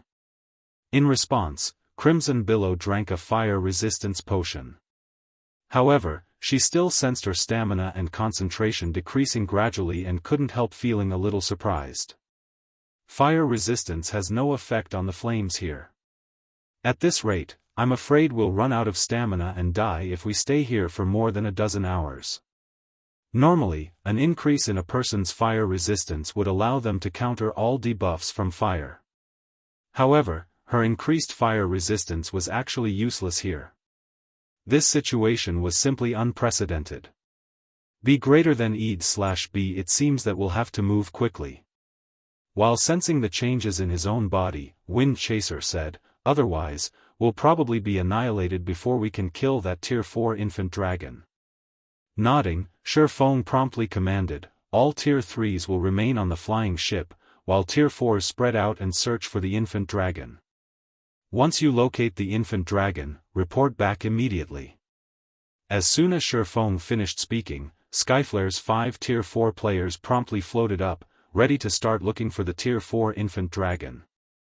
Meanwhile, Lifeless Thorn, Solitary 9, and Yuluo, who had been concealing their auras with their black cloaks all this time, also gradually rose into the air, the sight attracting the attention of Skyflare's executives. They're Tier 4s too? Crimson Billow was shocked as she looked at Lifeless Thorn's group of 3. Although Feng had already surprised her plenty of times, she still found it astonishing that the 3 players who had tagged along with Feng were also Tier 4 players. After all, Tier 4 players were still rare in the entire God's domain. On average, a main city would only have 1 or 2 Tier 4 players. Yet, it was revealed that not only Feng but even the people following him were Tier 4 players. Read latest chapters at Wuxia World. Since when were Tier 4 players as common as cabbages? It seems Black Flame has far more secrets than we think. Fortunately, we chose to partner with him. I really don't want to imagine what would have happened had we chosen to make an enemy out of him, Wind Chaser said, smiling bitterly. Yuluo aside, Lifeless Thorn and Solitary 9 were part of the group that entered Meteorite City with Feng. Now that 3 out of the group of 5 were confirmed to be Tier 4 players, it wouldn't be strange that the other 2 players were hidden Tier 4s as well. To think that we were actually planning to use force if negotiations failed. In retrospect, Wind Chaser found their thoughts laughable. Subsequently, after Feng's group of 9 searched for about half an hour, Crimson Billow's voice suddenly appeared in the team chat. I found the infant dragon. It's resting inside a cave in the Southwest Valley. Chapter 2789, Dragon's Might in a cave on the southwestern side of the Ghostfire Hills. After Crimson Billow sent the infant dragon's coordinates, Feng had quickly gathered everyone. Now, all 128 members of the team were sneaking deeper into the cave. The flames seemed to be getting stronger and stronger, Yuluo said worriedly when she sensed her stamina and concentration depleting at a quicker rate. Moreover, the burning sensation is also growing stronger, the deeper we go. At this rate, I'm afraid the burning sensation will grow so strong that we won't be able to focus during the battle. Indeed. The burning sensation here is getting worse. Wind Chaser nodded in agreement. Under this burning sensation, I'm afraid ordinary Refinement Realm experts won't be able to exhibit combat standards at the Refinement Realm. Previously, the illusory flames merely ate at his stamina and concentration. However, he now felt as if his whole body was scorching. Although the pain was subtle, it would still impact the performance of people with weak minds.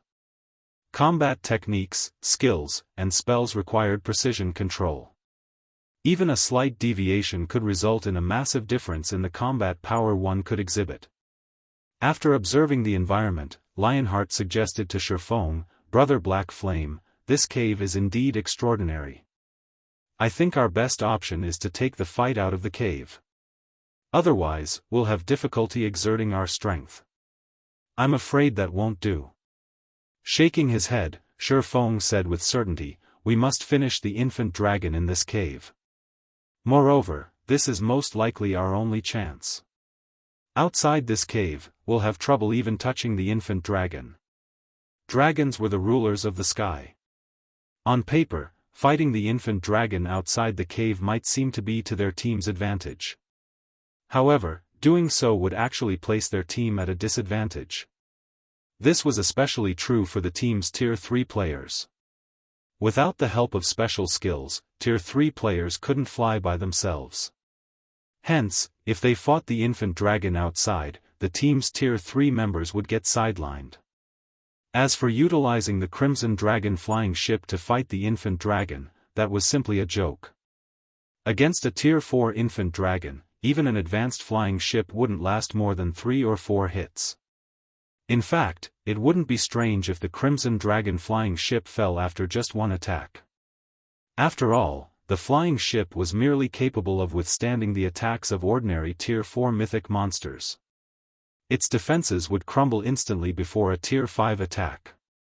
Shortly afterward, Feng and the others came across Crimson Billow, hiding underneath a rock. At present, though, Crimson Billow had a wilted expression on her face. What happened? Lionheart asked strangely when he saw Crimson Billow's condition. It's nothing. Shaking her head, Crimson Billow smiled bitterly and said, I'm just wondering whether we can really win against that infant dragon. Although it is an infant dragon, our team isn't a pushover either. How would we know we can't win if we don't give it a try? Bloodblade said confidently as he looked at Crimson Billow's defeated expression. Don't forget that we have 9 Tier 4 players this time. That infant dragon is also only at Tier 4. However, after Bloodblade finished speaking, the cavern at the end of the road appeared in front of everyone. And a creature with a pale golden body over 100 meters long entered their sight. Infant Golden Dragon, Mythic, level 140 HP 112 billion, how is this possible? Everyone gasped involuntarily when they saw the infant dragon statistics. Even Lifeless Thorn and Solitary 9, who had seen a half-step Demon King before, were astonished.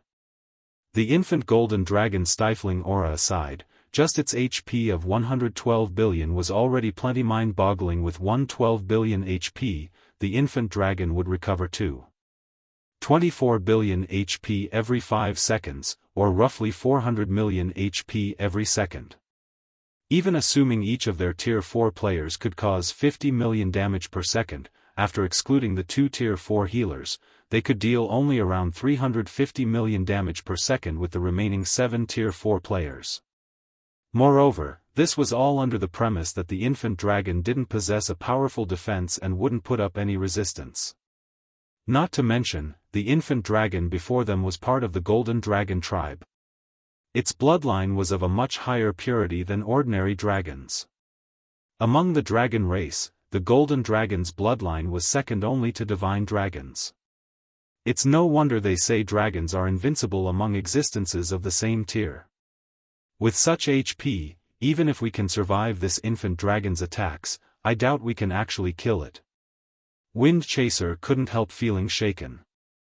Although HP wasn't everything, it could still provide an intuitive gauge of an existence's general strength. With how much HP the infant dragon possessed, it was easy to imagine how terrifying its basic attributes were. They were definitely at least 2 or 3 times higher than those of the average superior mythic monster of the same level. What did that mean? With an attack from a superior mythic monster of the same level, a Tier 4 player would still receive significant damage even if they merely defended themselves. However, if a Tier 4 player tried defending against one of the infant golden dragon's attacks, they would be fortunate to retain a scrap of HP to keep themselves alive. If they were unlucky, they would be one-shot. In other words, if their team wished to fight the infant golden dragon, they couldn't allow even a graze from it. Otherwise, lives would be lost. At this moment, Lionheart and the other Skyflare executives finally understood why Feng didn't assign healers to any of the Tier 3 combat squadrons. After all, Tier 3 players would be no different from ants in the upcoming battle. They were insignificant existences that would disappear upon coming into contact with even the slightest shockwave. Hence, there was naturally no need to assign healers to them. An infant golden dragon? Feng also smiled bitterly when he saw the mountain-like dragon before him. No wonder this quest was evaluated at the inferior mythic rank. This Tier 4 infant golden dragon's combat power reached the Tier 5 intermediate rank. Even Fabero in his heyday wouldn't be a match for this infant dragon. In other words, the infant dragon simply wasn't an existence Tier 4 players could hope to confront. Possibly, only Tier 4 experts wielding legendary weapons and geared in legendary equipment could hope to defeat the infant golden dragon. Otherwise, the best option for players coming across this infant dragon was to obey their instincts and flee immediately. Brother Black Flame. At this time, Lionheart couldn't help but look at Feng and shake his head. Although I don't want to say it, I'm afraid there really is no hope of killing this infant golden dragon. After seeing the infant golden dragon for himself, he finally understood that the records in books weren't entirely trustworthy. After all, the infant dragon before him was many times more terrifying than what was described in the library books he read. It simply wasn't an existence Tier 4 players could hope to fight. At the very least, it is absolutely impossible for their present selves. Most likely, only Tier 4 NPCs would have a glimmer of hope. No, that's not necessarily true, Feng said, shaking his head. A hint of determination appearing in his eyes, he continued, we're not exactly out of options. It's just that we'll need to gamble. Killing this Tier 4 infant golden dragon was imperative. However, it wasn't just for the sake of completing his inferior mythic quest, but because he couldn't continue staying in the ancient god's domain. After all, his initial goal in visiting the Earthfall's secret land was simply to acquire the necessary resources for constructing the small mobile fortress. Now that he had achieved his goal, he couldn't remain here, as there were still many things he needed to attend to in the modern god's domain. Meanwhile, killing the infant dragon before him was his best chance to attract the world's attention and get the world to banish him from the ancient god's domain. Gamble? Lionheart was slightly surprised by Feng's words. He simply couldn't see how they could possibly defeat the infant dragon before them. I will start chanting an incantation in a moment, and it will most likely cause quite a commotion. So, I will need you to erect a magic barrier now to prevent the infant dragon from noticing it, Feng said, taking a deep breath. As for the subsequent battle, I will need you, Commander Lionheart, to act as support. Both you Luo and Fated Fern will be tasked with healing you. 9. You'll protect the healer squadron. As for the healer squadron, use everything you have to heal my summoned creature. Do not stop for even a moment. Summoned creature? Lionheart and the others were confused by Feng's words. They found it hard to imagine that any summoned creature could stop the infant golden dragon for even a moment. Despite their doubts, everyone still obeyed Feng's commands. The next moment, over 100 people each took out a magic array scroll from their bags and instantly erected a barrier to isolate the tunnel from the cavern. With this magic barrier present, the infant golden dragon wouldn't detect anything they did inside the barrier even if it was awake right now. Brother Black Flame, everything is ready. You can begin whenever you want. Lionheart said. Looking at the advanced magic array, he couldn't help feeling a little heartache. However, to avoid disturbing the infant golden dragon, they had no choice but to use it. Meanwhile, after Feng personally verified that everything was set up correctly, he took out the Bible of Darkness and began chanting an incantation. Originally, he had not planned to use the Bible of Darkness. After all, the cost of using it at Tier 4 was far too great. He estimated that after a few more uses, his soul would get devoured by the power of darkness. However, if he wished to slay the infant golden dragon now, he could only take the risk. Immediately after Feng began chanting, the mana inside the barrier gave off a bone-chilling sensation, the complete opposite of the burning sensation it gave off previously. Before anyone could react to the change, the barrier's interior suddenly went dark. Everyone could feel endless loneliness, coldness, and despair coming from the darkness around them. Standing in this dark environment didn't feel the slightest bit better than standing in the infant dragon's presence. As Feng continued incanting, the infant golden dragon slumbering outside the barrier suddenly opened its eyes as if startled awake. Its massive eyes then looked directly at the barrier-enveloped tunnel vigilantly. How is this possible? Fated Fern, who was hosting the magic barrier, was stunned by this development.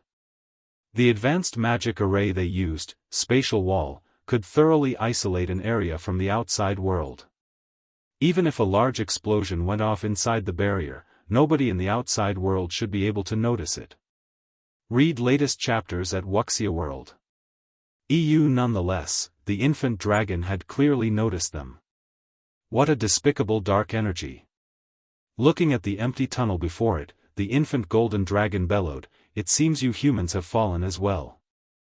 To think you would actually come seeking death together with a demon." The infant dragon's bellow instantly extinguished the advanced magic barrier like a storm blowing out a candle. Simultaneously, the figures of Feng and the others appeared before the infant dragon. Brother Black Flame? Seeing that the infant dragon had already stood up, Lionheart raised his shield anxiously. He then sent a sidelong glance at Feng and asked, "Are you still not done?" The power of the dragon before them far exceeded his expectations. Normally, even mythic monsters couldn't destroy the spatial wall so easily, yet the infant dragon had accomplished this feat with just one roar. He simply didn't dare imagine how powerful an actual attack from the infant dragon would be. "I'm done. I made it just in time," Feng said, a smile appearing on his pale face. As soon as Feng finished speaking, a dark void appeared in the cavern's ceiling. A stone door even larger than the infant golden dragon then fell out of this void.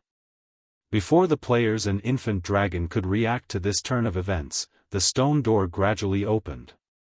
Chapter 2790, Heaven-defying battle. The demon gate inside the cavern opened. However, when the door was only partly open, a cold voice suddenly came from beyond it. Feng's group and the awakened infant golden dragon shuddered involuntarily upon hearing this voice. A little golden lizard and a heaven-blessed individual. "Wait, no, you're not an existence of this world." "Interesting." "How interesting." "Oh. The Bible of Darkness is actually damaged?" "Wonderful. This is truly wonderful." The demonic words that came out of the door echoed in everyone's mind. Although the voice spoke in a calm tone, the aura escaping the door paralyzed everyone momentarily. The infant golden dragon glared at the door in fear. A Tier 5 Demon King? Feng was astonished when he sensed the frightening aura from the demon gate. According to his expectations, he would already be fortunate if he could summon even a demon prince. After all, the Bible of Darkness had yet to reach its perfect state. However, the existence behind the demon gate was undoubtedly much stronger than a demon prince. In fact, none of the Tier 5 existences he had come across thus far had exuded such a powerful aura. "This book isn't suitable for a little guy like you. Give it to me. Only if it is in my hands can I truly descend onto this land." At the Demon King's words, Feng suddenly sensed his control over the Bible of Darkness waning, and the Bible actually started flying toward the demon gate. Seeing this, Feng couldn't help being shocked.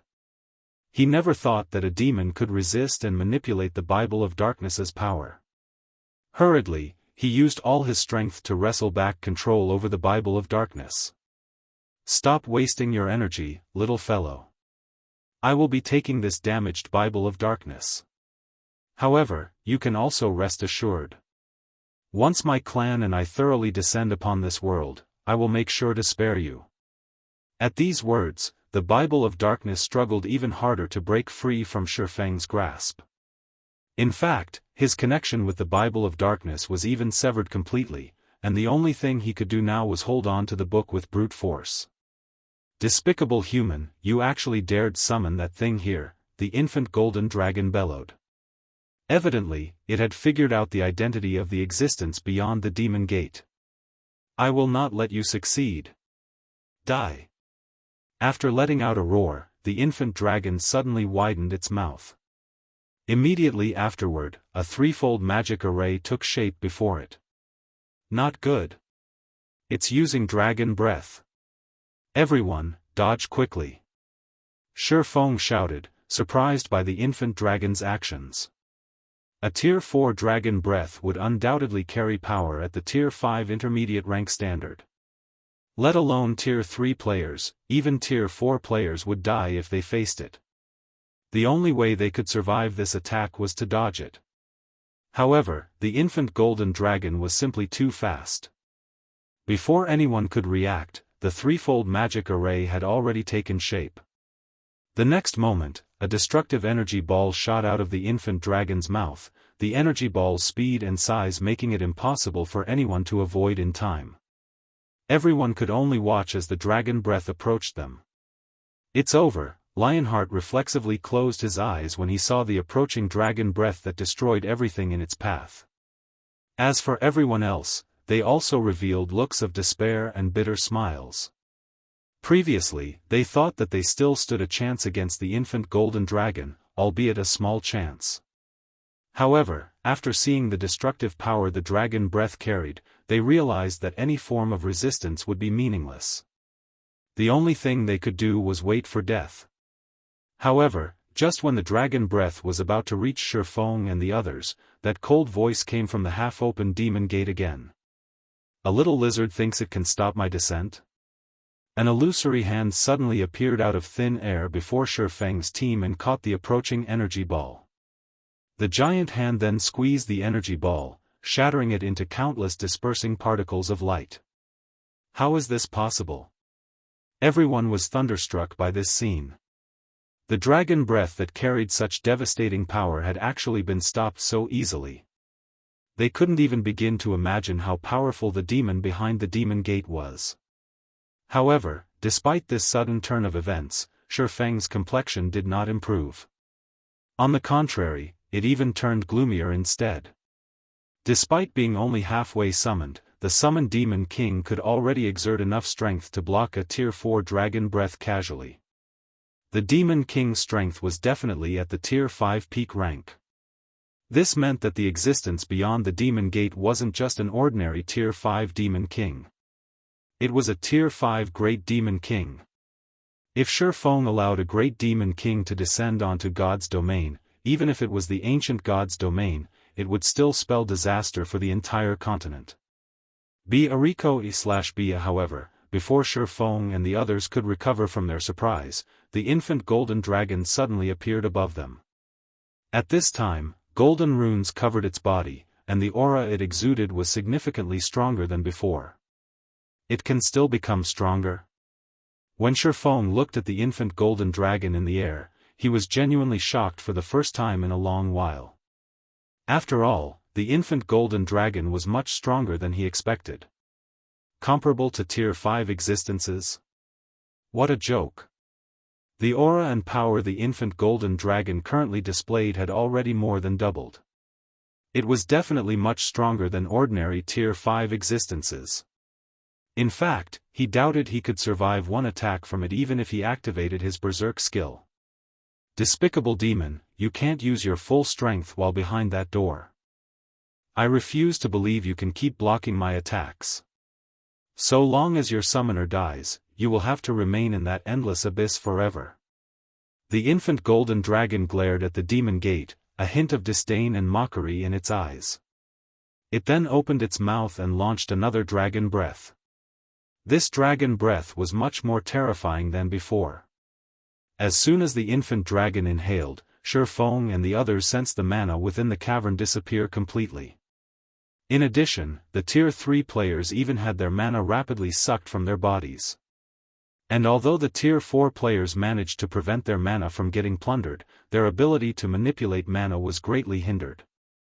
Now, they couldn't even exhibit half of their usual combat power. This is that infant dragon's true strength? Bloodblade fell into despair as he looked at the massive figure in the air. Seeing it now, he couldn't help but find their previous notion of challenging the Tier 4 infant dragon laughable. The infant golden dragon was much stronger than what its HP portrayed. It simply wasn't an existence Tier 4 players could hope to challenge. This moment drove home to Feng why the quest he received was of the inferior mythic rank. He also understood why humans capable of slaying dragons were highly praised in God's domain. It would already be a miracle if a human could fight a dragon of the same tier and level to a standstill, let alone kill one.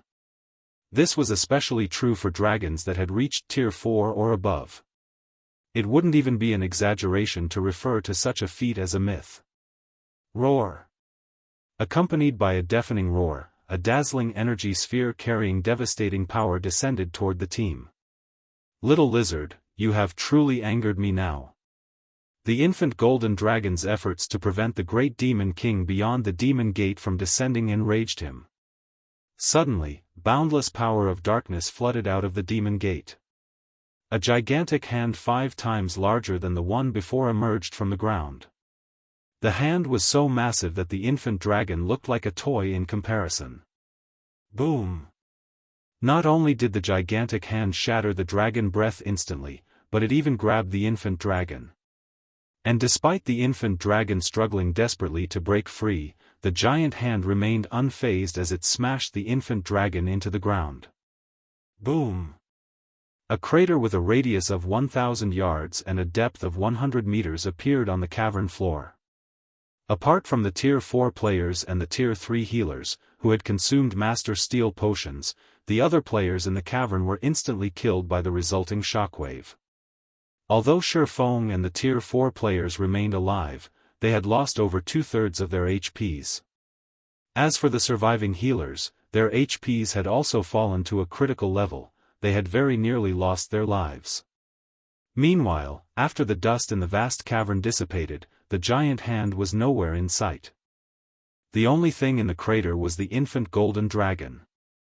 Presently, however, the infant dragon had both its wings broken, with blood flowing out from all over its body. Its life aura had also weakened significantly, and its HP had even fallen to just 63%. Given the infant dragon's current state, it was evident that the great demon king's attack had heavily injured it. How strong! So, this is the strength of a Tier 5 great demon king? Feng was dumbfounded by this outcome. The infant golden dragon had put its all into the last attack, and the attack's power had definitely reached the Tier 5 advanced rank standard. Yet, it still suffered a brutal beating. The difference in strength between the infant dragon and great demon king was clear for all to see. In fact, if not for the demon gate severely dampening the great demon king's strength, the infant dragon would have most likely died from that one attack. Meanwhile, after the great demon king executed this attack, his control over the Bible of Darkness had also weakened significantly. At the very least, Feng could now sense a connection between him and the Bible of Darkness. Feng hurriedly cancelled the summoning.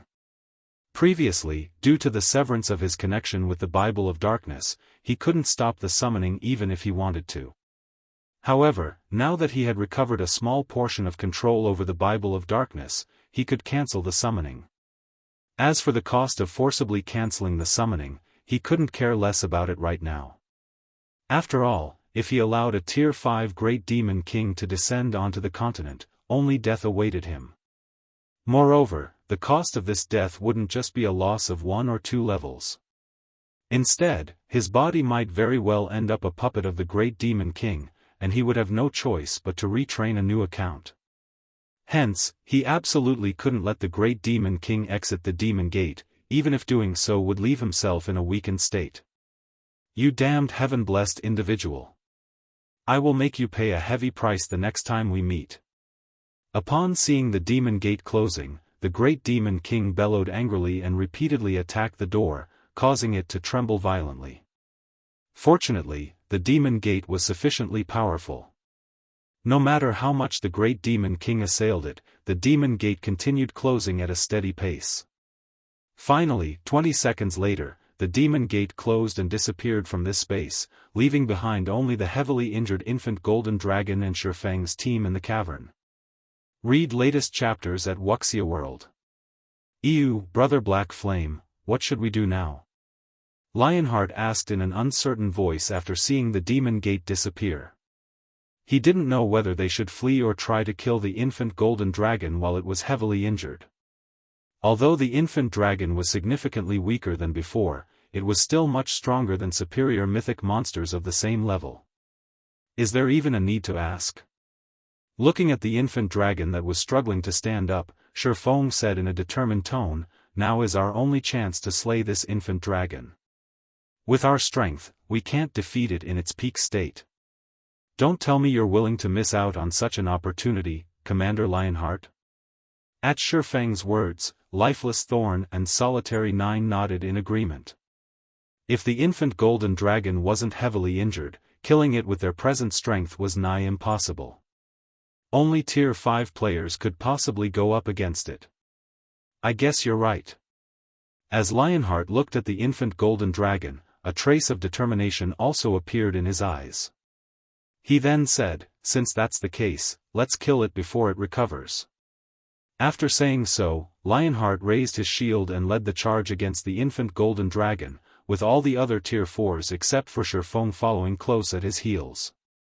Chapter 2791, Infant Golden Dragons Fall, Insignificant Humans. Do you think you can insult me just because I am heavily injured? When the infant golden dragon saw Lionheart and the other Tier 45 charging toward it, anger flared in its amber pupils, and it let loose a deafening roar. A shockwave immediately spread from the infant dragon to its surroundings. Boom! Boom! Boom! A series of collisions echoed throughout the cavern as Lionheart and the others got hit by the shockwave. Aside from Lionheart and Solitary 9, everyone else on the team went flying back several dozen meters, a stinging pain washing through their bodies. They also lost over 2 million HP from the attack. Lifeless Thorn and the others, who only had around 6 million HP, had basically lost 1/3 of their HPs to the shockwave. It's still so strong even after getting injured? Everyone gasped when they saw their own HP bar. The infant golden dragon was clearly extremely weakened right now, yet it still managed to inflict so much damage with only its roar. Its strength was simply terrifying. At this time, even Feng was stunned by this situation. In addition to its heavy injuries, the infant dragon was also suffering from the heavenly dragon's breath suppression. Otherwise, everyone would have most likely lost over half of their HP from the shockwave. Tier 3 healers, keep up. Restore the damage dealer's HP with everything you've got. Don't stop even for a moment. Feng, who was currently incapacitated due to the backlash from forcibly canceling the demon summoning, hurriedly issued commands across the distance. You Luo and Fated Fern, you two prioritize healing Lionheart and 9. Make sure their HPs are full at all times. At Feng's command, Fated Fern, a Tier 4 oracle, swung her staff and double-cast 2 Tier 3 curses. Tier 3 Defensive Curse, Contract Barrier. Tier 3 Strengthening Curse, Heavenly God's Prayer. Immediately, a translucent barrier formed around the bodies of Lionheart and Solitary 9. Simultaneously, divine runes appeared on the bodies of everyone on the team, doubling everyone's resistances and defense and increasing everyone's physique by 20% for 20 minutes. She even has a Tier 3 AoE strengthening curse? Feng was surprised as he looked at Fated Fern's strengthening spells were incredibly rare in God's domain. In fact, they were 10 times rarer than ordinary curses of the same tier. This was especially true for AoE strengthening spells. The value of such a spell was practically equivalent to a fragmented legendary item. In his previous life, any player who wielded strengthening spells would receive the VIP treatment from the various superpowers. This was because, unlike berserk skills, strengthening spells had short cooldowns and long durations. An AoE strengthening spell could elevate a team's combat power to a whole other level. In the past, one of the reasons Violet Cloud was recognized as one of the 10 great cleric gods was her possession of many AoE strengthening spells. This prompted the various superpowers to desperately seek her. As far as Feng knew, nobody in the modern god's domain had gained a strengthening spell even now. Yet, not only did Fated Fern possess a strengthening spell, but it was even of the AoE variety. How could he not be surprised by this situation? Meanwhile, after Fated Fern cast Heavenly God's Prayer, the team's overall combat power evidently rose by a slight margin. Good. Let's continue. After seeing the barrier protecting his body, Lionheart charged forward once more. This time, the infant dragon no longer attacked with its roar. Instead, it swept its tail at the approaching players. However, Despite seeing the tail that shattered even space itself bearing down on him, Lionheart did not back away. Instead, he raised his shield and stood his ground. He then activated the Tier 3 defensive skill, Blood Cloud. A crimson barrier appeared before his body, one capable of absorbing 6 attacks. Although the barrier could fully nullify only attacks at the Tier 4 standard and below, it could still diminish the damage of Tier 5 attacks. Boom! The blood cloud instantly exploded upon coming into contact with the infant dragon's tail. However, thanks to the blood cloud dampening the blow, Lionheart only stumbled 2 steps backward and lost a little over 6 million HP. For Lionheart, who had already reached level 137 and possessed 17.2 million HP, this amount of damage was still tolerable. Upon seeing that Lionheart could take on the infant dragon's attacks, everyone else on the team breathed out a sigh of relief and began assaulting the infant dragon. Bloodblade used his Tier 4 legacy skill Storm Dance. Lifeless Thorn also used his Tier 4 legacy skill Lightning Serpent. Tier 4 skills and spells bombarded the infant dragon's body one after another, every one of them dealing over 50 million damage, with some even doing over 100 million critical damage. However, compared to the infant dragon's remaining 60 billion HP, this amount of damage appeared minuscule. Is the damage still not enough? Feng frowned when he saw the result of the frenzied barrage. Apart from Lionheart, the 5 other Tier 4 players fighting were currently attacking the infant dragon with everything they had. Yet, the damage they caused just barely exceeded the infant dragon's battle recovery. Moreover, this was with the infant dragon's battle recovery halved due to its heavy injuries. The Tier 3 healers healing from a distance also couldn't help growing anxious in this situation. At this rate, their team would need more than an hour to finish the battle. Meanwhile, 1 hour was definitely more than enough for the infant golden dragon to recover from its injuries. If that happened, they would be doomed. Lionheart and the others were also aware of the situation. However, this was already the best they could do. Although they could activate their berserk skills to raise their damage output temporarily, doing so would be meaningless, and would prompt the infant dragon to enter its berserk phase earlier. At that time, without their berserk skills, they would be utterly incapable of defending against the infant dragon's attacks. Do any of you have combat resurrection? Feng asked the 12 Tier 3 healers behind him. In the ancient god's domain, ordinary resurrection methods couldn't resurrect players on the spot. One special type of resurrection method could. However, the player resurrected through this method would suffer a higher death penalty. I do. 8 of the Tier 3 healers responded to Feng's question. Good. Go and resurrect the 8 players with the highest strength. Feng breathed out a sigh of relief when he saw how many responses he received. The next moment, the 8 healers with combat resurrection resurrected 8 of Skyflare's fallen members. Take these spears and divide them among yourselves. After looking at the 8 resurrected players, Feng took out the 600+ thunder spears stored in his bag. Drink a master strength potion and activate your berserk skills. Afterward, use everything you have to throw these spears at the infant dragon. It's best if you can use up all these spears before your berserk skills run out. Don't hold back. Yes, sir. The 8 players nodded, fully understanding Feng's intentions. As Tier 3 melee players, they couldn't even be considered cannon fodder in front of the Tier 4 infant dragon. After all, if they tried moving up close to the dragon, they would instantly die to any random roar. The only way they could contribute to the raid was by relying on external items.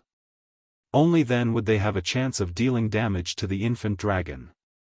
The 8 players consumed the master strength potions they had prepared beforehand, which increased their strength attribute by 70% for 3 minutes. They then activated their respective berserk skills, further improving their basic attributes. In terms of strength, the 8 of them could already rival mythic monsters of the same level. After seeing the infant dragon swing its tail, exposing its back, Feng ordered, "Attack." Aim at the dragon's injuries or the reverse scale on its back. At Feng's command, the 8 melee players promptly threw the thunder spears they held with all their might. Whoosh!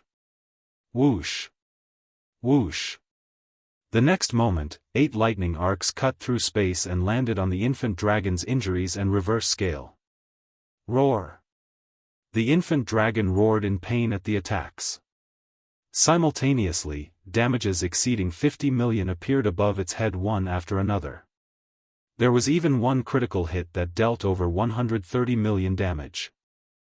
The 8 melee players' attacks were not the slightest bit weaker than those of Lifeless Thorn and the other Tier 4 combatants, only the frequency of their attacks was slightly inferior. Good. Next volley. Seeing that the attacks were highly effective, Feng promptly called for another attack. In response, the 8 melee players each took out another thunder spear and hurled the weapons at the infant dragon. When the attacks connected, the infant dragon's HP bar finally shrank, albeit slightly. As expected of the commander. We have a chance now. Solitary 9 couldn't help growing excited when he saw the rate of the infant dragon's HP decrease accelerating. Crimson Billow, who was frantically attacking the infant dragon, looked toward Feng in surprise despite herself. He still has a trump card? She never thought that Feng could actually add 8 more Tier 4 combatants to the fight. Now, with their damage output, killing the infant dragon within a short period was entirely possible. The infant golden dragon's HP continuously decreased over time. 60%. 40%. 30%. The speed at which the infant dragon lost HP was nothing like before. Only, in exchange for this boost in DPS, the supply of thunder spears declined rapidly. In just 2 minutes, the 8 Tier 3 players had already used up more than 400 thunder spears. Everyone, be careful. It's going berserk. Feng warned when he saw that the infant dragon's HP bar had fallen to a critical level. As soon as Feng finished speaking, the infant dragon suddenly let out an angry roar. Simultaneously, the dragon's body gave off a dazzling, golden glow, and its eyes turned bloodshot. It had evidently entered a berserk state. All right. Since Brother Black Flame has let us see his cards, let's show him ours as well. Glancing at Faded Fern, Lionheart shouted, "Fern, it's your turn now. Leave it to me." Faded Fern smiled. She then took out the Tier 5 sealing crystal from her bag and began chanting an incantation. Immediately, as if time had frozen, silence fell over the entire cavern. The only exception to this phenomenon was the gradually shattering crystal in Faded Fern's hand. Before the infant golden dragon could smash its claw at Lionheart, a magic spear several hundred meters long suddenly appeared above the infant dragon and struck its head. Tier 5 spell, Destruction Spear. Boom! The infant dragon's titanic body instantly collapsed to the ground, the impact creating a crater several dozen meters deep. The space surrounding the crater even turned into a dark void. The next moment, a damage value exceeding 10 billion appeared above the infant dragon's head. In addition, not only did the infant dragon's berserk state get interrupted, but the infant dragon was even powerless to push itself off the ground. The power of the destruction spear stupefied everyone present. Even Feng never thought that the sealing crystal would hold such a powerful spell. The destruction spear was just slightly inferior to the Great Demon King's attack from before. Good. Everyone, attack with everything you've got. Feng shouted. Ignoring the fact that he was still in a weakened state, he activated Power of Darkness, which allowed him to move his body. He then charged straight at the incapacitated infant dragon. As for everyone else, they, too, activated their berserk skills at Feng's command, instantly doubling their basic attributes. Damages exceeding 100 million appeared above the infant dragon's head one after another. 10%. 6%. 3%. Read latest chapters at Wuxia World. EU. Just as the infant dragon was about to recover from its incapacitated state, Feng activated Divine Providence before using his strongest trump card. Tier 3 skill, Blade Awakening. Tier 4 skill, Lightning Edge. The next moment, Feng, who had entered a transcendent state, brandished the abyssal blade. A river of light then descended upon the infant golden dragon's body. Minus 135,474,514. Minus 129,435,471. Minus 264,854,214. A series of damages exceeding 100 million appeared above the infant golden dragon's head in rapid succession, the attack thoroughly plundering its remaining HP. Chapter 2792, Astonishing Harvest. The infant golden dragon uttered a mournful cry as its titanic body crashed to the ground. Subsequently, an unprecedented silence descended on the cavern. We did it. We succeeded.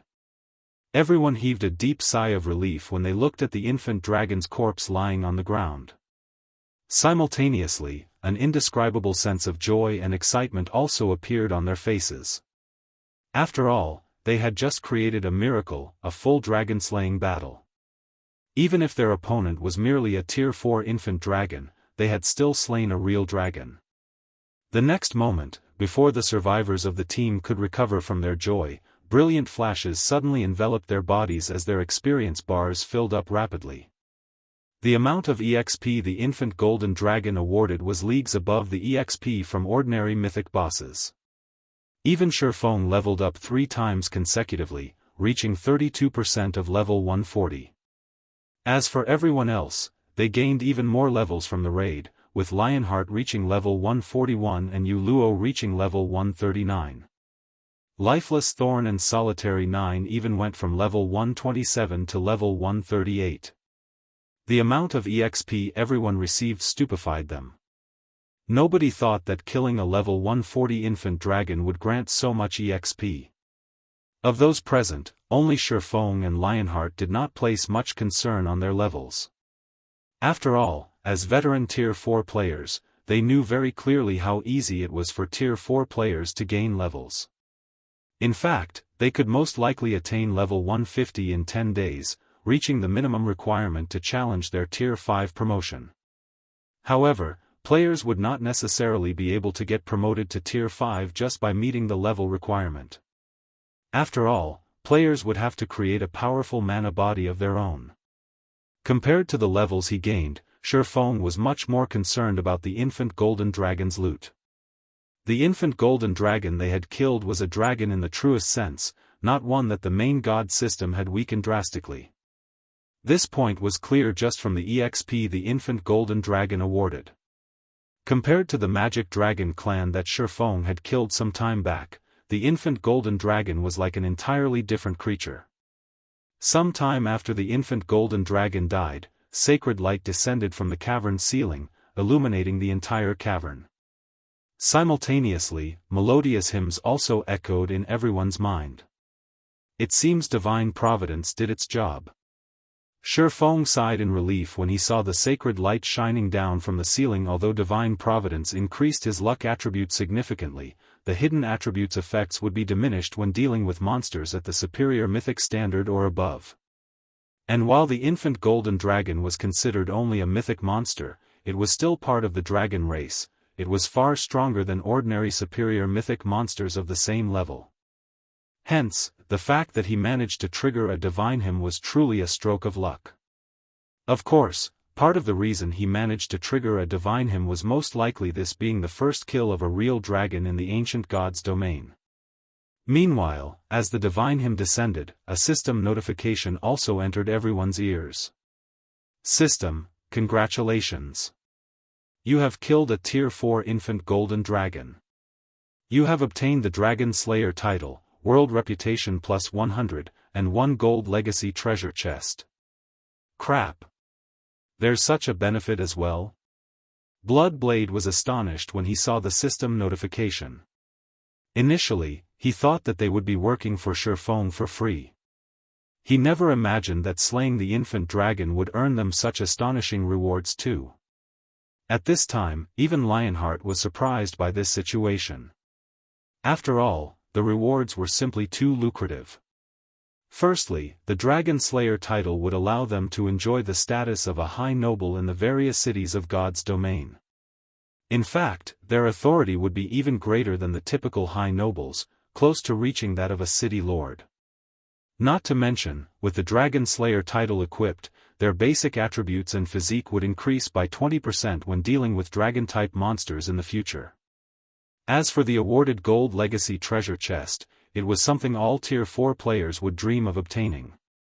The Gold Legacy treasure chest had a considerable chance of awarding a legacy book, which would grant the user with a significant number of legacy skill points when used. The treasure chest also had a high chance of containing rare Tier 4 skill and spell books, as well as a small chance of containing a legacy guidance for the road beyond Tier 4. These rewards were far more valuable than weapons, equipment, and magic crystals. It wasn't an exaggeration to say that the Gold Legacy treasure chest's value was equivalent to a fragmented legendary items. For some people, the treasure chest was even better than a fragmented legendary item. Meanwhile, aside from the reward notification, Feng, Lifeless Thorn, Solitary 9, and Yu Luo received a second system notification. System, warning. The world of God's domain has noticed your existence as an outsider. You will be expelled from the world in one natural day. Sure enough, it was a success.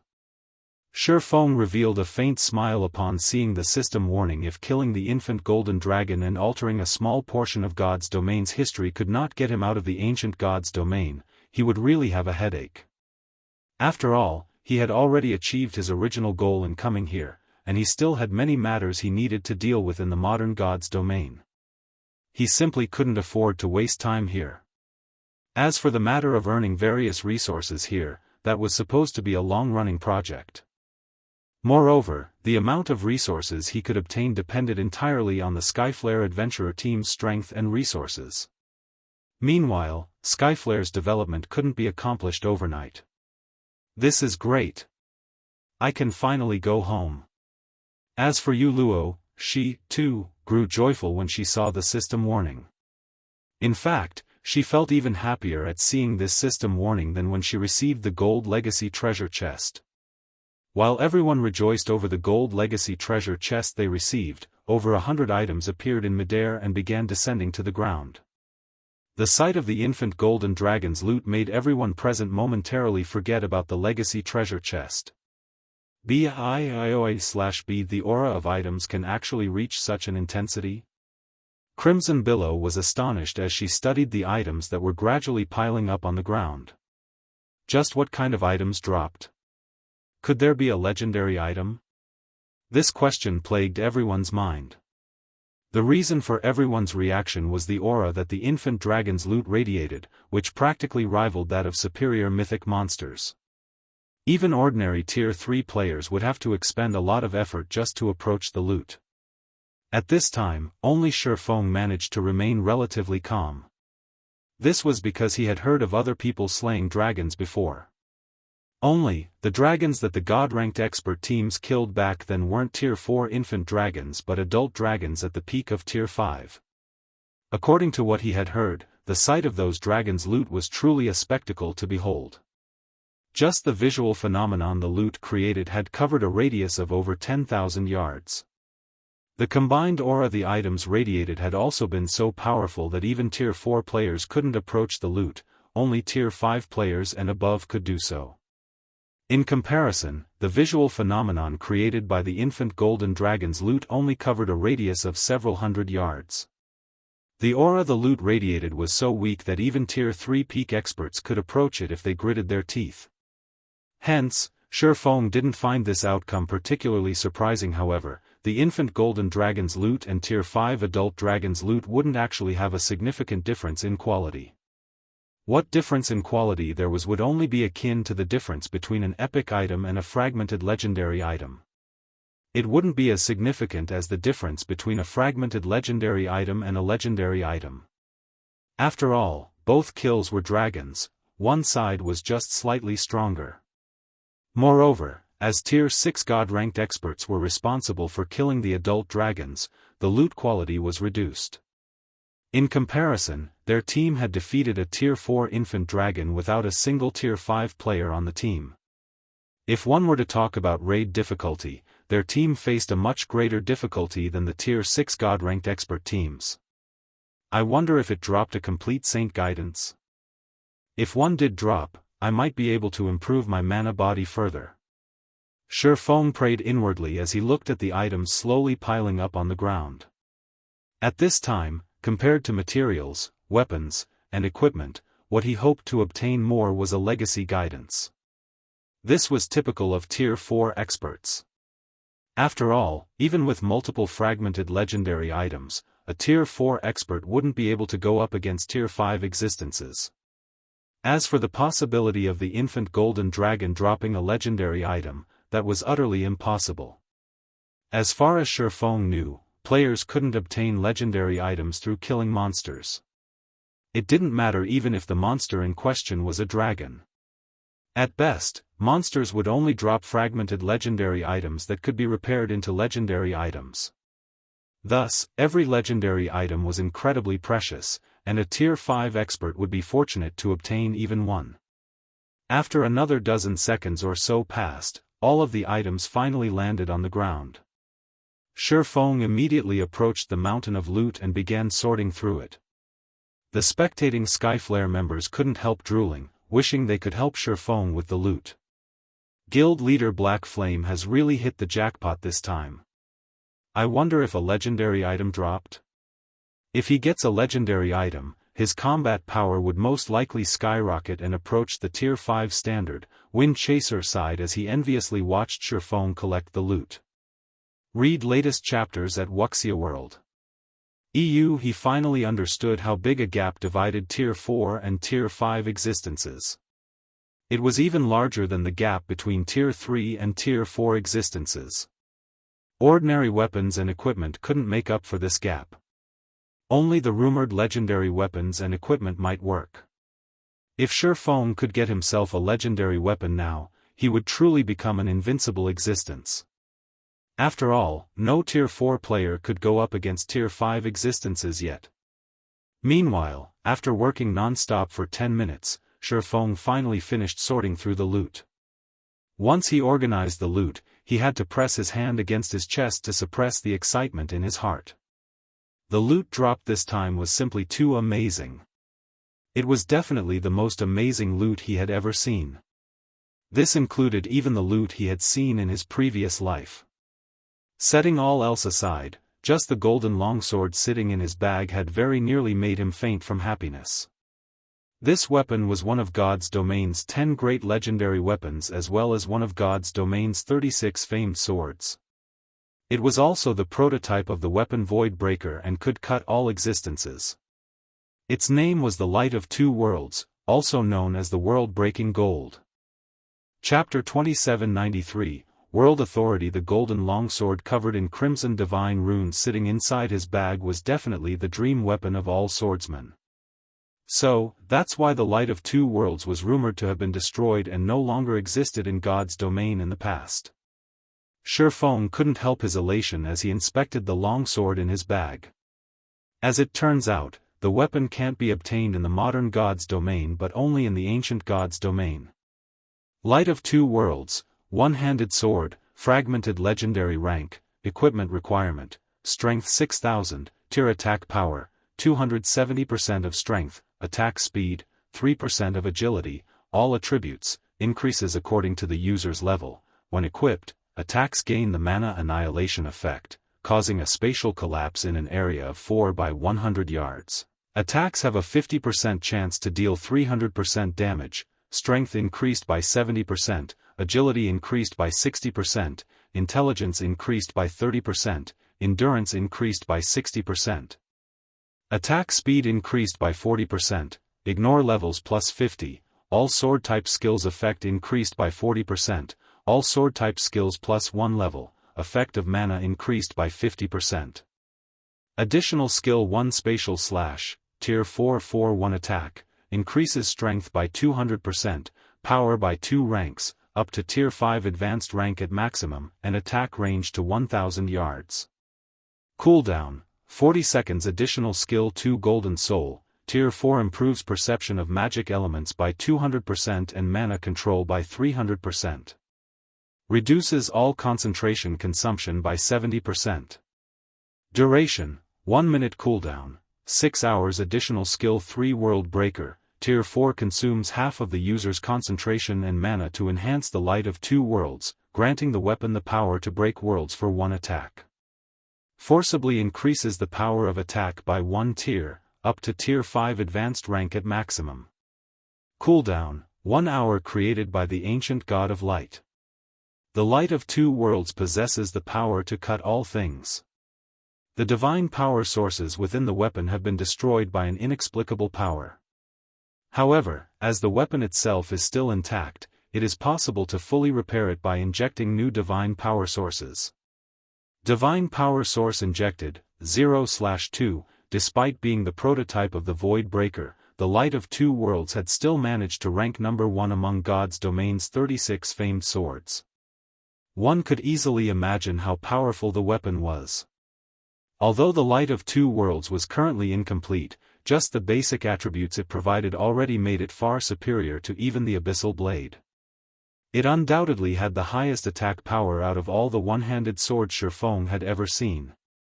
Not to mention, there were also the outrageous skills the weapon carried. Just by wielding the Light of 2 Worlds, a Tier 4 swordsman would be capable of exchanging one move with a Tier 5 existence. This was a feat that was impossible with ordinary fragmented legendary weapons.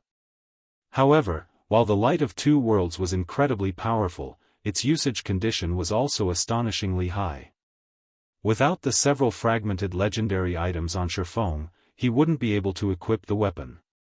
Meanwhile, the Light of 2 Worlds' appearance could also be considered heaven-sent.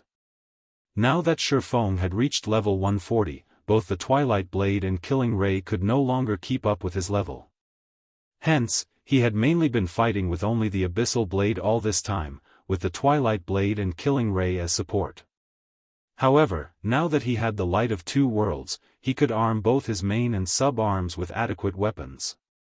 In fact, even if he failed to collect the 2 remaining fragments of Solomon's sword, he wouldn't have to worry about finding a replacement weapon.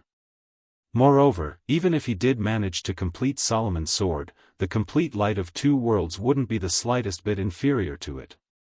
The only problem was that divine power sources were incredibly hard to find. In fact, Feng had only ever heard rumors of divine power sources, he had never actually seen one before. This was because divine power sources were far more valuable than god crystals. They were the power sources of gods, and they carried incredible strength. The value of a divine power source was comparable to a legendary item. Meanwhile, the Light of 2 Worlds actually required 2 divine power sources.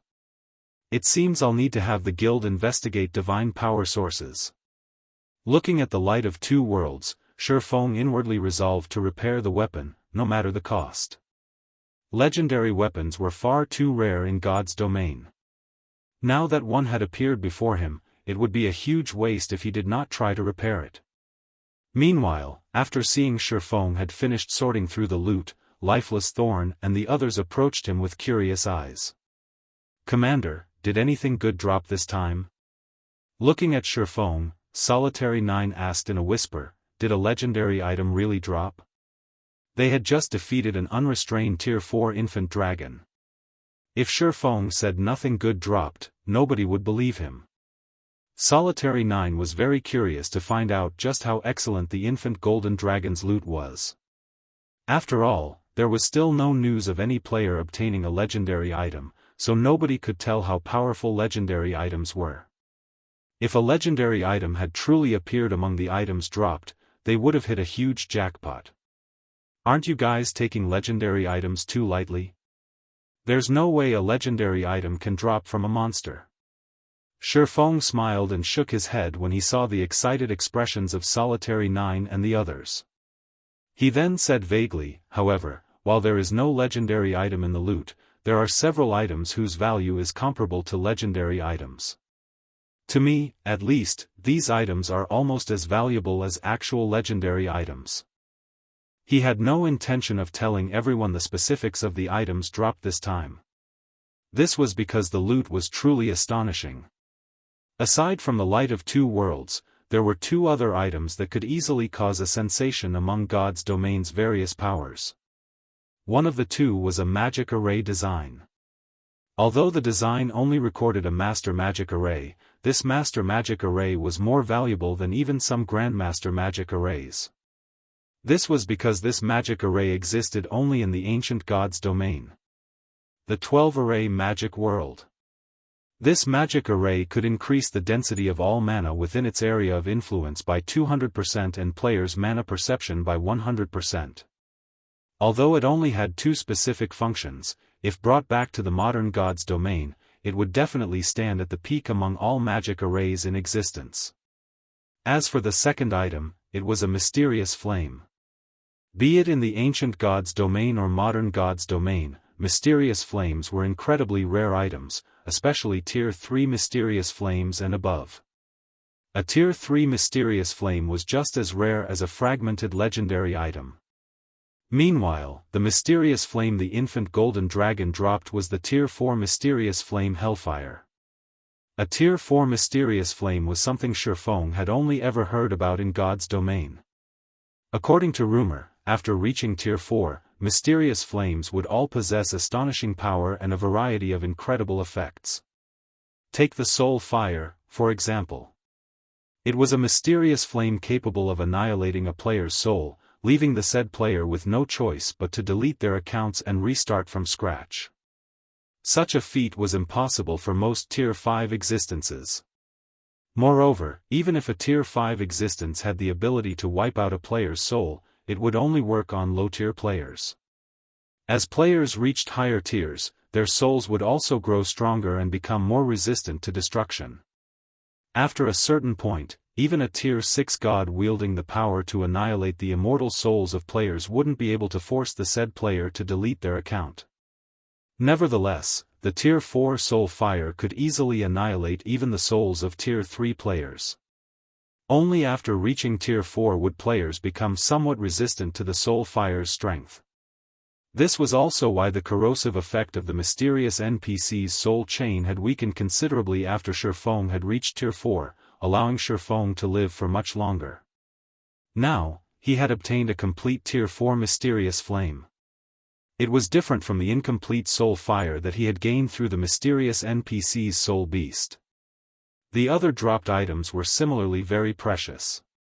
Out of the 100+ items dropped, over 30 were legendary materials such as dragon claws, dragon teeth, dragon scales, and dragon blood.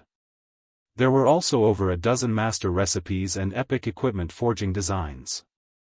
The rest were mainly inferior legendary materials and level 150 epic weapons and equipment.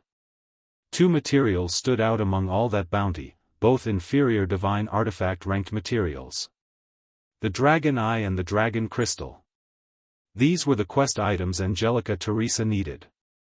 Meanwhile, after hearing Feng's words, Lifeless Thorn and Solitary 9 stopped asking questions.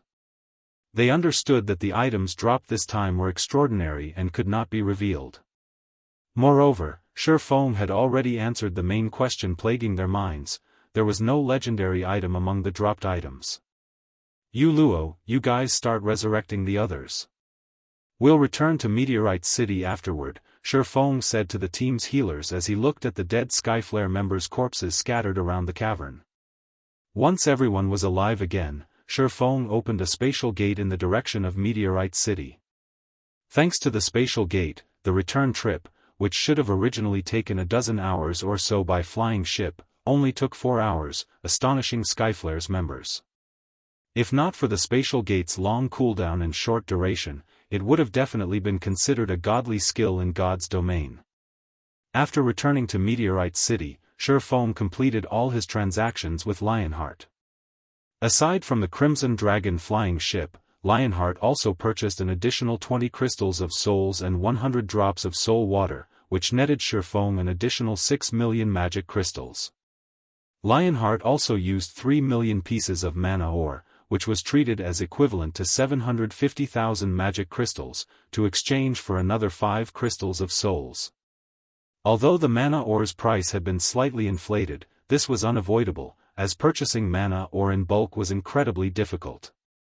Purchasing too many would naturally raise the ore's market value. However, for Feng, getting 3 million pieces of mana ore for the price of just 750,000 magic crystals was already a bargain. After the transactions with Lionheart, Feng passed 30 crystals of souls and 1,000 drops of soul water to Xianxia for her to conduct future transactions with the Skyflare adventurer team.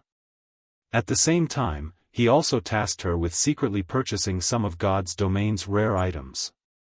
Finally, after settling all his business affairs, Feng handed the Dragon Eye and the Dragon Crystal to Angelica Teresa, who was still recuperating from her injuries. As soon as he handed over these two items, not only did Angelica's favorability of him increase by 100 points, but she also gave him a Tier 5 legacy guidance she had obtained from a sword saint. Feng was a little surprised by this reward. Is this the hidden reward for not bringing Angelica Teresa on the raid? While the infant golden dragon had indeed dropped a lot of excellent items, it hadn't dropped any legacy items. This situation had rendered Feng quite speechless at the time. Now, Angelica Teresa directly handed him the legacy guidance he wished for dearly. After the conversation with Angelica, Feng immediately received a system notification. System, congratulations. You have completed the inferior mythical quest, World's Choice. You have gained World Authority +2. System, you have obtained World Authority. World Authority currently at level 1. Please feel the specific effects of World Authority on your own. As soon as the system notification appeared, an indistinct chain became visible around Feng's body from the void. A moment later, this chain suddenly disintegrated, and he immediately felt the world around him becoming much clearer than before. He could even sense that his intimacy with the world of the ancient god's domain had improved slightly. The world was no longer as hostile toward him as before. So, these are the effects of World Authority?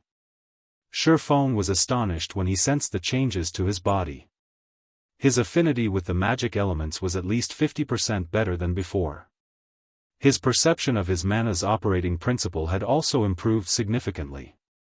After careful observation, he noticed that the layer of white mist that hindered his perception had thinned out by roughly 30%.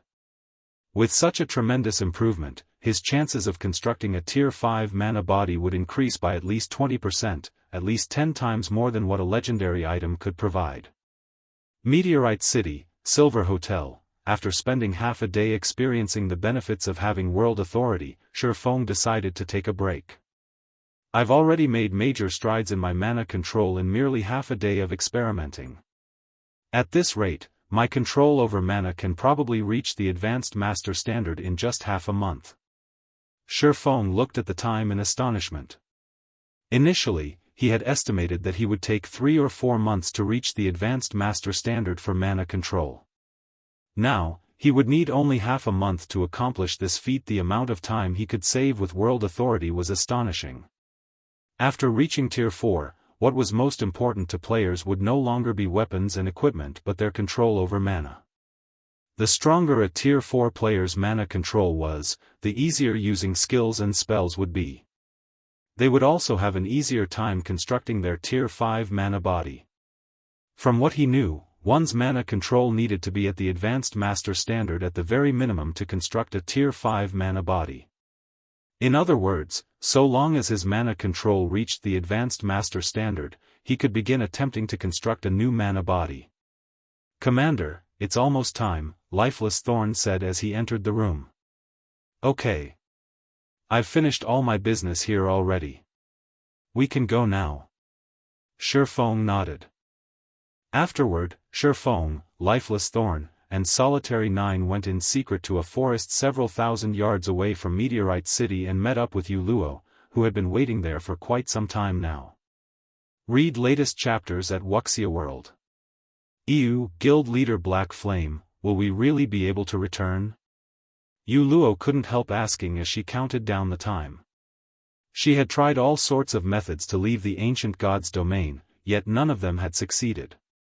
Although there was the system notification's assurance this time, she still felt a little doubtful. "Relax. The system won't lie to us," Feng said, chuckling when he saw the anxious look on Yu Luo's face. Shortly after Feng finished speaking, the system's timer of 1 natural day struck 0. Immediately, the space around the 4 shattered, forming 4 small spacetime tiers. An invisible force then pushed them into these spacetime tiers. In the blink of an eye, Feng's group of 4 disappeared from the quiet forest as if they never existed here in the first place. Chapter 2794, God's Domain State of Affairs. This place was a vast, blue ocean with nary a cloud in the sky. At this time, a tear in space spanning over 1,000 yards suddenly appeared above the ocean, its appearance kicking up strong winds that disrupted the peace of this place. A moment after the spatial tear formed, 4 figures flew out of it and plopped into the ocean. Their impact on the water generated waves dozens of meters tall, the commotion attracting the attention of the dozen or so ships sailing nearby. The mana here is so thin. The sense of rejection is gone. I think we're back. While standing on the ocean's surface, Lifeless Thorn, Solitary 9, and Yu Luo grew excited when they sensed the familiar low mana environment and the lack of rejection from the world. Although the ancient God's Domain had plenty of benefits that the modern God's Domain did not possess, they had played in the modern God's Domain for most of their career in God's Domain. Most of the people and matters they knew of were found here. Naturally, they were glad to return to the modern God's Domain. Meanwhile, the appearance of Feng's group also gave the players on the nearby ships a huge shock. Crap! Who are they? How can they stand on water? They should be using some kind of levitating skill. No. If they were using a skill or spell, there should be strong mana fluctuations. But I don't sense any coming from the 4 of them. At this moment, Feng's group of 4 had all their information concealed with their black cloaks, so the surrounding players couldn't uncover any information about them. The only thing the surrounding players were certain of was that the 4 were all players. Knowing this, the surrounding players couldn't help wanting to find out the identity of Feng's group. "Let's hurry up and leave," a level 123, Tier 3 ranger driving an advanced speedboat said. "The situation in this sea zone has been chaotic recently. We'll be doomed if we get dragged into the war between adventurer teams on Dragonheart Island." "Indeed. Let's leave this place quickly. Now that such a huge commotion has occurred here, Warblood's members will definitely come over. If they find us here, they might take us for members of other adventurer teams and kill us," the level 122 shield warrior standing beside the ranger youth said, nodding in agreement. While the players on this advanced speedboat were conversing with each other, Feng and his companions, around 100 yards away, heard every word of their conversation. "So, this place is near Dragonheart Island." Feng revealed a faint smile. "It seems we were lucky. We didn't get teleported to some dangerous and remote location. Space-time teleportation was incredibly random. If they got teleported into a dangerous location, such as a forbidden land or a special location that prevented teleportation, making their way home would be very troublesome." Nodding, Lifeless Thorn said, "But based on these people's words, there seems to be quite a struggle occurring on Dragonheart Island. That's normal. With the NPC population growing continuously, the number of NPCs operating at sea would naturally increase. While they might not be as numerous as the landlocked NPCs, they will still outnumber players by a large margin. And with the participation of NPCs, the various powers will definitely struggle even more desperately among themselves for resources," Feng said, unsurprised by Dragonheart Island's current state of affairs. This was because he had received some news from Liangjing a few days ago. According to her, God's Domain was truly messed up right now, and NPC forces had even begun taking action against the guild towns of players.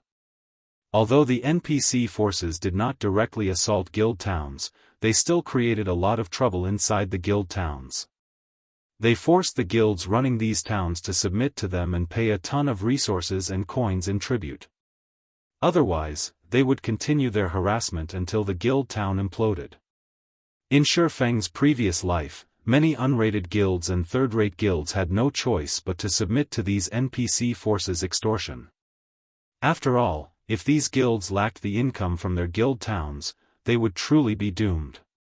Now that God's Domain's first major update had arrived ahead of schedule, once the NPCs began taking action with full force, even first-rate guilds and superpowers would have no choice but to pay tribute to the NPC forces to buy time to develop themselves.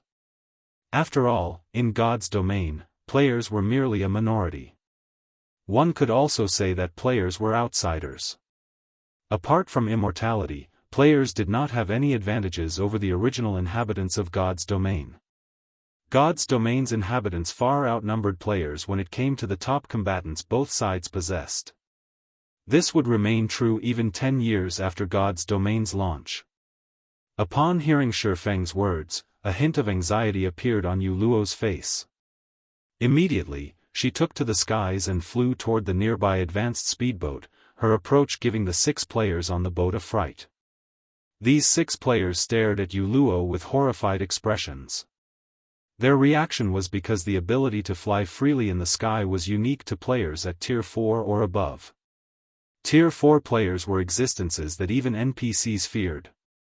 Although there were only a small number of Tier 4 experts in God's Domain, every one of them was a big shot capable of shaking heaven and earth with their every move. These Tier 4 experts were not existences ordinary Tier 3 experts like themselves could meet. "How may I help you, miss?" the Tier 3 ranger serving as the leader of the party asked respectfully as he looked up at Yu Luo. The strong were respected in God's Domain. This fact might not have been evident in the past. However, after experiencing the changes brought by the system's major update and the various NPCs' arrogant behavior, these players thoroughly understood that the world of God's Domain was a much more straightforward and crueler place than the real world. When it came to dealing with Tier 4 powerhouses, if they offended the other party, it wouldn't be strange for them to get annihilated the next second. They also wouldn't be able to do anything about it. "Do you know Heaven's Blade situation?" Yu Luo asked. Heaven's Blade was her home. Its well-being had also been a concern for her all this time. Before she entered the ancient God's Domain, the competition on Dragonheart Island had already been incredibly intense. Heaven's Blade had even clashed with several of the island's top adventurer teams and suffered casualties numbering in the thousands. This was why she had risked grinding and exploring a dangerous location by herself. Since her disappearance from the modern God's Domain until now, a month had gone by. Meanwhile, 1 month was more than enough for the entirety of God's Domain to undergo significant changes, let alone a small place like Dragonheart Island. Heaven's Blade? The ranger youth was surprised and confused by Yu Luo's question. What? Have you never heard of Heaven's Blade before? Yu Luo frowned. Or do you not want to say it? As Yu Luo's voice chilled, the Tier 3 shield warrior and the others shuddered involuntarily and looked toward the ranger youth. They didn't know whether they should speak up. Although Yu Luo hadn't revealed any killing intent thus far, her aura alone was already more than enough to instill fear in them. After all, they had personally witnessed just how powerful a Tier 4 player could be. A Tier 4 player could kill hundreds of Tier 3 players with just the flip of a hand. The silence had stretched out for a second when the ranger youth wiped away the cold sweat on his forehead and said hurriedly, "Miss, you misunderstand me. It's not that I refuse to tell you. It's just that this matter is already common knowledge in God's Domain. I was just wondering why you would ask such a question, miss." Common knowledge in God's Domain? Yu Luo couldn't help feeling a little confused. According to Feng, before his group entered the ancient God's Domain, nothing big had happened to Heaven's Blade. It had simply been competing with Dragonheart Island's several top adventurer teams for resources as usual. Feng had left the modern God's Domain only a few days ago. Logically, nothing significant should have happened to Heaven's Blade. That's right. This incident caused quite the commotion back then. It affected over a dozen superpowers, the ranger said, nodding. 3 days ago, through some unknown means, Not only did War Blood enter into an alliance with one of Dragonheart Island's local NPC forces, but someone from War Blood also got promoted to Tier 4. As a result, War Blood's influence on the island skyrocketed, and even 13 thrones suffered losses at the hands of War Blood. What about Heaven's Blade? Yu Luo asked. Heaven's Blade. The ranger hesitated to answer because he knew that the Tier 4 powerhouse before him was definitely related to Heaven's Blade. After taking a deep breath, he continued, Heaven's Blade disbanded 2 days ago. Disbanded? Yu Luo was stunned. How is this possible? She had developed from the ground up together with Heaven's Blade, and the adventurer team was basically her home. Yet, now, she was being told that Heaven's Blade had disbanded? At this moment, let alone Yu Luo, even Feng was stunned when he overheard the ranger's words from a distance. Heaven's Blade was one of Dragonheart Island's top 5 adventurer teams. Not only did the adventurer team boast close to 10 peak experts under its command, but its commander, Zwei, was even one of Dragonheart Island's top 3 MTs. In the past, Zwei had also been a legendary figure, and she had developed Heaven's Blade into an overlord-like existence in God's domain. Hence, hearing that Heaven's Blade had actually disbanded now came as a shock to him. If Heaven's Blade disbanded, where did Heaven's Blade's executives go? Suppressing the emotions in her heart and doing her best to stay calm, Yu Luo asked in a quivering voice, where did Commander Zwei and the others? Shaking his head, the ranger replied, this, I do not know. I only know that Heaven's Blade seems to have enraged War Blood. War Blood is still hunting down Heaven's Blade's members even now, going as far as sealing off Dragonheart Island. People on Dragonheart Island can't contact the outside world.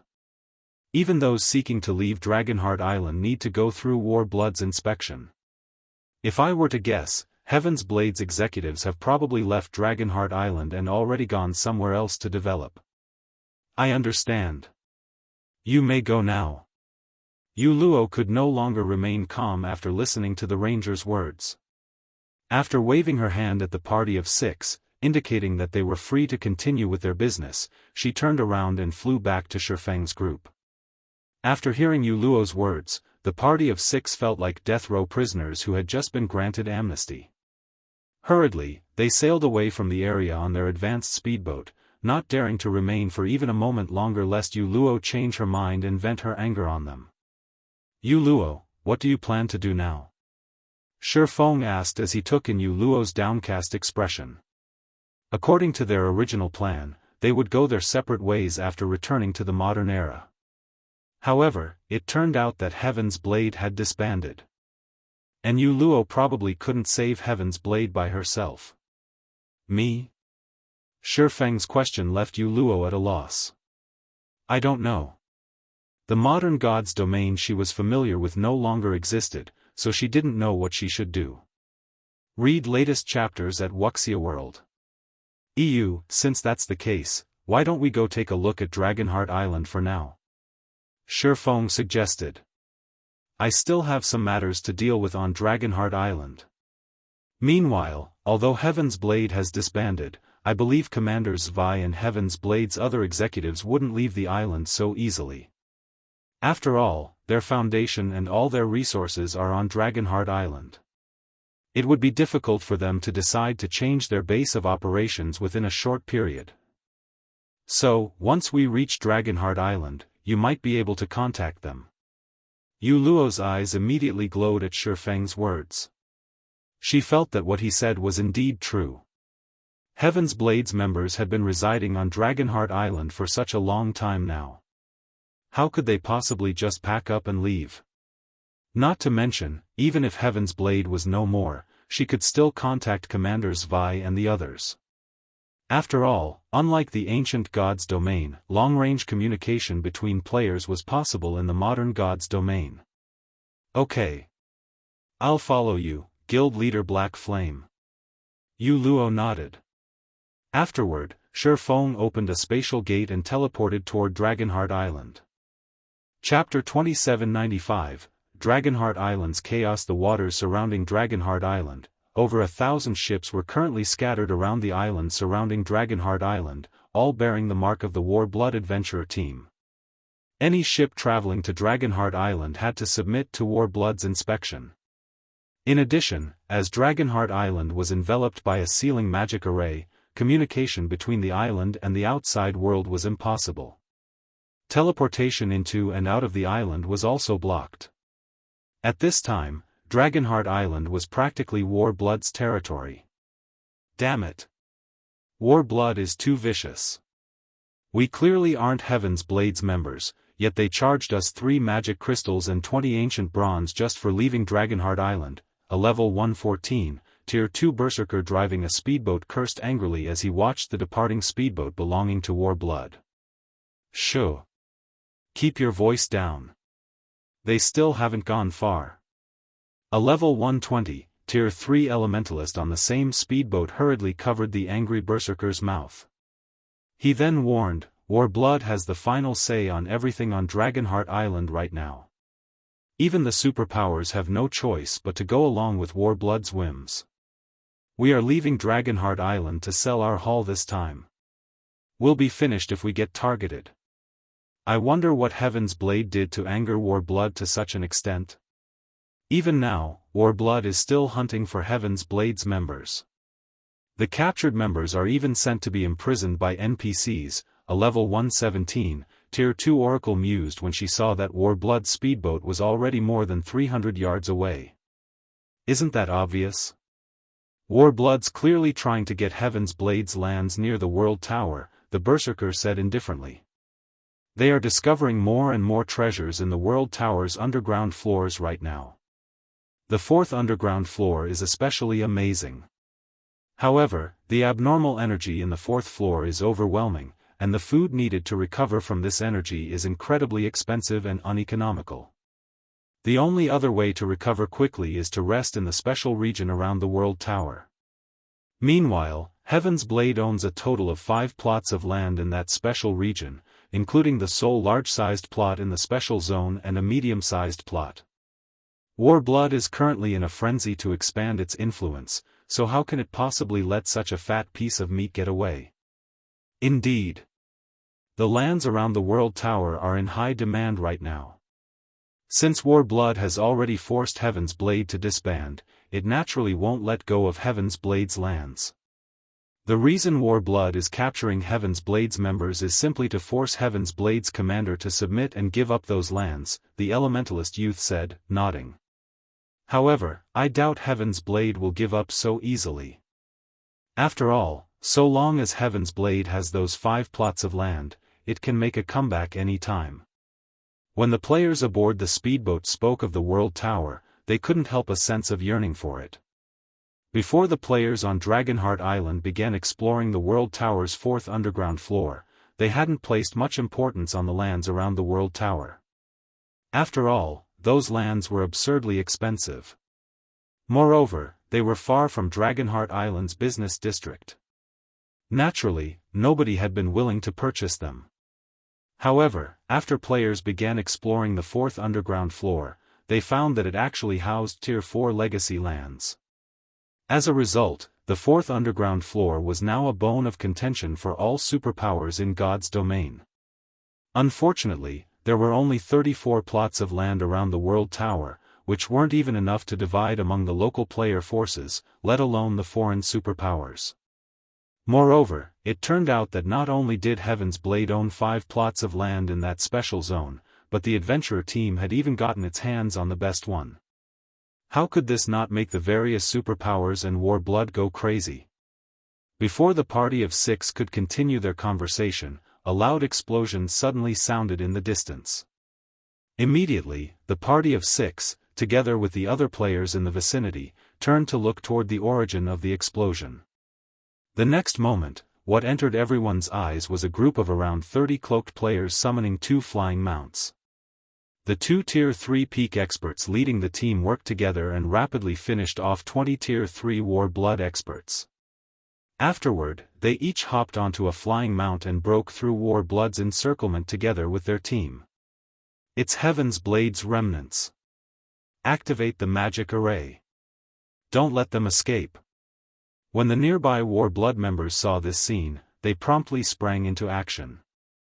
Suddenly, the several dozen war-blood speedboats positioned around the two flying mounts set up a sealing barrier. It was evident that war-blood's members were prepared for Heaven's Blade's members. The next moment, before the two flying mounts could ascend 200 yards into the air, they were trapped within a magic barrier covering over 1,000 yards.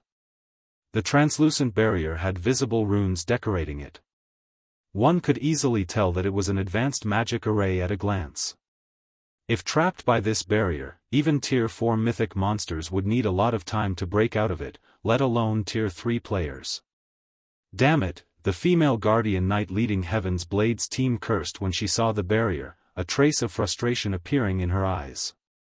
She then turned to the man standing at the front of the other flying mount and asked, "Vice Commander Shadow, what should we do? It'll take us at least 3 minutes to break out of this barrier. That's more than enough time for War-Blood's members to surround us." At the Guardian Knight's words, the man named Divine Shadow standing atop the flying serpent frowned. It was clear that he hadn't expected War-Blood to use such a powerful move against them. "We have no choice but to fight. I'll activate my Berserk skill and distract them afterward. In the meantime, you guys figure out a way to escape this place," Divine Shadow said as he looked at War-Blood's approaching experts. He then turned to the female knight Cleansing Flame and added, "Remember. Do everything you can to leave, even if it means escaping by yourself. Only if you escape will Heaven's Blade have hope." "Yes, sir," Cleansing Flame answered, a solemn expression appearing on her face. Now that Heaven's Blade had already disbanded and War-Blood was even hunting down Heaven's Blade's members on Dragonheart Island, Heaven's Blade's only hope of making a comeback was to seek help from the outside world. With the deeds of the Special Zone's lands in her hands, it was entirely possible to recruit the help of a super guild if they paid a certain price. However, before Cleansing Flame could control her flying serpent to head for the barrier's edge, a powerful voice echoed in the ears of Heaven's Blade's members. "Escape? Do you think it's that easy? None of you should think of leaving today." Before Divine Shadow and Cleansing Flame could react to the situation, a man suddenly appeared in front of them. This crimson-eyed man wore a dark red robe and held a crimson wooden staff. His entire being also gave off an indescribably evil feeling. Just by hovering in the air, this evil-looking man exerted a powerful pressure on Heaven's Blade's members. Divine Shadow and the others felt as if a mountain were weighing down their bodies. They could also feel the mana surrounding them growing hostile. "Autumn Plant?" A hint of confusion appeared in Divine Shadow's eyes when he saw the crimson-robed man. "Impossible. Shouldn't you be leading a team to the 4th floor?" The evil man blocking their team was none other than Autumn Plant, one of War-Blood's 4 great vice-commanders, as well as War-Blood's sole Tier 4 member. As a great wizard, he was an existence capable of destroying half of a small island with one attack. Previously, Autumn Plant had even single-handedly wiped out tens of thousands of 13 Thrones' experts using a single Tier 4 large-scale destruction spell. Over 20 of the casualties were Void Realm experts, and 3 were Domain Realm experts. As a result of this severe loss, 13 Thrones had no choice but to back off from competing with War-Blood. After this battle, Autumn Plant had also been crowned the undisputed #1 player on Dragonheart Island. Meanwhile, it was because they had caught wind that Autumn Plant had left for the World Tower's 4th underground floor that they had attempted to escape Dragonheart Island. Yet, now... Ha ha ha. If I didn't visit the 4th floor, would you remnants be willing to come out? Autumn Plant sneered contemptuously as he looked down on Divine Autumn and the others. "You tricked us." Divine Shadow clenched his fists in anger. He never thought that he would fall for Autumn Plant's trap. "We've always been rivals in the past. Now that you've gotten promoted to Tier 4, I want to see just how strong you've become." After saying so, Divine Shadow activated his Berserk skill, his aura skyrocketing to the point of rivaling Tier 4 mythic monsters. At this time, if comparing purely in terms of aura, Divine Shadow was not the slightest bit inferior to Autumn Plant. "Fool. When Autumn Plant sensed the intensity of Divine Shadow's aura skyrocketing, his scion remained unchanged. Instead, he merely waved his hand. Before Divine Shadow could react, over a dozen crimson chains appeared out of thin air and bound his body. And despite struggling with all his might, he couldn't break free from their restraint, no matter what. On the contrary, his resistance weakened as time passed. How is this possible? Cleansing Flame was stunned. Divine Shadow was one of Heaven's Blade's few domain realm experts. With his berserk skill activated, logically, he should be able to put up a good fight against a Tier 4 player. Yet, Divine Shadow was captured instantly. Autumn Plant had thoroughly shattered their understanding of Tier 4 existences. Humph. You people don't know just how massive the gap between Tier 3 and Tier 4 classes is. Do you really think you can turn things around when going up against me? Looking at Cleansing Flame's stunned expression, Autumn Plant sneered, let alone one domain realm expert, even 10 domain realm experts working together won't last more than 3 moves against me. Realizing the difference between them, Divine Shadow turned to Cleansing Flame and the others and shouted, damn it. Damn it. Everyone, kill yourselves. Don't let him capture you. Don't even think you can kill yourselves so easily. Autumn Plant said, brandishing his staff. The next moment, blood-red chains appeared from the void and bound Cleansing Flame and the others, preventing them from moving their bodies at all. The difference between the two sides was clear for all to see.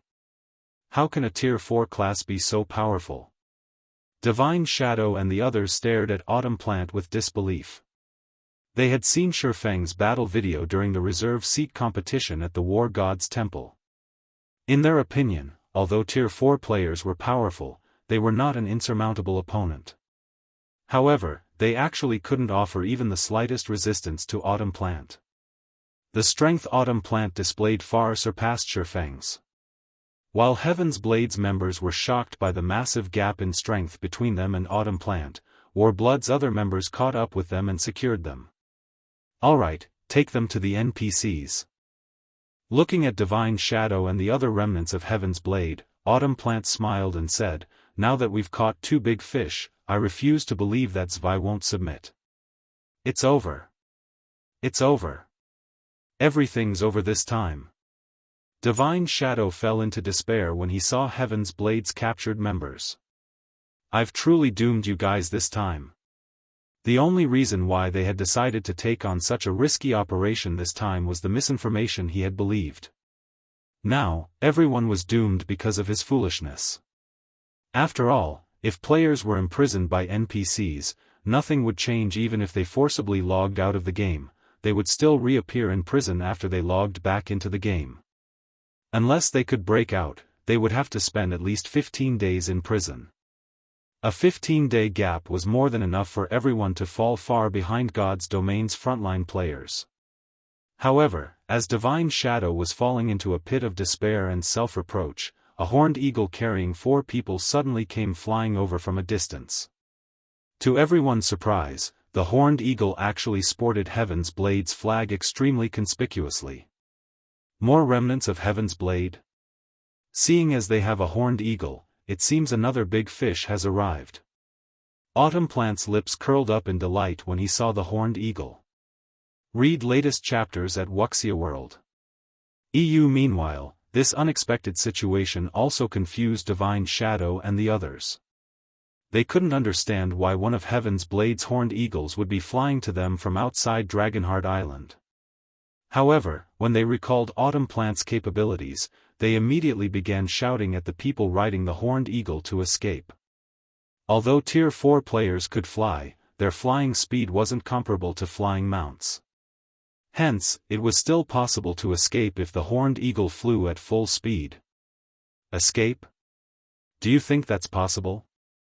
After saying so, Autumn Plant used instantaneous movement and rapidly approached the horned eagle. A Tier 4 Great Wizard's instantaneous movement had a range of 3,000 yards, many times superior to a Tier 3 Great Mage's